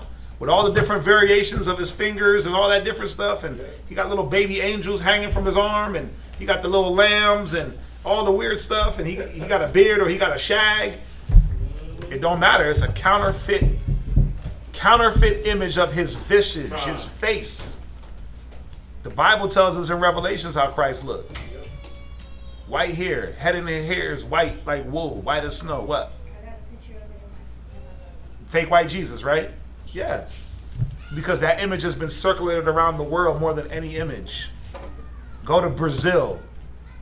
Go to Brazil, that statue. I forget what they call it, where they got just a big white statue of fake Jesus. And they built a bigger one. And they built a bigger, they got a bigger one. That statue was huge. Come on, you can see that from the whole Rio. The Bay, you can see that statue on the top of that mountain. I watched some documentary on how they even upkeep that statue. They said they got men that go out there every single day. They climb out the air and they go and they clean that thing different parts every day, every week. If not, it would just be, the air would do something to the color and it wouldn't be white. But just to maintain that statue that people go up to the feet of and do what? Worship and pray to and act like it's going to save them. People literally go to Rio just for that. Yeah. Isn't that one of the wonders of the right? I'm like, isn't that one of the 7 wonders of the world? Yeah, it's one of the 7 wonders of the world. Like, come on now. Some man-made damn statue is one of the 7 wonders of the world, and you got people praying to that. But that image, again, has circulated across this globe, across this planet. Right? Remember, Solomon said it was a counterfeit image. Never forget that. His head and his hairs ain't white like wool, white like snow. He's pale, blue-eyed, eyes red, teeth white. No, he got yellow teeth. He got yellow chip teeth and blue eyes. All right? So that ain't him. That ain't it. That ain't it. Right? To the end that by this their forwardness they might flatter him that was absent as if he were present. Also, the singular diligence of the artificer did help to set forward the ignorant to more superstition. For he peradventure, willing to please one in authority, forced all his skill to make the resemblance of the best fashion. And so the multitude, allured by the grace of the work, took him now for a god, which a little before was but honored as a man. Remember, they used, who was it, Michelangelo and Leonardo? Right? I think it was mainly Leonardo. They used him to paint the image of Caesar Borgia as Yahushua, and they made sure that he was the most handsome image. They made sure they made that thing look like he was a model, Fabio out there. Why? Because they wanted to portray him as Christ. Now remember, the Bible says that he had no shape. Yahushua had no shape, and we didn't look for him for his beauty. Didn't it say he had no, what did it say in Isaiah 53? It said he had, this is why Solomon said it was a damn counterfeit, man. You passing counterfeit bills. I know what counterfeit money feel like. Verse 2. Right, it said, for he shall grow up before tender plants, root, he had no form or comeliness, no beauty. Right? Yahushua wasn't there for his beauty. But here, they're making Caesar Borgia the most beautiful. They're making sure that he's beautiful. Eyes sparkling like the ocean. Beard perfectly laid down on his face, on his pale face. Every hair flowing. Right? And they made sure they got the best artists of the time to do this. Verse 20. And so the multitude allured by the verse 21. And this was an occasion to deceive the world, Craig. Not just the parking lot, but the world. Now when you tell anybody Christ was a black man, not my Jesus. Not my Jesus. Tell grandma Christ was black. She'll lose it on you. Remember the first time I told my grandma Christ was black, she almost lost it. Nope. Because the world has been deceived by this one image. For men serving their calamity or tyranny did ascribe unto stones and stocks the incommunicable name. Moreover, this was not enough for them, that they erred in the knowledge of God. But whereas they lived in great war of ignorance, those so great plagues called a peace. Ooh, ooh, ooh, ooh. The war of ignorance. He said in plagues they called that peace.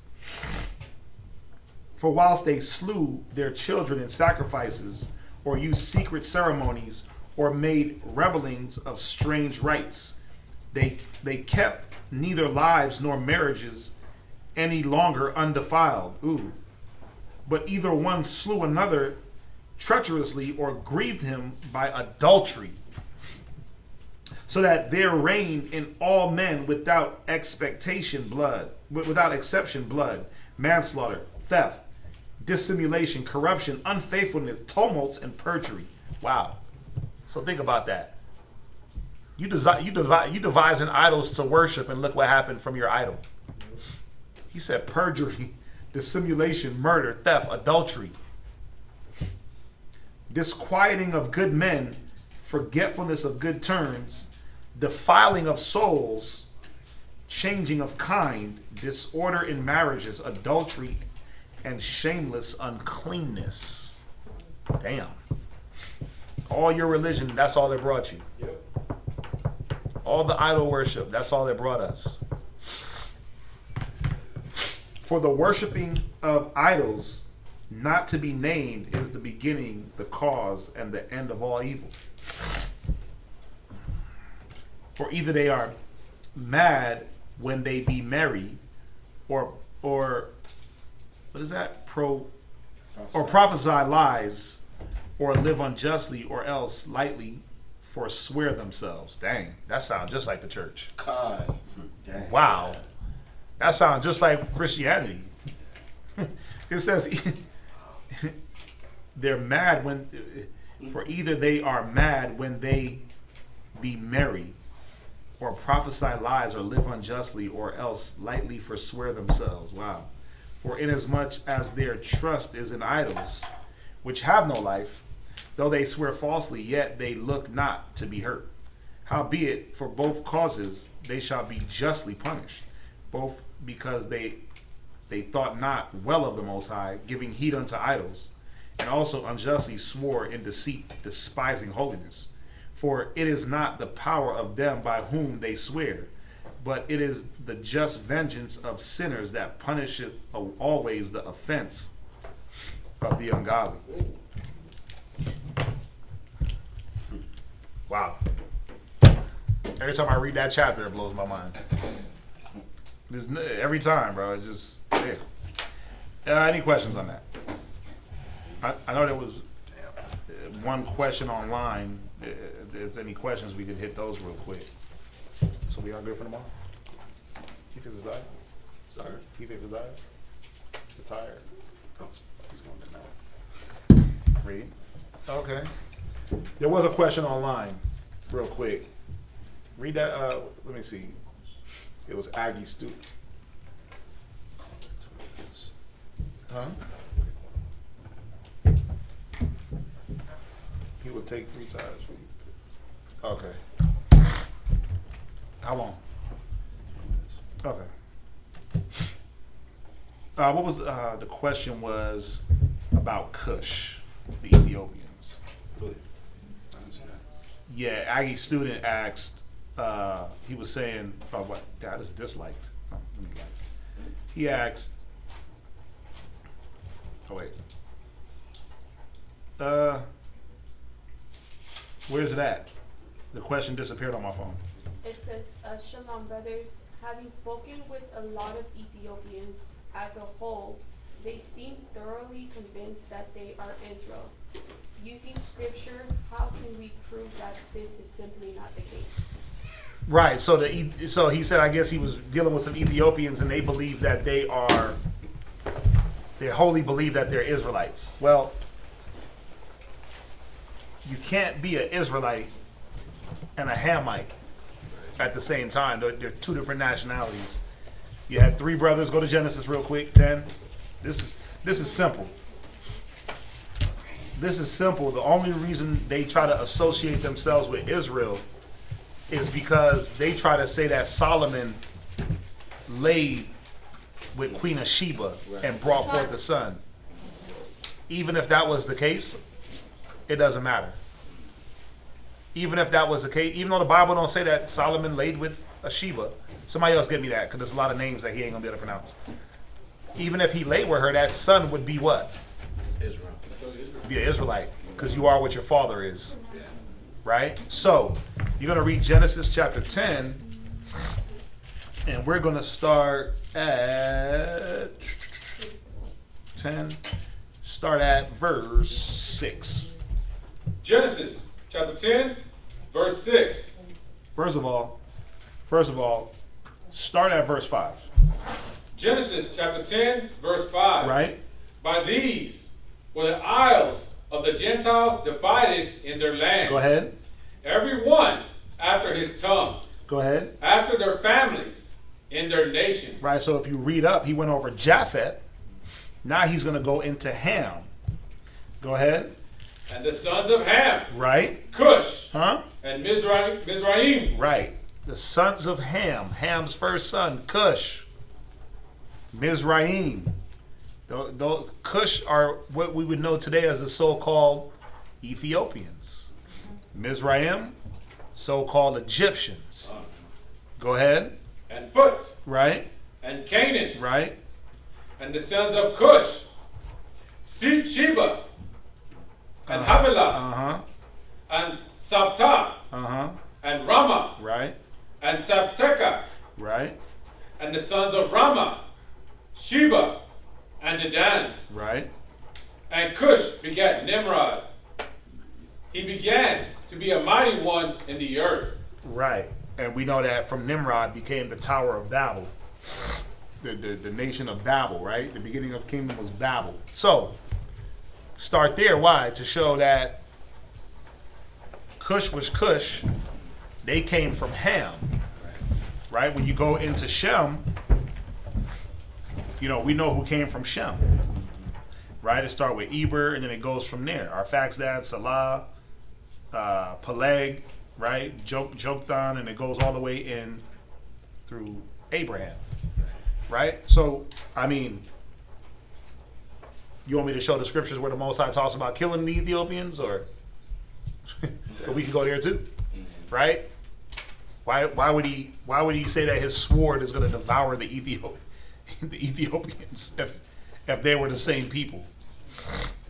Well, we know just by Genesis the nationality of the Ethiopians, right? And even if you can look up Cush, it tells you Ethiopians, right? They call themselves Cushites. And they call themselves Cushites. Yeah, they do, because they know they know their forefather. Israel knoweth. Everyone knows their master and their owner, but us. Right. So when they call themselves Cush, believe them, and just ask them, "Who's your forefather?" "Oh, Cush." They'll tell you. Yeah. Right. It's like Ishmael know theirs. Yep, they know that Ishmael's their forefather. Arabs. They know what Ishmael. Ethiopian. You know why I say that they know they're Cushites is because in some reggae songs, that dude Iwayne, Yeah. Iwayne, yeah. talks about Cushites. You know how like Jamaicans like to claim they're Ethiopians. Yeah. So he in some of the songs he mentions Cushites. And I'm like, oh, that's Ethiopians. Learned that when I came into the truth. So if he knows and he's a Jamaican, then Ethiopians definitely know that they're Cushites, Yeah. Let's see here. Where do I want to go?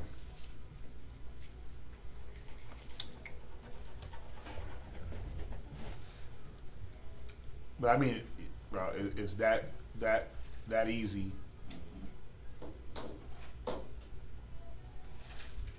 Go to Zephaniah 2:12. Okay. Oh, you already got it. Oh, you already see? You waiting on? You supposed to? I got it. This is the book of Zephaniah, chapter 2 and verse 12. Ye Ethiopians, Also, ye shall be slain by my sword. Right. Go ahead. And he will stretch out his hand against the north and destroy Assyria. Right. And will make Nineveh desolation. Babylonians. Go ahead. And dry like a wilderness. Yeah, I mean, why would he say this if the Ethiopians were the Israelites? Or if Ethiopians were Israel? See, the problem is when you go into the story of Solomon and Sheba, remember, it never said that he laid with her. Only the Ethiopians believe that, and I did a class on that. I did a whole class on I call it the Rastafari. Oh, yeah. The Rastafari, right? Because why? I went through and showed where they get their misinformation from. They took one quote from the Bible, didn't read down and get the context of the quote. They let Marcus Garvey take one quote in Psalms that a leader would rise up, right, from Ethiopia, emperor, but didn't read down. Didn't read down in the scripture like you're supposed to do. Didn't read up. Didn't give context, and they're thinking like, oh, Selassie, right? But before that, they think Solomon. They say Solomon. They say, not the Bible says. So you have to show that. You have to ask them. Okay. You know what's funny is I think Ethiopians hate Selassie too. If I'm not mistaken, it's during his period. He wasn't Ethiopian anyway, and they do hate him because you can say it. Well, wasn't it during his reign that they split? Eritrea split. That's when the most famine. That's when the civil war. It was during his time. Yeah. He's not even Ethiopian. He's from Yemen. He's Yemenese, which is further down what Saudi Arabian Peninsula. Yeah, he's not even from Ethiopia. Right? Ras Hanan. That's his name. Ras. But yeah, all you gotta do is read that story with Queen of Sheba. And Sheba. It never says that he lied with her. Where's that? That's Beersheba, King, Bathsheba. Sheba. Go to 1 Kings 10:1. Yeah, this one's, it's funny. I was having to talk about this with on the phone with Yeshaya. We were talking about this somehow.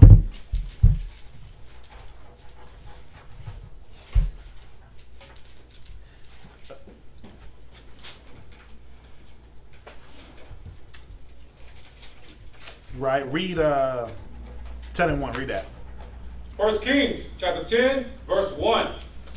And when the queen of Sheba heard of the fame of Solomon, right, concerning the name of the Lord, she came to prove him with hard questions. No, she came to get pregnant. She came to prove him with hard questions. Yeah, she was what's the word for a woman that is in love with a man for his brains? Sapiosexual. Yeah, sapiosexual. She was a sapiosexual, man. She was trying to figure out this man's intelligence, his wisdom, his knowledge. Go ahead. And she came to Jerusalem with a very great train. Right. She came and paid tribute. Read. With camels that bear spices, and very much gold, and precious stones. And when she came, and when she was come to Solomon, she communed with him. All of that was in her heart.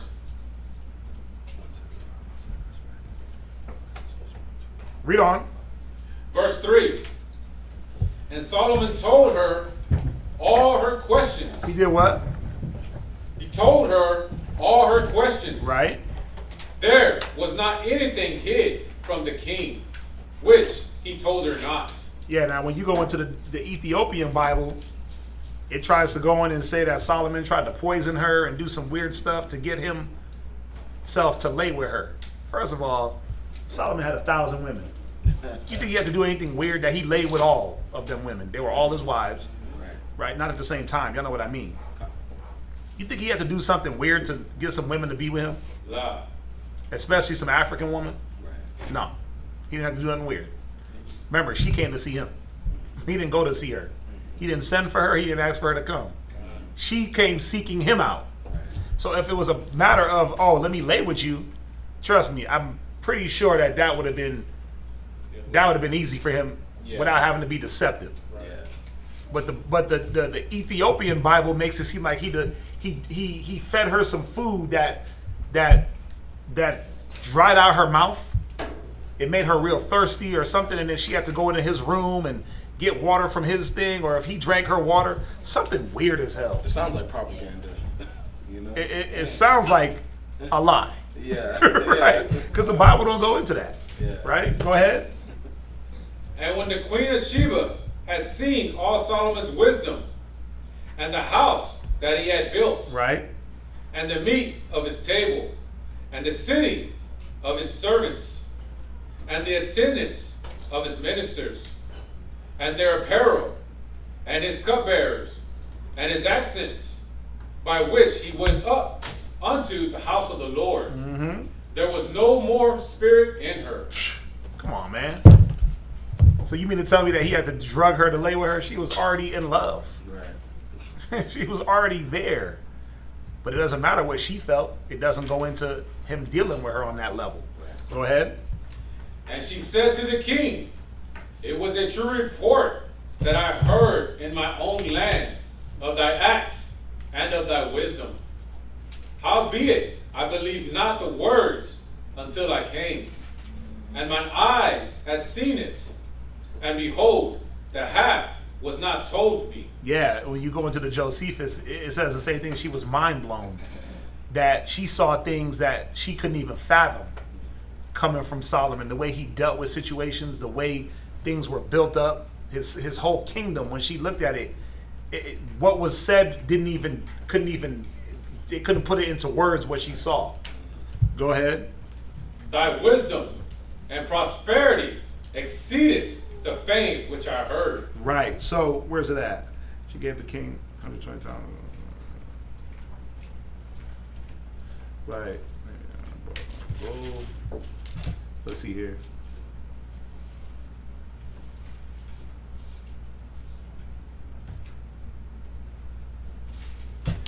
Jump down to verse 13. Verse 13. And King Solomon gave unto the queen of Sheba all her desire, whatsoever she asked, beside that which Solomon gave her of his royal bounty. Now, this is the thing. Why this is so important. If Solomon lay with Sheba and had a son, why would that be of significance? What would happen? What would be the succession of his son? To take his throne, right? Right, but remember, the kingdom of Israel was split after Solomon. Who did it go to? Rehoboam and Jeroboam. Rehoboam being who? Rehoboam is actually Solomon's son. Jeroboam being who? He's actually Ephraim. Right, but who is he? He was actually a servant of Servant of Solomon, the son of Nebat. But think about it. If he had two sons, wouldn't it have been split between his two sons? Yeah. Right. So the Bible would have said, "Hey, Solomon had two sons, or Solomon lay with Sheba, and in the process of time, she was found with child, because it always does that about all great men in the Bible, and their posterity, right, their children. She would have been. We're gonna have to go get him from Sheba, so he can come and rule in Israel." That's how that would have worked out, just how the Most High deals. Right. His son would have took that rulership like he did when you read in chapter 16. You see that? So she didn't get pregnant and dip off and raise some Israelite as an Ethiopian. That didn't happen. It wouldn't have happened, because no matter what, you can't get away from bloodline. You can't get away from Numbers 118. You are what your father is. So she could have raised him as an Ethiopian all day. Then what? They're still Israelites. But we already knew from Genesis there were such things as Ethiopians and Cushites and Israel. One came from Shem, one came from Ham. So you just got to understand the origin of their story, and then you go through and poke all the holes. I wish I had my little Bible, my Ethiopian Bible. it's at the house.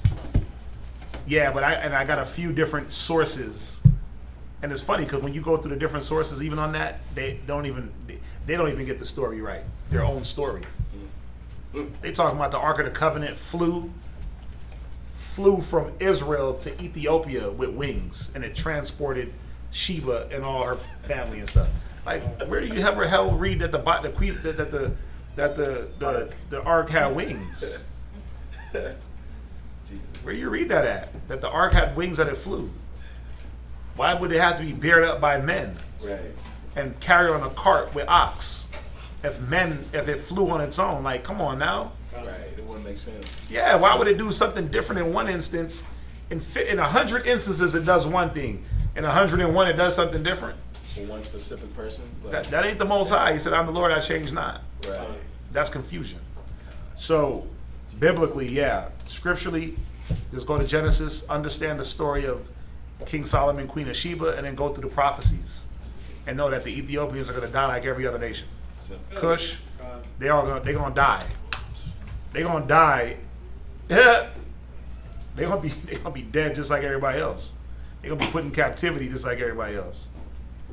You know what I mean? So,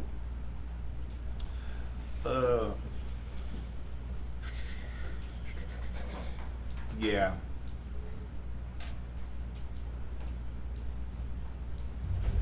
Check it out. Watch. Go to Isaiah 11 and verse 11.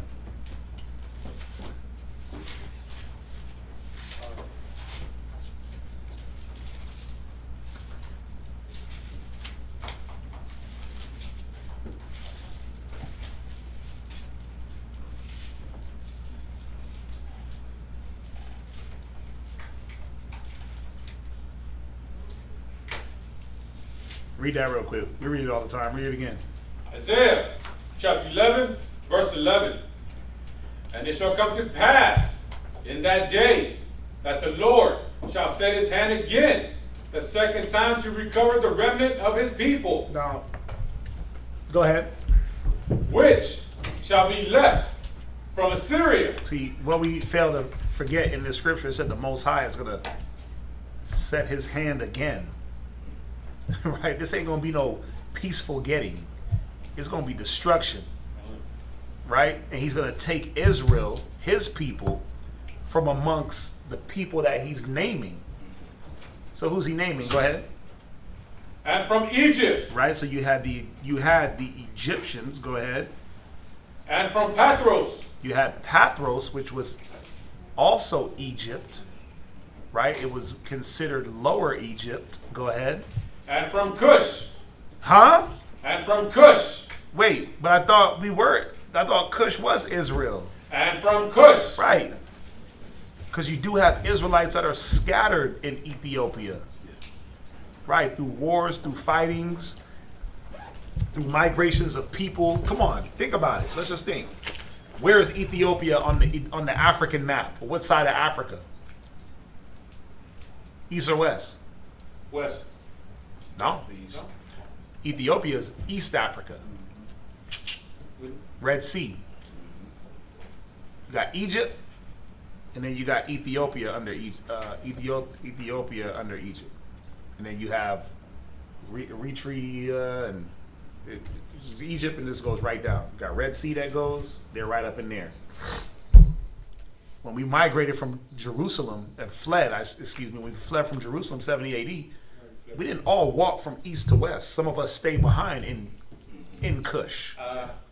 Some of us stayed behind in. That's why you had that whole top of Africa. It was called Judah land. Yeah. Why? Because Judah was all through there. We overran that land, right? But we didn't all go to West Africa and get taken by slave ships. A lot of Israel is still in Africa, in Egypt, living like Egyptians. In Ethiopia, living like Ethiopians. We're in India. We're in Shinar. We're in all these different places living like the inhabitants. We're not living like Israelites. Just like we're here in America living like what? Americans. Like good old, God-fearing, proud to be Americans. Gun-toting, right? Beef jerky eating Americans. Right? Yeah. It's the same thing. We're here stuck in a mentality But we're in other areas of the world stuck in a mentality. Right. They dealing with curses too, being stuck in a mentality. Right. Trying to come up out their curses. We're being pulled from Cush. Why? Because Cush and Israel is two different. Cush is not the Most High's people. That's right. So that's another scripture to show you that Cush wasn't Israel. I mean, you go through 1 Chronicles 1 and 8, it tells you the sons of Ham, Cush, Mizraim, Put, Canaan. So I mean, hopefully that clears it up. There's many books you can go into, but scripturally, that's that. Cush is Ham, Ham in Israel. Cush gonna die. We gonna get pulled out of Cush. Egypt, Pathros, all those places that we fled to, and some of us remained. Y'all get that? Right. So, Aggie student, hopefully you're still there. Okay. Let's see here.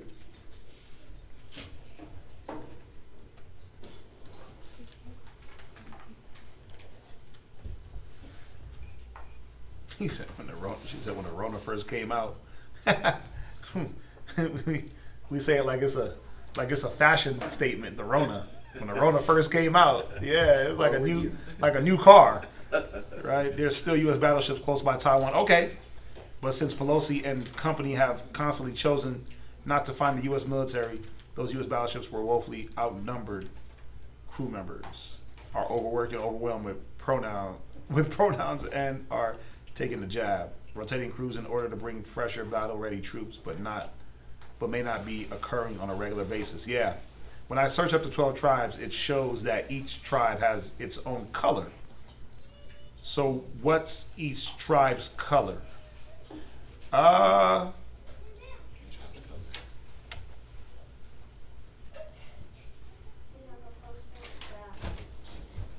know that there's the stones.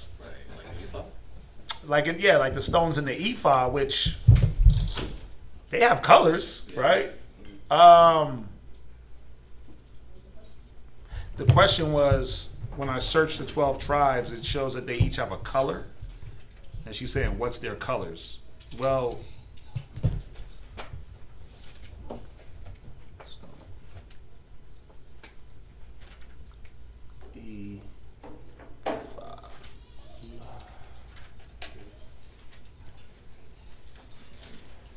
let's see. Right, onyx stones at ephod breastplate. Well, no.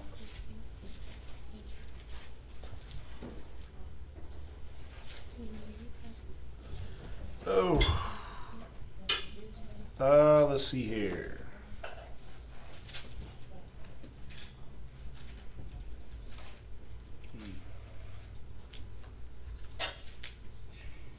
Right, because each tribe had its own stone.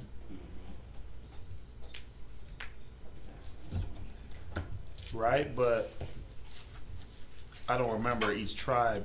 I don't remember each tribe having its own color. Where'd you see that? Huh? Maybe she's probably referring to the stone as a color. Probably. Let's see here. Stones is one of them. Stones.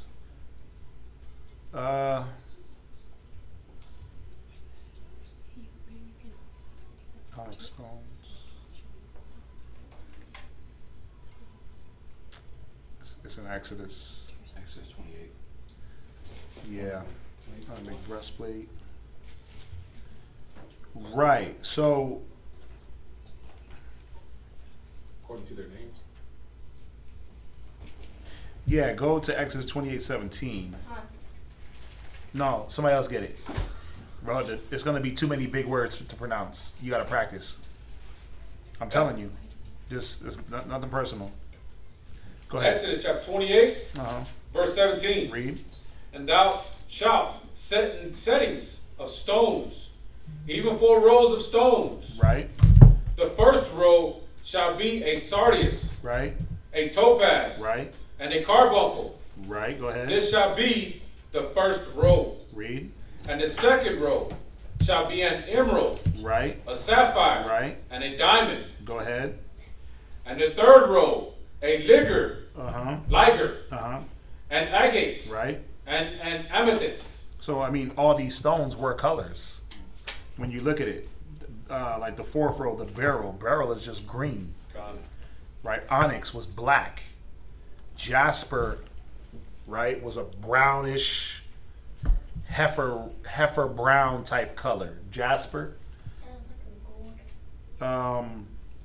Sapphire. Sapphires are what? Blue? Right. Emeralds are green.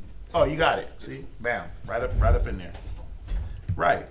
And the thinking is that what? It went by the birth order. Right. So he got it here. Sardis.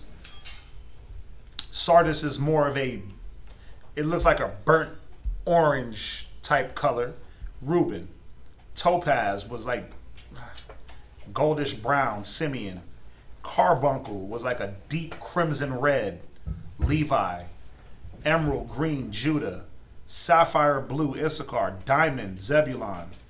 Lagier, again like a reddish, deep crimson color. Naphtali. Agate. This is like a brown speckled, like different color browns. Gad. Amethyst. Purple, a deep purple. Asher. Beryl was another deep, it's like a more green. Like earthy green. Onyx. Black. Jasper was that red brownish, that was Benjamin. So now, you know, those were colors. Those were the colors, those were the stones that he designated per tribe. And that's what the priest wore on his chest, on his breastplate. The two onyx stones that secured the ephod. Because what did the Most High say? You're going to bear the children of Israel on your shoulders. Right? So this was a reminder for the priests that you bear the burden of the people. Right, verse 12. Right? Verse 12, where's it at? Right. Read that. Exodus chapter 28, verse 12. Right. And thou shalt put the two stones upon the shoulders of the ephod for stones of memorial. Right. Unto the children of Israel. Right. And Aaron shall bear their names before the Lord upon his two shoulders for a memorial. Right. You see that? So Exodus, let's see if we can find something else. Exodus 28. Boom. Settings. No. Commentary. Revolution.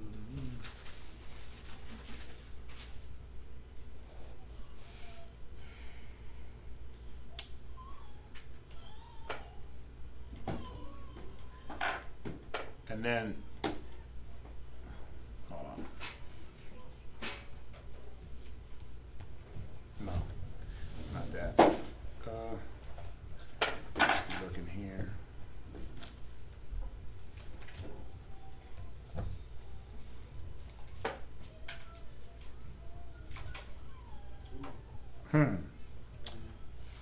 Topaz, 11. 12 alchemists, 12 gates, pearls. Right. No, that's different in Revelation. But yeah, that's what we get. Onyx and the work of the engraver. He shall engrave two stones with the names, right? And they set it in 4 rows, stones. First row, sardis, topaz, and agate, alchemist, beryl, onyx, jasper. They were enclosed in just gold, and they're enclosed in stone. Right, there it is. That's what I wanted. Go to Exodus 39 and verse 14. Come on. Go ahead, read it. This is the book of Exodus 39, verse 14. 15? 14. 14. And the stones were according to the names of the children of Israel. 12 according to their names Like the engravings of a signet. every one with his name according to the 12 stones. 12 tribes. 12 tribes. Right. You see that? So when it says according to the name, obviously it's going to be according to birth order. So each stone, the stones went according to the birth order. So if you look at those stones, they were different colors. It's funny, I was thinking about this the other day, just knowing the power of that ephod and what it did. And then you got these people that believe in these stones, like this color does this and this color does that. And, you know, one color gives you powers and the other color can make you disappear. You know what I mean? And I'm going to say this, and I think that there is a little, not that you're going to disappear, but there is a little truth to that, where if the Most High chose these specific stones for the ephod, and we know what the ephod did, right? The onyx stone, we know that it lit up and it did these different things to confirm that, yeah, there is some truth that the stones have some significance. Right, there's some reasoning behind them. Right, but at the same time, I think that as man, idolizing, we just read it, the worshiping of idols, we start to idolize these things. Right. Idolize the breastplate, idolize the garments, idolize the stones, and we made the stones, the creatures, gods over the Creator that created them. And we the Most High stripped us of even those things. Right, whatever significance they had, the Most High took that. And we sitting here searching. I told you, I ran into the guy down the street. He had stones like this big on him, around his neck, and I'm like, what the hell's going on here? And then he had on like even this means nothing to me. It just matches my garment, matches my teal, right? But the thing is, he had like 50 of these on each hand. I'm like, what the hell's going on? He was like, oh yeah, you know, I'm into them stones. And what he saw my armband. He saw these, and in the eyes of the wolf, I got the peridot. So he's looking, and he's like, man, where'd you get that? And I'm like, oh, we make them. And I'm like, yeah, and before I could say, he's like, yeah, that's the peridot. And he's like, man, you know, that's for good mood and healing. And then he started going into the store, and I'm like, damn, this is decoration for me. Oh, this guy left his phone. That's me. Oh, that's you. I'm like, yeah, this is decoration. This is arm decoration. But then he was like, yeah, you know, the stones, and, you know, people think you only got one birthstone, but, you know, sometimes you got 12 to 30 stones, you know. Some people are just confused. He was like, some people are just confused and complicated. And I was like, he's like, yeah, when's your birthday? I said, November. He said, oh, yeah, you got 12 stones, brother. And I was like, I don't even know the one stone. I had to actually look it up. I still don't know what it is. I don't get caught up in that. I'm like, that was a birthstone. But I think that there was a significance because of the scripture. We had tribe stone, right? Each tribe had a stone. It represented something. Those are the things that the Most High locked off from us. Searching out the stars and idolizing the sun, the moon. Right. Most High shut that off from us. That access, you know what I mean? So, that's true. But as far as what we see, that's the order, that's the colors. Hopefully that helped. I mean, that's as far as I can go with that, because that's all we got. I can't go no further. I'm not going to dive into no other book. I'm not going to jump into astrology.com. I ain't doing that, because it's going to be a lie. So we stick to what the Bible says there were. 12 stones, 12 colors, each tribe in their order. Simplicity. I mean, even when you go to Revelation, there's 12 stones, but they're different. Yeah. It goes into the pearl. It goes into some different stones that were on the gates. Right. Yeah. So hopefully that helped out. Wow, it says for the picture. Oh, you put that up? You found a good picture? Yeah, nice. Within the Bible. Let's see here.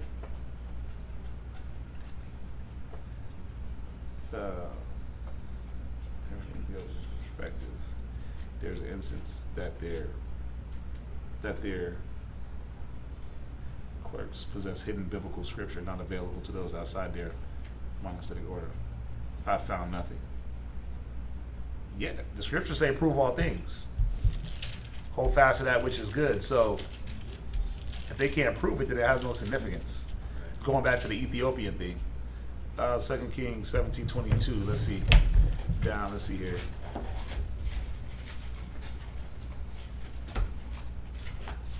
Oh, wait.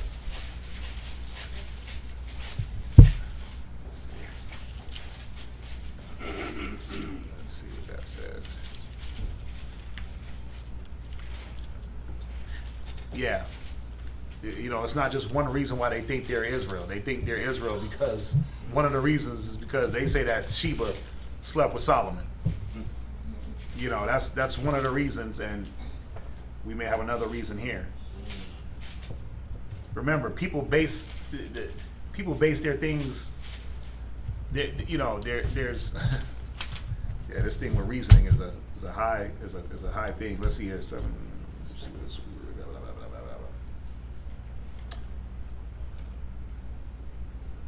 Oh, I'm in the wrong.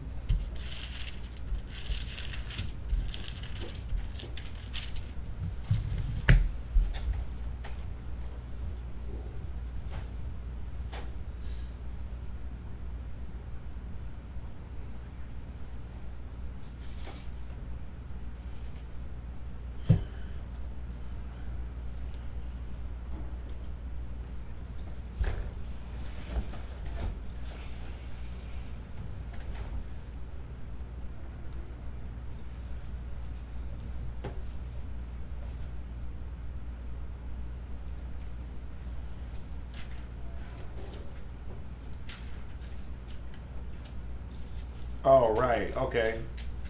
How they brought. Oh, wait. Am I? No, I'm thinking about something else.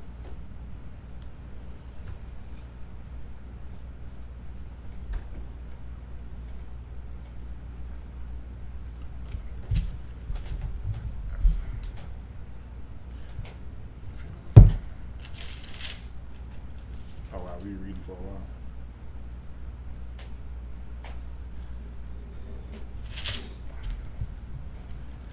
What do we want to go to? Walked in the sons of Jeroboam. Walked in all the sins of Jeroboam, which they did. Departed not from that. And from Syria brought men from Babylon, from Kutha, and from Abba, and from Hamath, and from placed them in cities of Samaria instead of the children of Israel.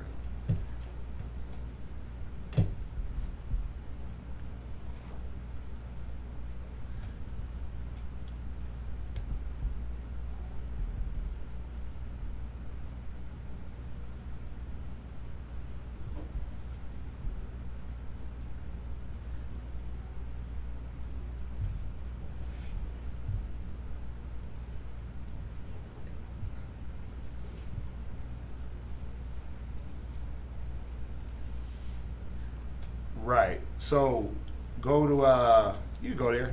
Go to 2 Kings 17:22. Again, another. And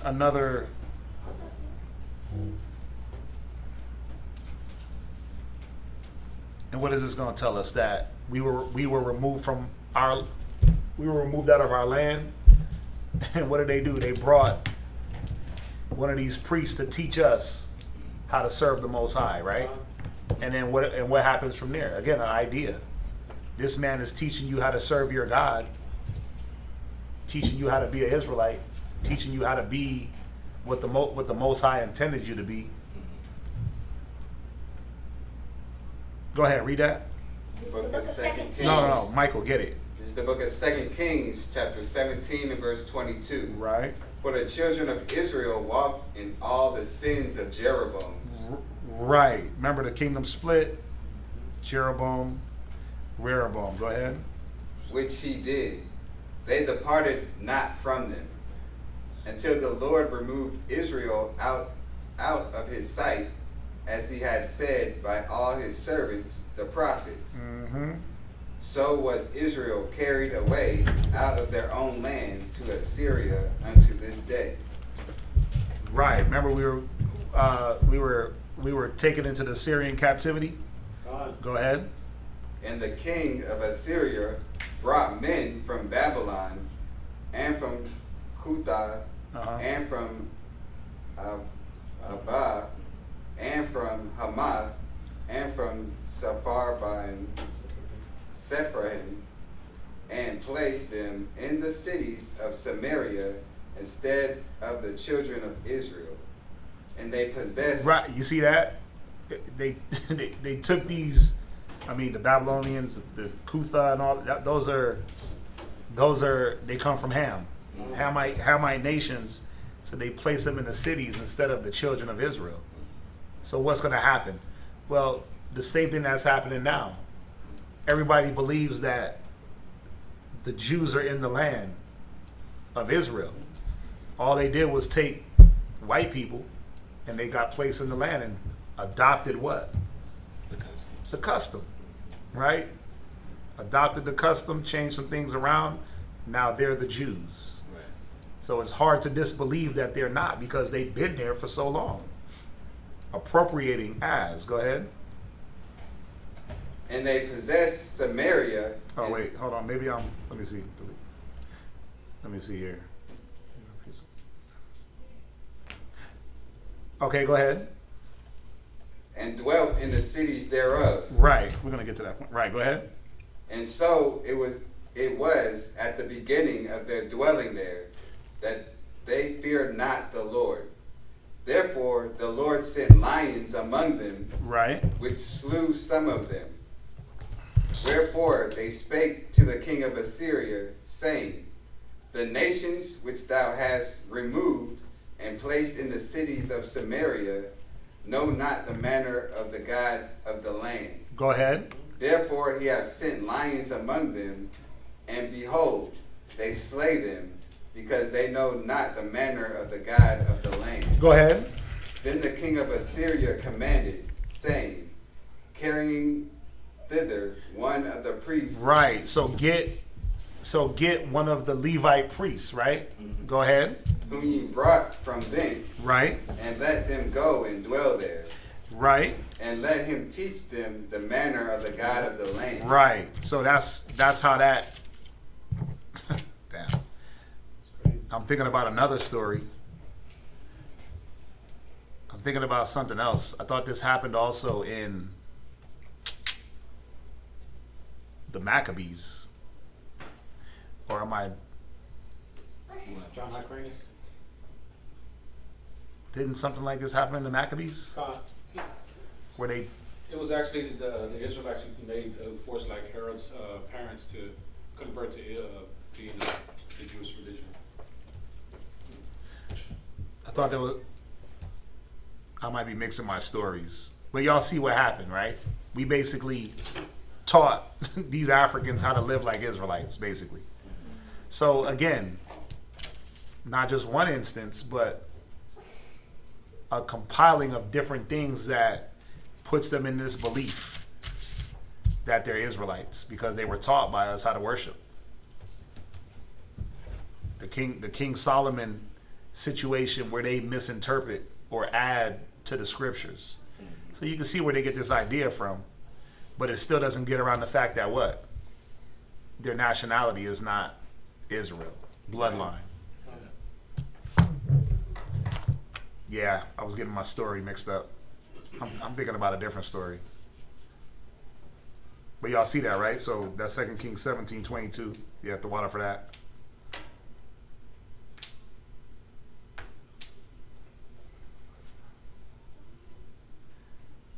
Hold on, he says, to hear from the Ethiopian perspective, there is an instance that there is a biblical scripture that is not available to those outside their monastic order. I've found nothing within the Bible that, nothing is going to substantiate their claim because it's not true. Right. You won't find anything biblical. That's the reason why I did that whole class anyway. To knock down that idea that the Ethiopians were Israelites. There's a few different things that they go off of. Converted the Edomites to be Jews. Was that what I'm thinking about? Possible. That might be it. That I'm thinking. Bro, come on, y'all know. I'm mixing things I'm mixing up stories in my head. I haven't read that in a while. That's the problem. But what I was saying, there's many things, the things that Marcus Garvey said that had them in that mind that, oh yeah, we are these people.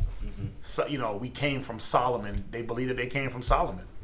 They believe that that's where their bloodline started. So remember, it's not just one thing, it's a few different things. This is a good point too to add in there. That's crazy. Yeah. But you're not going to be able to substantiate this biblically. Right. Because biblically, the Bible disproves. The Bible is going to disprove that mind state. And come on, they tell you that the Ethiopians believe that they have the real Ark of the Covenant, but they won't let nobody see it. It's in one of their churches, right? It flew on wings, right, to one of their churches. But they won't let nobody go in there to see it. Only the high priests or whatever can go in there and see it. And then all the other churches, they have replicas. But the one church that they won't let you go see the actual Ark of the Covenant, like he was Judas Maccabeus. Right. Yeah, I would have to reread that. I'm mixing up my stories. That's the problem. I'm mixing up my stories, but again, history repeats itself. His history repeats itself. Yeah, but y'all see that, right?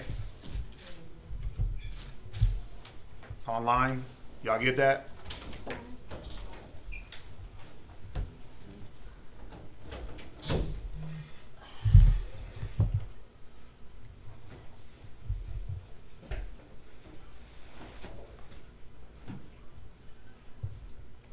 Is that it? Wow. Oh wow. That tire was bad. I think I split it down. Something, I don't know. Yeah, it's like the backside. Alright. Anything else on that? There was one from Sean.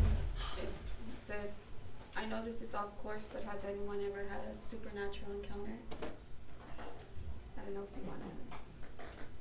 That was earlier.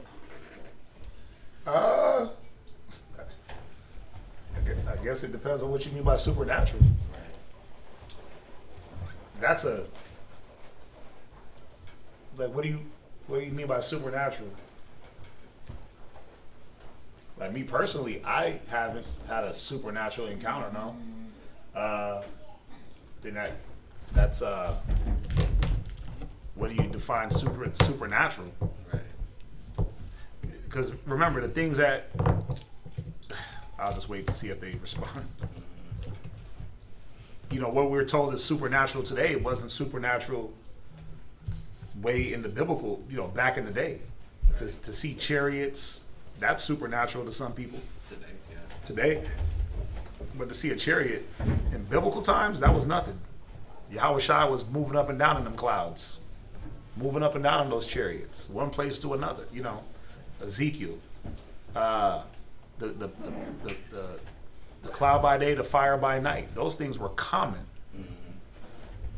That was commonplace. What would be supernatural today wouldn't be supernatural then. But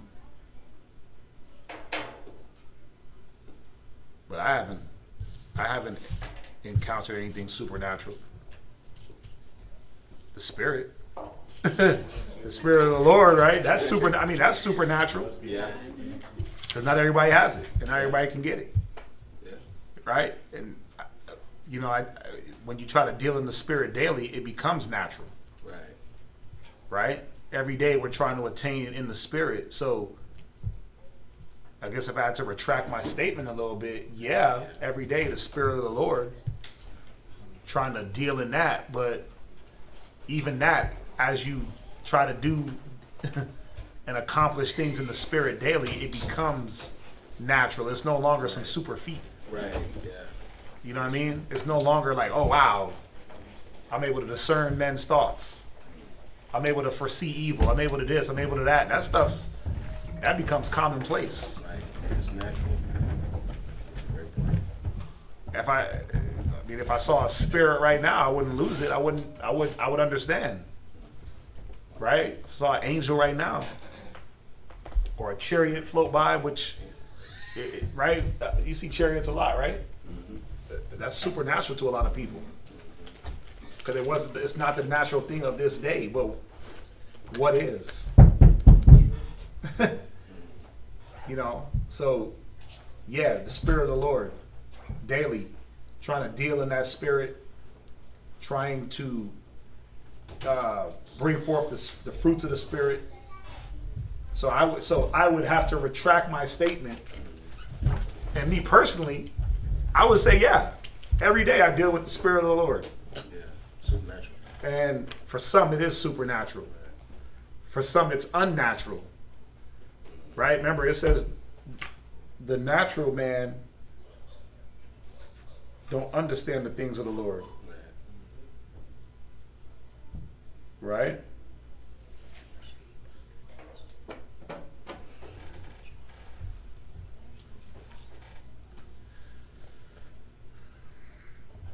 Right, 1 Corinthians 2:14. Go there real quick.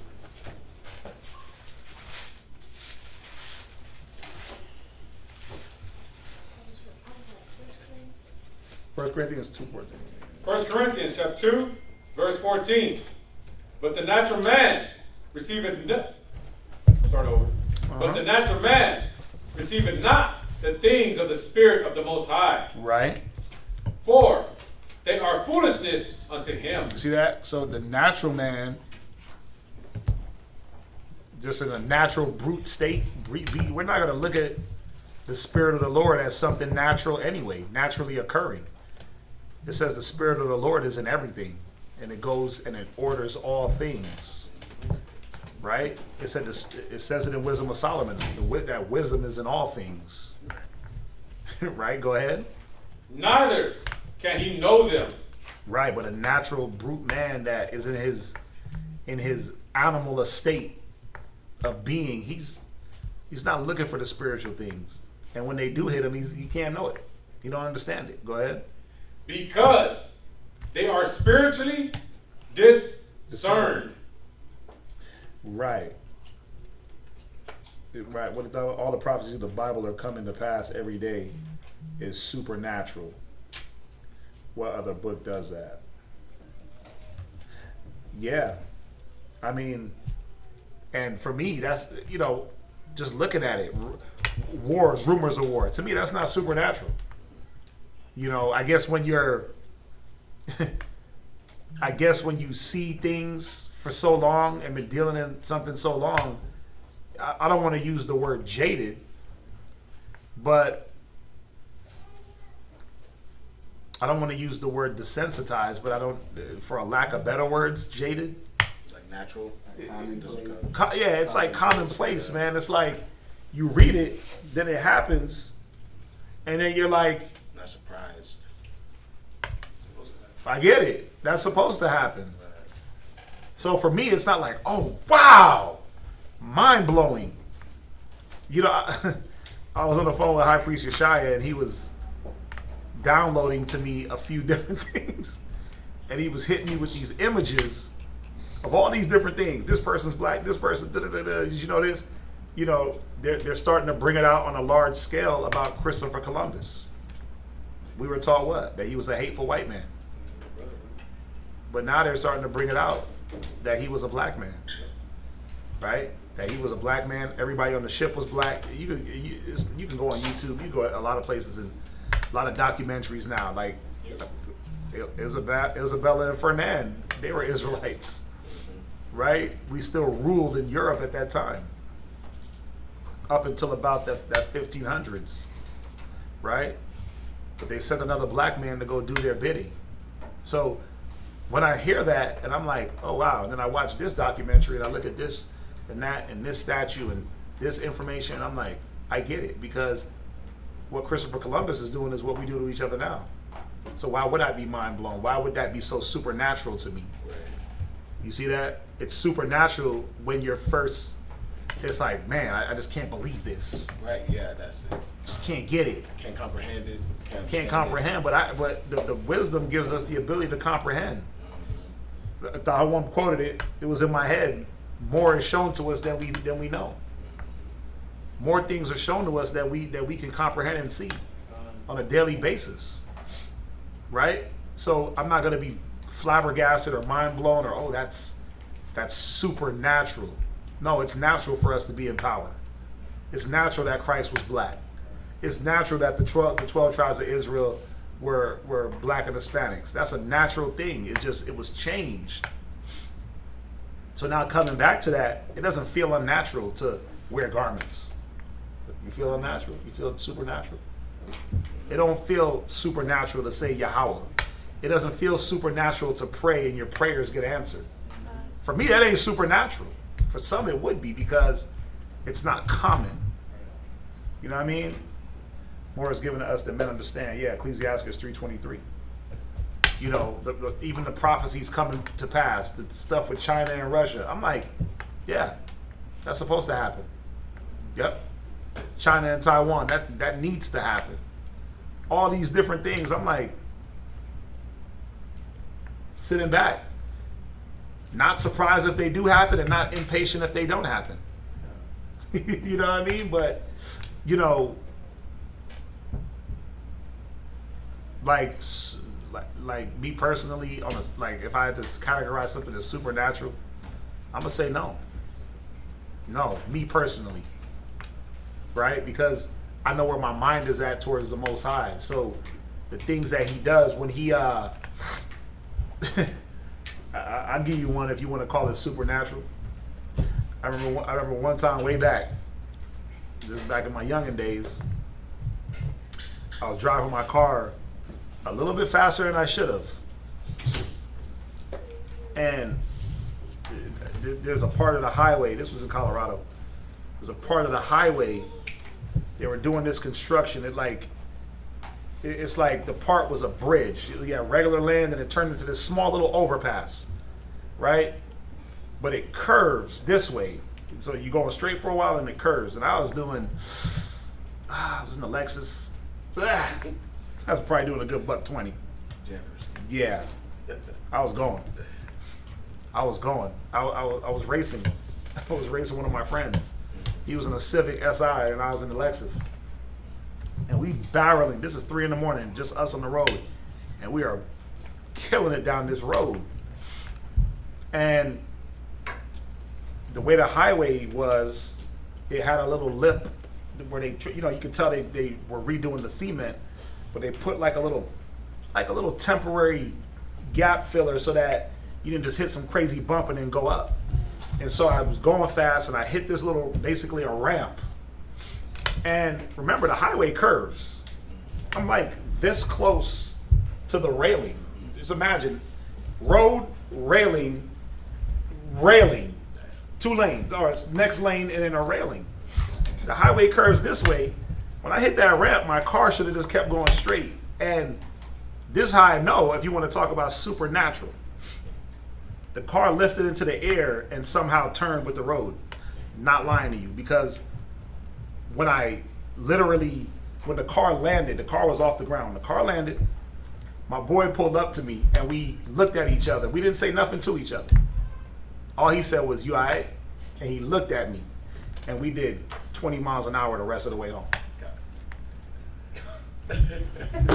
But I knew one thing, that the car should have went over the railing.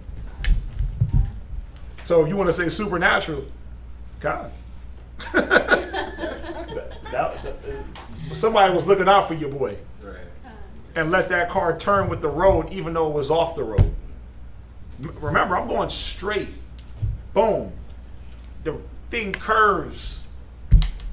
That car should have went, I should have at least landed on top of the railing. At least, and the car would have got stuck in between the 2 railings because it's a small gap.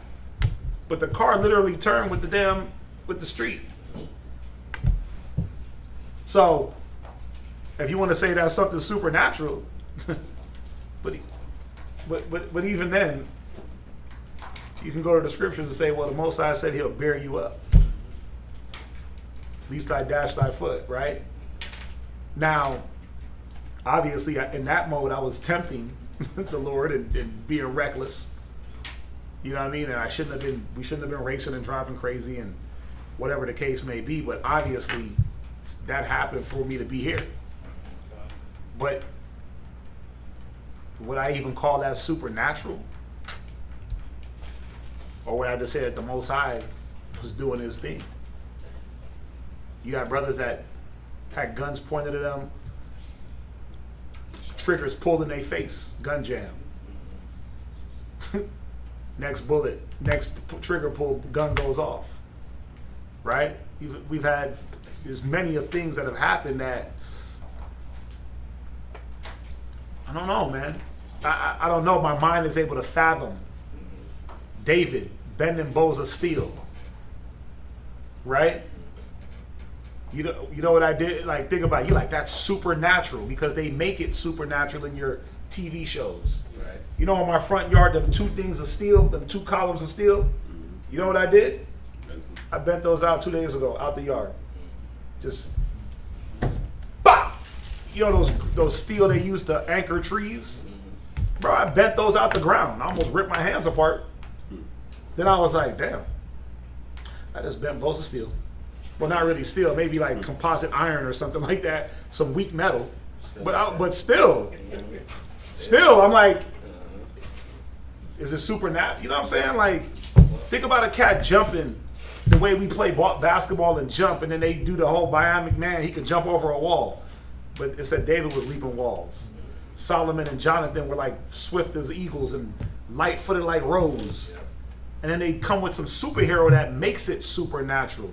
And you're like, that's not natural. But no, it was natural. It was natural for us to be mighty and strong. You see what I'm saying? And going back to the giants. Oh, that's a supernatural man. He's 16 feet tall. That ain't unnatural. It wasn't unnatural at the time. It just is now. Because we've been so jaded with the weakened base things of the earth. We don't even know our own strength. I looked at that. I've been wanting to pull them things out the ground. And I'm sitting there like, no, I'm just bend it. And bro, I was out in that front yard. My rib saw me. She with the garments. I'm like, them things are laying there in the front yard now. Bro, I was pushing and pulling and pushing. And then you just hear, bow, snap. I was like, dang. Is it supernatural? Or is it what we are supposed to be? Right. I mean, you know, that's just my little take on it, but I'm just not shocked or surprised at anything. What's that? So I looked up the definition of supernatural. Okay. And just like how you're saying, it's like the things that we used to do was normal to us. Mm-hmm. David jumping, Solomon and his son being swift as roes, stuff like that. So the supernatural, departing from what is usual, are normal, especially as to appear to transcend the laws of nature. Right. So think about it. A chariot could ascend the laws of nature. Yeah, but it was normal. But it was normal for us to see chariots. Right? You had certain prophets that they saw the angels all the time. Remember Elijah? Was it Elijah where he prayed for the servant to see? Yes. He said, pray that he see, and then he said, there's more of them with us than us with them. Yeah. And he said he looked at the mountain, and the whole mountain was filled with chariots, fiery chariots and angels. But Elijah, to him, it wasn't supernatural. That was like, nigga, this is how I roll. This is every day for me. This is every day. Yeah, but for that servant that didn't have his eyes open, but is perfect. Much more is given to us than what we understand. Vain is men by nature, right? That we can't see the good things that are, the invisible things that are there that really prove that the Most High is real. We don't look at those things. I always say it. What are you breathing? We say air, right? We know it's air. Why? How do we know we breathe air? Because you're still breathing it. How you know you're not breathing carbon? Carbon dioxide. That kills you. Because it kills you. But it's the same properties as air. No smell, no taste. You can't see it. Right? So think about it. The invisible thing, know that the Most High is with us. Because the invisible thing keeps us alive, but something invisible can kill us. Yeah.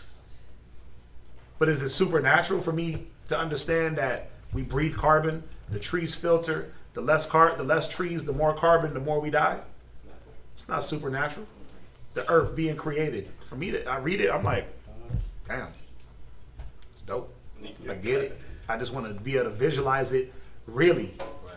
You know what I mean? Visualize it really, really. See it. Real time.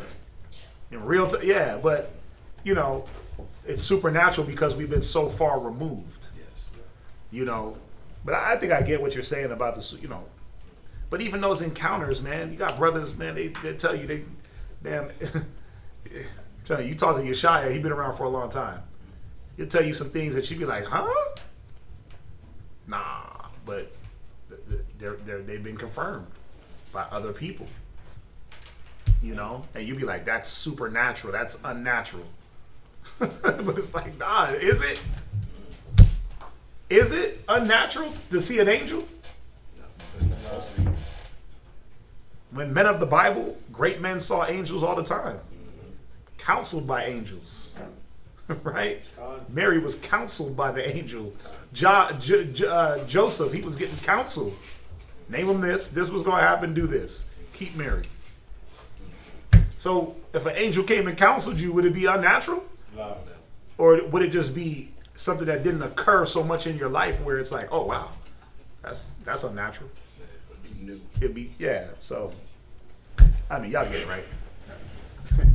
Right, is that it? Samara had a second question. Okay. On the 12 tribes, she wanted to know what the symbols were for each tribe.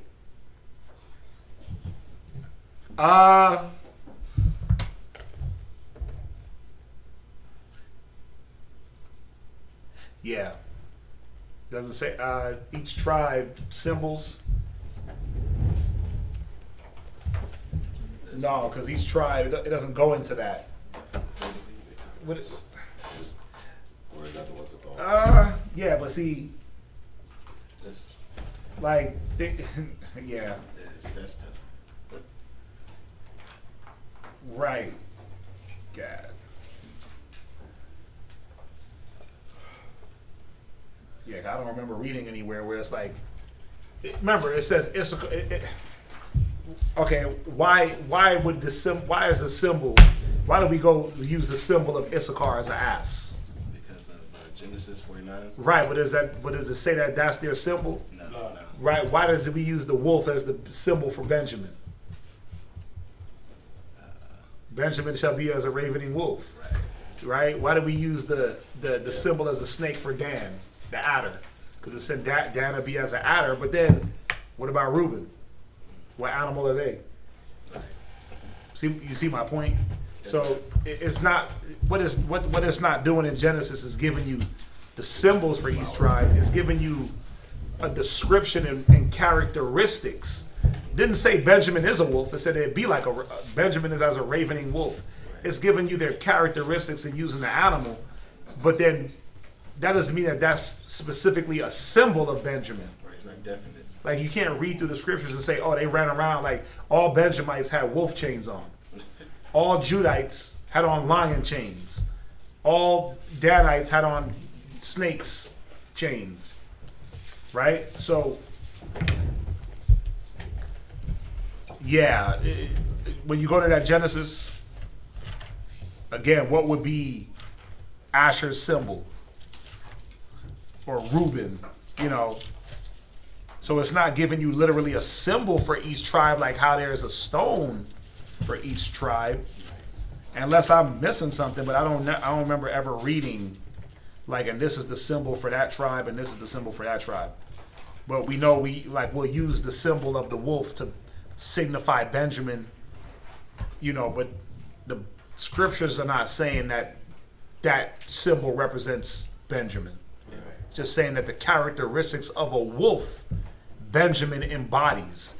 The characteristics of a lion, the tribe of Judah embodies. right? They're like an old lion couching down, lazy, can't get up. But then when they get back on it, they're going to be like that young lion ready to prance on their prey, ready to get back to action, get back to work. So, yeah, as far as like each tribe symbol, biblically, it would be kind of a reach for some tribes, to be honest. But y'all, I mean, y'all get that, right? Genesis 49 is not explicit. Like, okay, check it. Reuben, thou art my firstborn. Genesis 49:3. Reuben, thou art my firstborn, my might and the beginning of my strength, the excellency of big dignity and the excellency of power. Unstable as water. So, is it because it says water that now Reuben is the symbol of, or water is the symbol of Reuben? No. It's giving you a characteristic. Unstable as water, thou shalt not excel, because thou went up to thy father's bed. Or is it the bed that's his symbol? That'd be a killer. That'd be a killer, right? Like, damn, Reuben's sick. Reuben's thing is a bed. Why is this thing the bed? Oh, because he slept with his father's wife. Dang. That's a shot. That's a bad symbol, right? But you see why I'm using that? Because Benjamin, right? Go to Benjamin real quick. Right. Dan 49:17. Dan shall be a serpent by the way, an adder in the path. Dan shall be as a serpent. Didn't say that Dan's sign was a serpent or signet was a serpent, but it's giving you the characteristic of Dan, what they would do. Issachar is a strong ass. Doesn't mean that that's their literal symbol, but what is it giving you? The characteristic of Issachar, that what? They're hard-working people, right? They'll work hard day and night, but then they will take a siesta, right? They're taking that lunch break. They ain't playing. 12 o'clock hit, bro. Listen, they sitting there with hard hats on their face, laid out, ate all the tacos and tortillas. Now they just sleeping it off, wake up, get right back to work. Harder. Even harder. They got energy, they got some rest, they out the sun, back to work. So what do? Well, we take the symbol of the ass and we associate it with the tribe, and then that's been carried, because there's many books showing Issachar carrying the Budo. Right? Isn't that on their flag? No. Is it on your flag now? Or wasn't it on? No. On the flag, it's I think it's an eagle. It's an eagle with the worm in its mouth. Yeah. Oh, eagle with the worm. So that means something else. Oh, it's eagle worm. So the little guy gets ate. Right. I don't know what it means. But no. But when we did the class on Issachar, we were able to go through and show that they kept hold of the Budo, the donkey, in some form of symbolism on their flags, up until like when they came in to North, Central, and South America, they kept that. They kept that symbolism. That's how you knew, like, oh, why would they keep that of all things? You see that? But it didn't officially mean that was their symbol, because again. Judah, the lion, but then what's Levi's symbol? What's Simeon's symbol? They said Levi was supposed to be the Scales. The scales balance, no, or the menorah. Menorah. Dan was the scales for judging. But what I was seeing was this. Right. A lot of them, like the symbols that they use is kind of like the same. Mm-hmm. But on Reuben, sometimes you have like the slow flower thing, and then sometimes they have water. Yeah. So it's like, right. But it goes into like what we're just going into. It's like, it's not official. We just use those as characteristics. Yeah. You know what I'm saying? Reuben, unstable as water. What would you put for that as a symbol? A wave? That's what they put. A ship in rough. But y'all get that, right? Nothing biblically says, "Oh, this is their symbol." It's just characteristics. Because then again, Simeon and Levi, what would they need? Yeah. Curse be their anger. Well, yeah, what would their symbol would be the sword? Right. right? Because what did they do? They went through and killed. Right, so we get that. What else? That was it for online.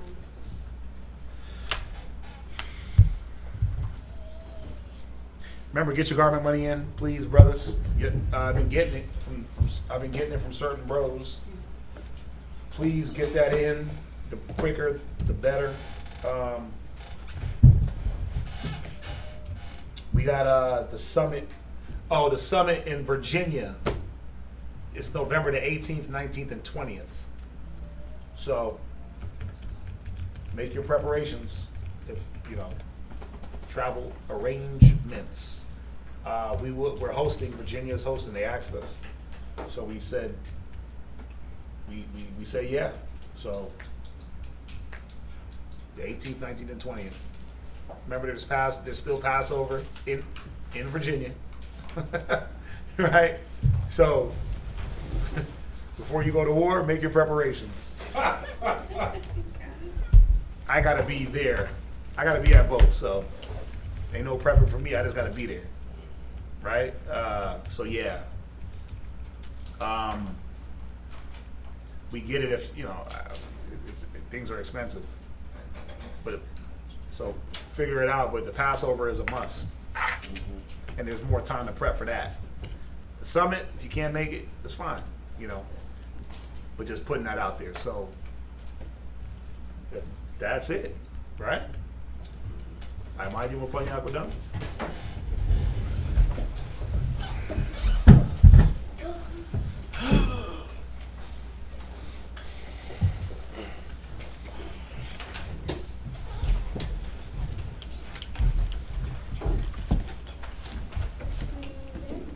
Huh? On the side of what? The I'm off for the cord. It don't matter. Just be careful. Yeah.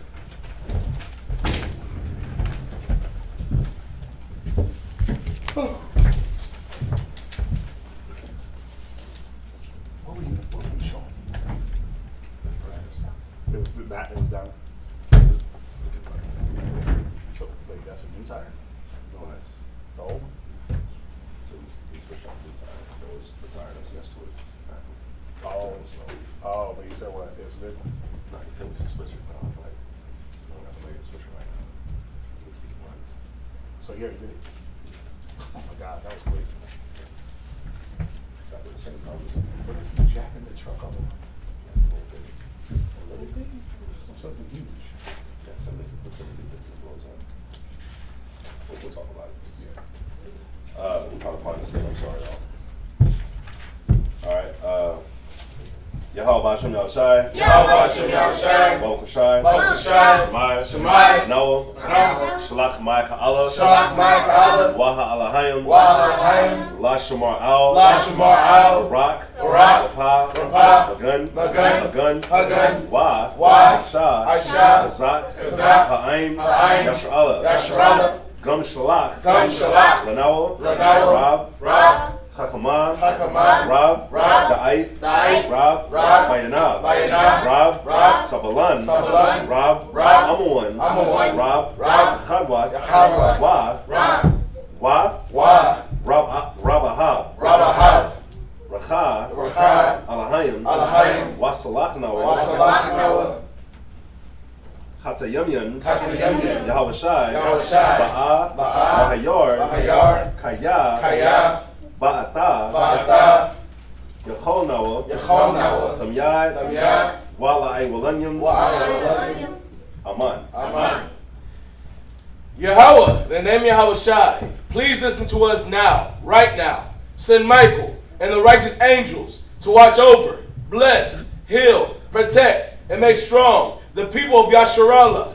Also send to us much wisdom, much knowledge, much understanding, much patience, much faith, much brotherhood, and much love, spiritual power, and forgive all of our sins. Yahweh Shai, come quickly, for in thee is our hope, always and forever. Amen.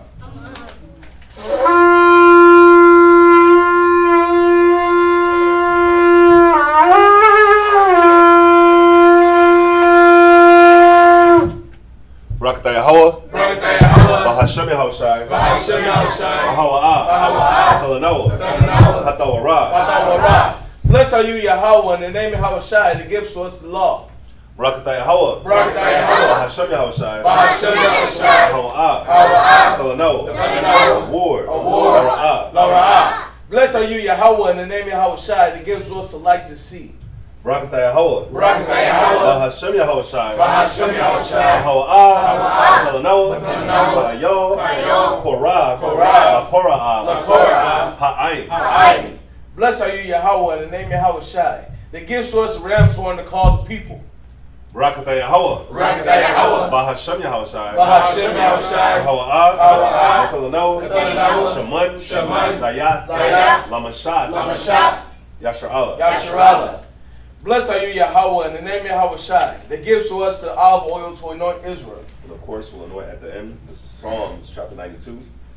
It is a good thing. It is a good thing. To give thanks unto Yahweh. To give thanks unto Yahweh. Sing praise unto thy name. Sing praise to thy name. O Most High. O Most High. Show forth thy loving kindness. Show forth thy loving kindness. In the morning. In the morning. And thy faithfulness every night. And thy faithfulness every night. Upon an instrument of 10 strings. Upon an instrument of 10 strings.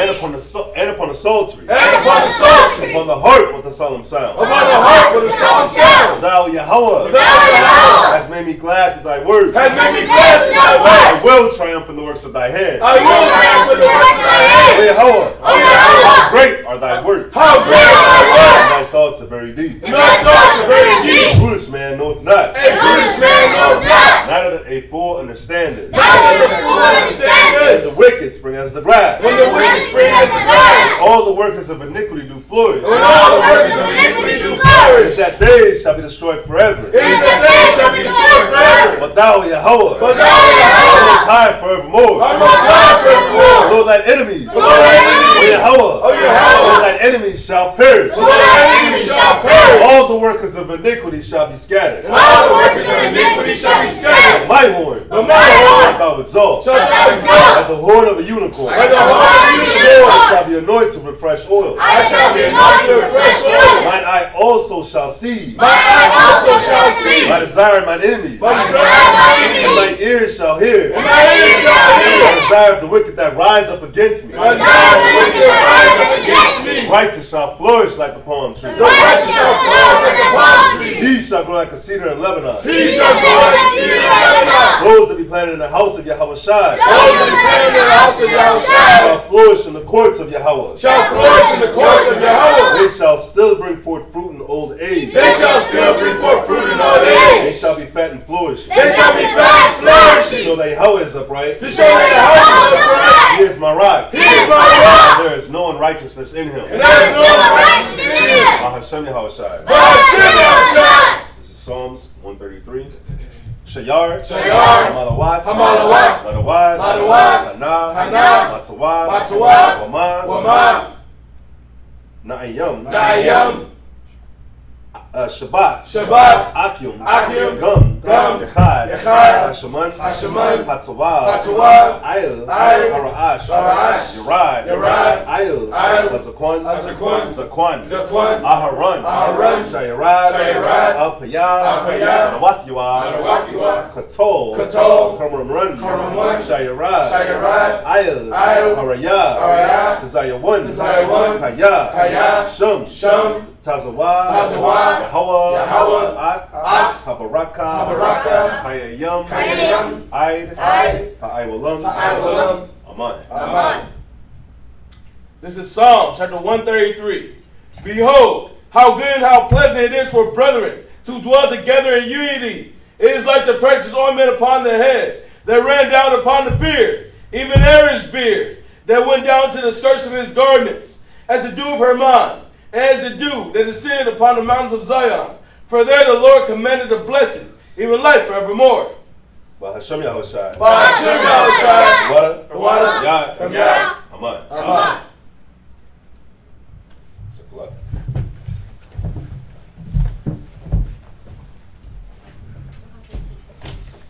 Call it. Men of Israel, Aman. Barak. Yahweh Shem Yahshua. Kum Nasrallah. Kum Nasrallah. Kum Nasrallah. Kum Nasrallah. Kum Nasrallah. Kum Nasrallah. Got your matah? Let's turn to face the sisters. Shabbat. Call it. Salute not the daughters of Zion, men of Israel. I imagine. Barak. Yahweh Shema Latan Yahweh Hashem Yahushai. Yahweh Shema Latan Yahweh Hashem Yahushai. Yodi Matah. Let's say shalom to everybody online. Shalom. We'll be back here Wednesday. There's this thing that uses, it's used with an air compressor. He puts it underneath it. Turns the air compressor on. Like, Just lifts that boy up. Just lifts it up really easy. Oh, he puts it under the axle? Yeah. And it just lifts it up. Chilling up in the kingdom.